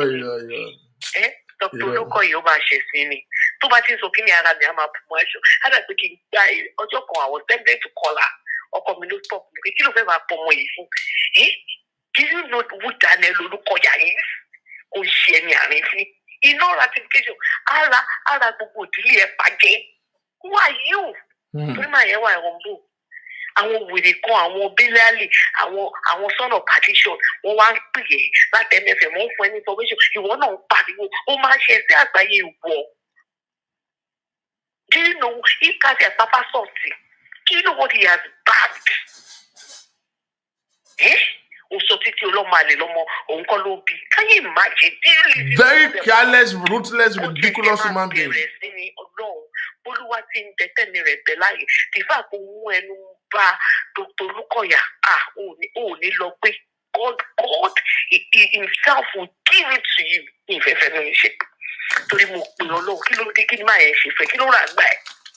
Everyday Olúkọ̀yà ó máa ṣẹ̀sìn ni Olúkọ̀yà ó wà kí ló dé. Ta ló ń ṣẹ̀sìn báyìí?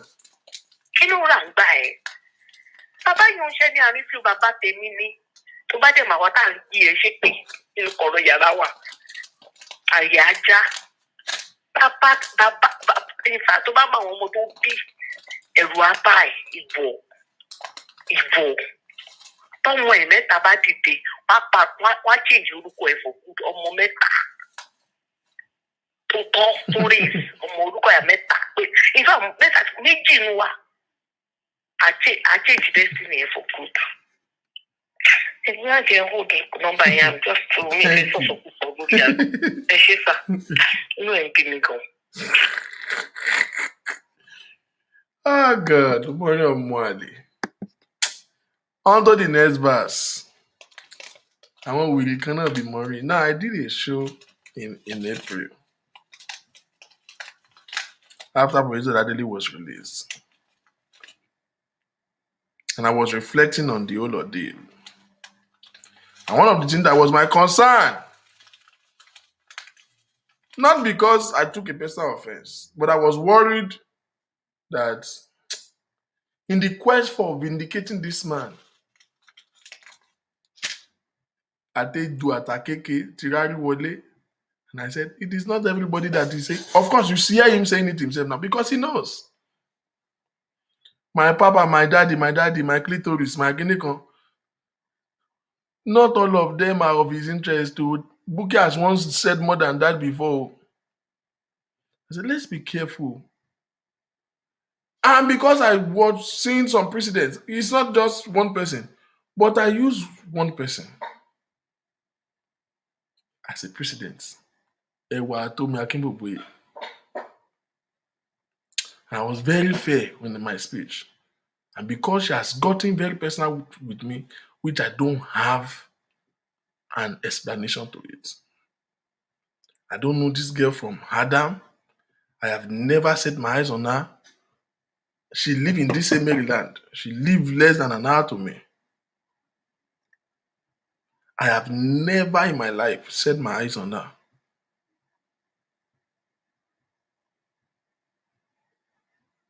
And for reason that is unknown to me till now, not only that she has went ahead to say so many ridiculous things about me to people, she has said ridiculous to me over somebody called her on the phone right in my face. She didn't know I was there. And she was just splitting all of this nonsense. And I was looking. Yeah. Ibo ni mo ti pàdé ọmọ yìí? But that was not my concern. My concern is what I know and heard that she said about Genesis. Meanwhile, she's coming to Facebook to fight for him. I know how many enemies this girl has instigated against Genesis. I wasn't coming for her. I just said, take it. Bẹ́ẹ̀ ṣe bẹ̀rẹ̀ pẹ̀lú Bukky Dele. Àwọn àṣàwọ̀ kan tún ti bẹ̀rẹ̀ o. So that, kò ní da ogun tó ti ṣẹ́ kó má gbèrí mọ́. Let's be guided though. How can somebody meet a man one time in her life in Chicago in 2019? That was the first time and the last time you've ever met him. And you are going to flood the whole Facebook, my daddy, my daddy, my daddy, my daddy. I did that show with my church mind. I was a little bit furious, but I wasn't getting personal. People were saying, oh yeah, forget about that. I wasn't personal. I said, you are not a member of this church. Why will you be going to attack people? Tell your mama attack Genesis. Because you are inconsequential. Once you attack Genesis, once you attack them, they will attack Genesis. This was this same girl that went to go and attack Soji. Soji Shebe is come from Genesis. This was this same girl that went to attack Kinon Kweman Dada. Kola Wole. This was this same girl. Káàtẹ̀ sọ pé DKY níṣòro ayé tiẹ̀ tẹ́lẹ̀tẹ́lẹ̀. Mi ìmọ̀ bó ṣe tún ṣe ta ẹwà lọ́dọ̀ DKY. To mention a few, all of the people on Facebook individually, why are you instilling hatred and prejudice against this man? Because you go in there and misbehaving, claiming you are homogeneous, you are Genesis spokesperson. They don't even know you. But I don't blame her then. In fact, my reason for doing the show that day was not to indict her, was to actually say some truths to the leadership of Genesis. I remember one because they messed up really bad. Peshima accommodating with Tara, and I was like, hey, I don't doubt, but it's never going to be what the disaster this is going to cause. It will never what the disaster she will cause. So take it from my told me. My concern then was to even express my displeasure with them. Because I said it. I called, I said, this guy will go to people's inbox. At least 4 people, 4 ladies, they have sent me screenshots. I've read it myself. I should go to them and say, are you dating Victor? Ṣé ìṣèpọ̀ lórí burúkú lọmọ yìí? Ṣé mo sọ fún ẹ pé mò ń wáyàwó ni? Àbí tí bá ń wáyàwó, ṣé mo ní ìdèyàn kankan ni? She will go to their inbox. Yeah, are you dating Victor? And who is Victor dating? Kí ni tèmi pẹ̀lú ẹ?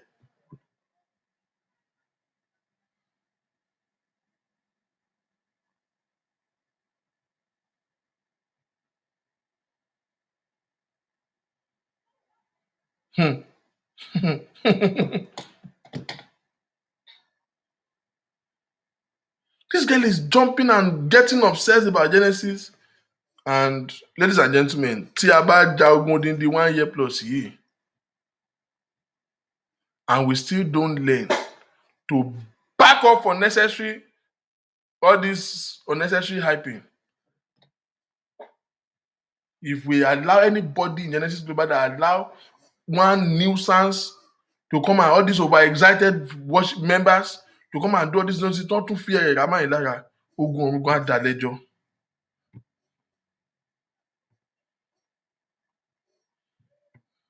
Ogun ọ̀run yóò dùn tàn lẹ́jọ́.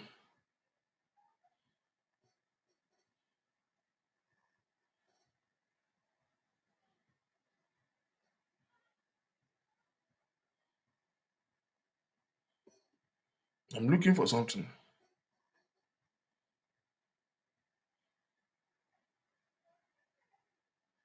Okay, very good.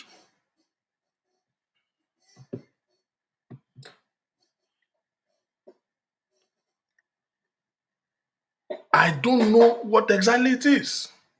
But since then, and God knows, I just got off it.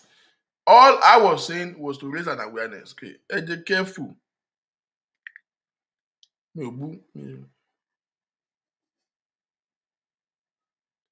Ewa told me took it to Facebook that same day. Did like 4 shows. 4 shows. First of all, Ewa told me, let me talk to you real quick. Go to my liver of Mama. She stop doing update for me and deleting it. It's wrong. She was updating this same person that is claiming to be Genesis spokesperson, Genesis daughter, Genesis loyalist. Started making update for me even before I did. This was before. That was why I did the show, because I noticed that I was spending some bad energy from members of Genesis, and I was bitter. I can't help it. This girl was going to people's inbox to defame me. She was going to people's inbox to make inquiry about me, and I don't know you. I can't put it together why she's doing it. If I know why, maybe I will understand. I don't know. Oh, Mr. Speaker, so you are an enemy from day one. You are an enemy of this. And she has an alignment with, I won't come and church go. I won't come and leadership church go. All I know your Genesis, you see, I am so happy. I keep watching the sermon lately, and they keep talking about enemy within, enemy within. Ọlọ́run ti ṣí máa laying mind. The biggest enemy that the professor that day has, they are within. They are within. So she took it to Facebook, did a show, shake. And she told them firmly that she's getting me arrested.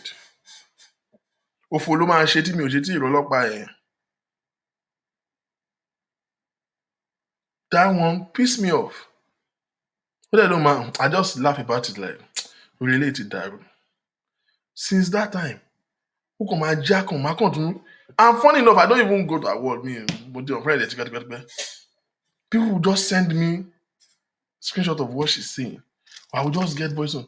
Like, Eba me, I don't even have time for what told me today. No, I'm not letting this slide. I'm not me, Badger. I just want you, before you come to me and tell me let this slide, please tell me, kí ló ní mo gbà lọ́wọ́ òun gangan. Ṣé wọ́n avoid èèyàn ni mo avoid ọmọ ìtó ni? Níbo mo ti mọ̀ rí now? Now, yesterday, I don't know. God of heaven knows till now. I don't know what is going on. I just saw update that begins to include my name again. I just come to warn her today. Jẹ́ kó orúkọ mi dèwọ̀ fún ẹwà tó mi. O ò ní láìkì ẹ o. Ó mọ̀ kẹ́mi mẹ́ ẹ̀. Wọ́n bí ọ̀kan rẹ lórí Facebook tó máa sọ pé òun mọ̀ ẹ̀ tó mi o. Èmi mẹ́ ẹ̀ dáadáa o. Mo mẹ́ ẹ̀ o. O ò ṣe máa sínwín, mo mẹ́ ẹ̀ gidi o. Jẹ́ kí orí ẹ pé o.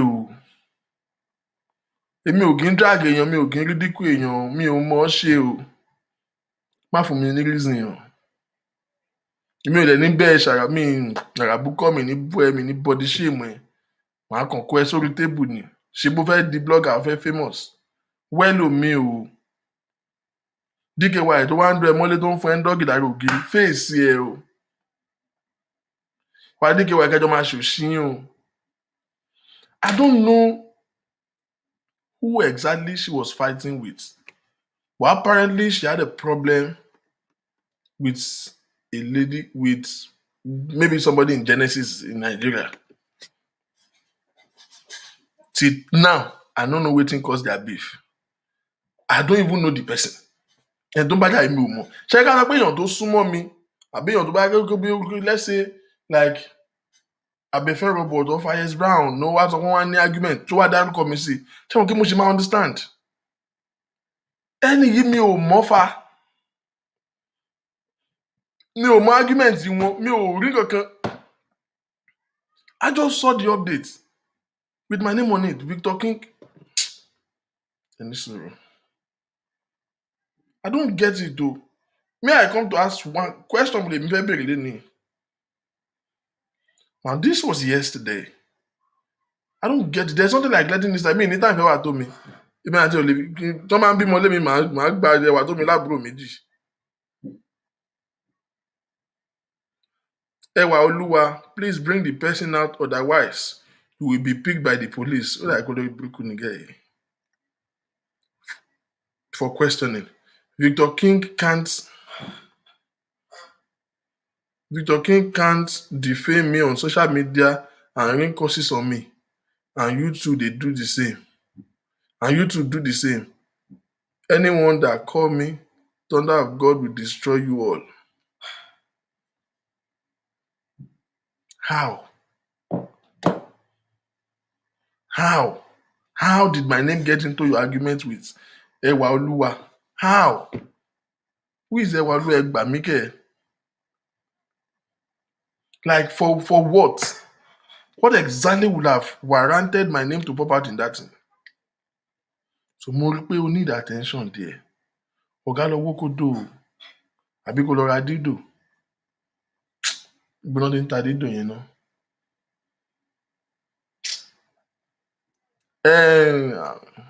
Ẹ̀yin wà á tó lè fún ẹ recommendation. Lọ wá nǹkan kan ṣe fún life rẹ o.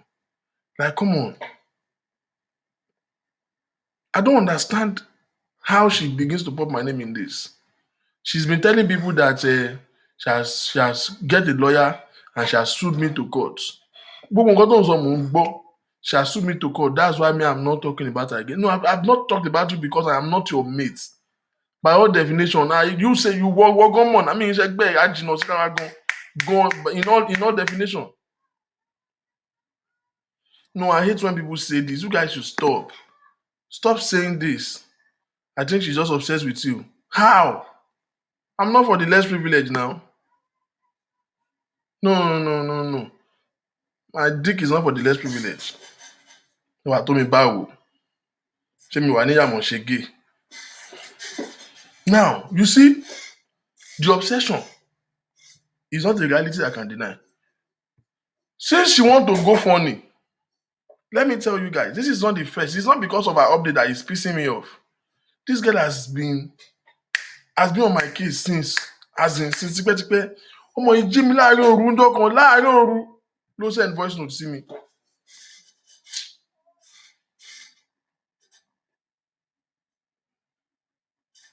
Middle of the night. Wọ́n ló sọ pé mo sọ kankan pa dọ́kàsì pé wàá gbé jáde. Òfò ló máa ṣe tó bá gbé jáde o. Ó máa ṣe òfò ni o. Gbé jáde lè ní. Tó àwẹ́kọ́ ló ń pa ẹ́ gbé jáde lè ní. Ibi tẹ́mi àti ẹ ti ever jọ ní discussion pa dọ́kàsì. Ṣáàtì ever ní discussion rárá. This girl sent me a voice note in the middle of the night. Kí ló dé kí ni mo rà gbà ọmọ yìí?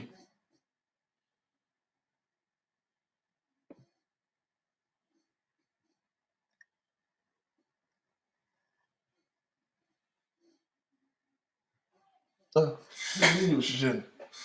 Mi ò gbọ́dọ̀ ṣiṣẹ́ o.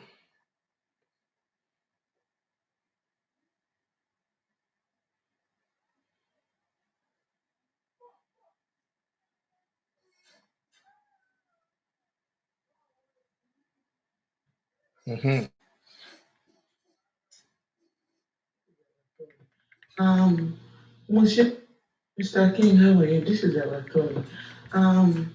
Moshenko Bishensa, God revealed something to me. Please be very careful between now and Friday. Some people are going to call you from Nigeria. They're going to disguise. They're celestial elders. Why they think concern? Just be very careful. Filter the calls you pick. And you're going to stroke and then you're going to virus. Please. Àwọn family ẹ náà máa fi nǹkan pè náà máa rógun stroke àwọn family ẹ. This voice note came in at 4:14 a.m. 4:14 a.m. Another one. I just wanna Ẹ jọ̀ọ́ bá mi bèrè pé ṣé wàá tó mi fẹ́ dà ni? Ṣó fẹ́ dà ni? Just this one is the most ridiculous one. I will leave this show right now. Just listen to this one. I just wanna thank you specially. You really stood up for the show. I mean, I don't know how to, what to say or how to thank you. But I just want to thank you so much. No. I mean, all through the saga you went there, you even blocked your mother. You still stood up for him. You're really an example of a warrior. I Spartacus. mean, you've done exceptionally good for the past 1 year. Almost a year. You've done great, even during this malicious incarceration. You've been very, very, very helpful. Your integrity. You didn't even care if your integrity was dashed, and you still supported him. People like you are Any problematic pin. very to find, and I just said I would send you this voice note just to thank you. I might deactivate my page for a while because it's And my dad, my bed is a normal memory verse forever to me. But he post another one lady. I'm deactivating my account. This was sent to me in December. December what? December 15, 2020. Deactivate. Link láàárọ̀ kùtùkùtù ló ìdájú ló máa ń send àwọn kìnìyàn sí mi o. I don't even save a number. You see, I have never responded. Never ever. She fẹ́ ilé tó ní bàbá òun máa ní stroke. I just say it is well. God is with me and he's on the throne. That was my response. I don't respond to her. Like I don't respond to her at all. And she did not back up. Do you see the number of voice notes? She did voice note, boy, Timberland. She did voice note. Like, kí ló fẹ́ gangan sọ́yún ẹ̀ lé mi ni? Sọ́yún ẹ̀ lé mi ni wọ́n ní wọn ò fẹ́ lóun dání. Nígbà tó bá pè mí ń dájí tó dẹ̀ ń sunkún lórí fóònù tó bí ẹ tó fẹ́ dà ni. I can't really stand when I see them, talk terrible about the show. And knowing that I know this man, that he's not what they call him. And for sanity's sake, it's, especially yesterday, it's been so much on me. Listen I closely. don't know, maybe it's terrible. I know the last time I felt this way was when my ex-husband left me. So it's really affecting me emotionally. So I might, just leave Facebook for a while and come back, weeks later when I'm stronger. And let's just keep hope and keep praying for him and keep praying for the wife. And I know that God in his own infinite mercy will see him through all this. Thank you so much, Brother Victor. Thank you so much. And everything that concerns you, agbára Ọlọ́run, ẹ máa rí àánú gbà lórí ọmọ, lórí ìdáwọ́lé, lórí iṣẹ́, lórí ọ̀nà, lórí progress yín gan. Àánú Ọlọ́run lórúkọ Jésù. Ọlọ́run ẹ máa pàdé ẹ̀ lórúkọ Jésù. Tí ilẹ̀kùn bá fẹ́ tì, àánú Ọlọ́run á dìde fún àánú fún yín. Thank you so much, sir. Have a wonderful night. Have a wonderful day. And you guys to brother Image. Bye-bye, sir. Image wọn kí ẹ o. This again was sent to me December 15 at 6:07 a.m. Okay, we're gonna leave.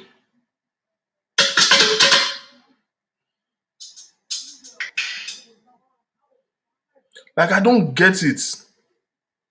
How will you come in the middle of the night? Kó sọ pé ẹnìkan wọ́n fẹ́ pè é ní stroke. O ò rí nǹkan gidi sí mi, o rí pé mo jẹ lottery. Sọ́yún ẹ̀ lé mi ni.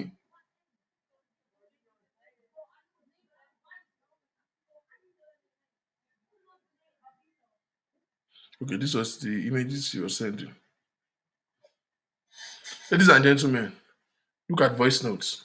Did you notice I'd never opened them? As in me play era. Me mo nǹkan tó sọ ń bẹ̀ dì sí. Look at voice notes. Lẹ́yìn tó ń update fún mi on a steady basis. Do you notice I did not open these voice notes at all? At all. I never did. Like I did not open. You know when you click it, ó ṣe máa wá download. Mi ò ever open it. Because I just woke up one morning and I saw 1, 2, 3, 4, 5, 6, 7, 8, 9, 10. She even deleted 2 away from it. Ẹ bá wò dáadáa ṣe é pé ó delete méjì. 12 voice notes. Wèrè kan dẹ̀ expect kí n jí láàárọ̀ kí n dẹ̀ máa gbọ́ ilé. So mi ò tiẹ̀ bọ́dà láti open it. What do you want from me? And then Badejo, I say she's upset. Me, like, I hate when people say it.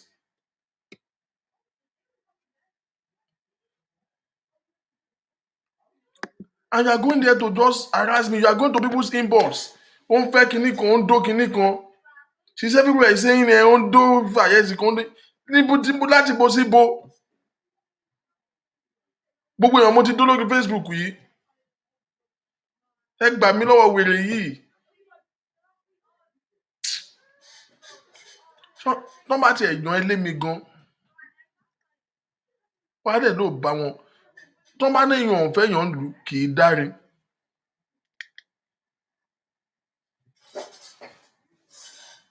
How did you have an altercation with people that I don't even know? And then my name have to still pop out in it? How? I didn't come for her today. Ṣé kí mi ò bú látàárọ̀? Mi bú. Ẹ bá mi béèrè pé kí ni mo gbà lọ́wọ́ ẹ̀ gangan. Àwọn tó dẹ̀ ni mo gbóhùn rí tèmi àtòun díjọ sọ yẹn kó bá mi gbé jáde.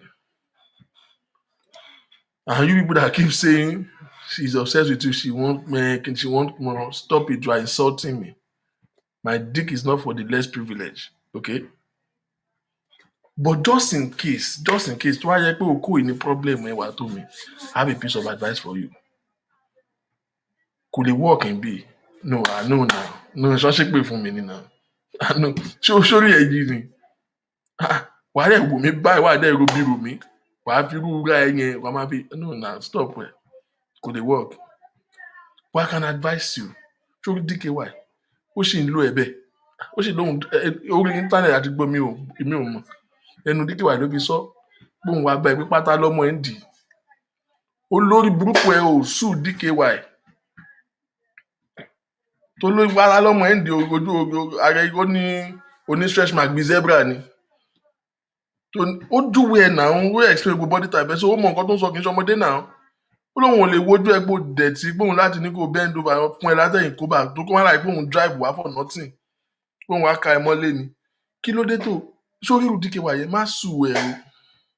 Irú èmi tó fẹ́ sùn ìpẹ́ good idea àpàdé in court. Ká yẹ. Sórí irú DKY yẹn ló yẹ kó rọra farabalẹ̀ fún. Tú yín gé fọ̀. Àti Ṣọ̀wọ́n àtàjígbédà ẹ̀ máa fi body odor ṣe ra yín lọ́ṣọ̀ọ́. Rọra dúró sórí ẹ̀. Dúró sórí irú yẹn kó kàn máa you know what? Kó máa lò bẹ́ẹ̀ lọ́rẹ̀. Lò bẹ́ẹ̀ náà pé bẹ́ẹ̀. Wọ́n máa lò bẹ́ẹ̀. Ní ayé ẹ̀. Má jẹ́ kí n gbórúkọ mi lẹ́nu ẹ̀ mọ́. Má jẹ́ kí n gbórúkọ mi lórí wọ́ọ̀lù ẹ̀ mọ́. Wà á ní problem o. Ó máa ní problem o.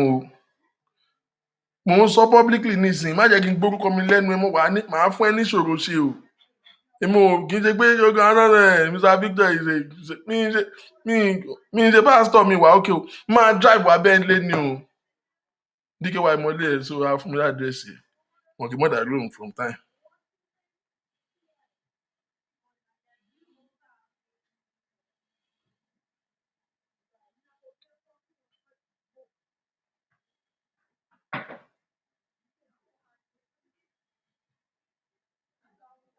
Who is this? Please do yourself a favor. Do yourself a huge favor. Stay the hell away from me. I'm saying it publicly now. I'm not your type, I am not your size. Because irun rẹ̀ wọlé ọmọ àlè ara ẹ̀ náà. I know ó jìnnà now. Ó wrong now.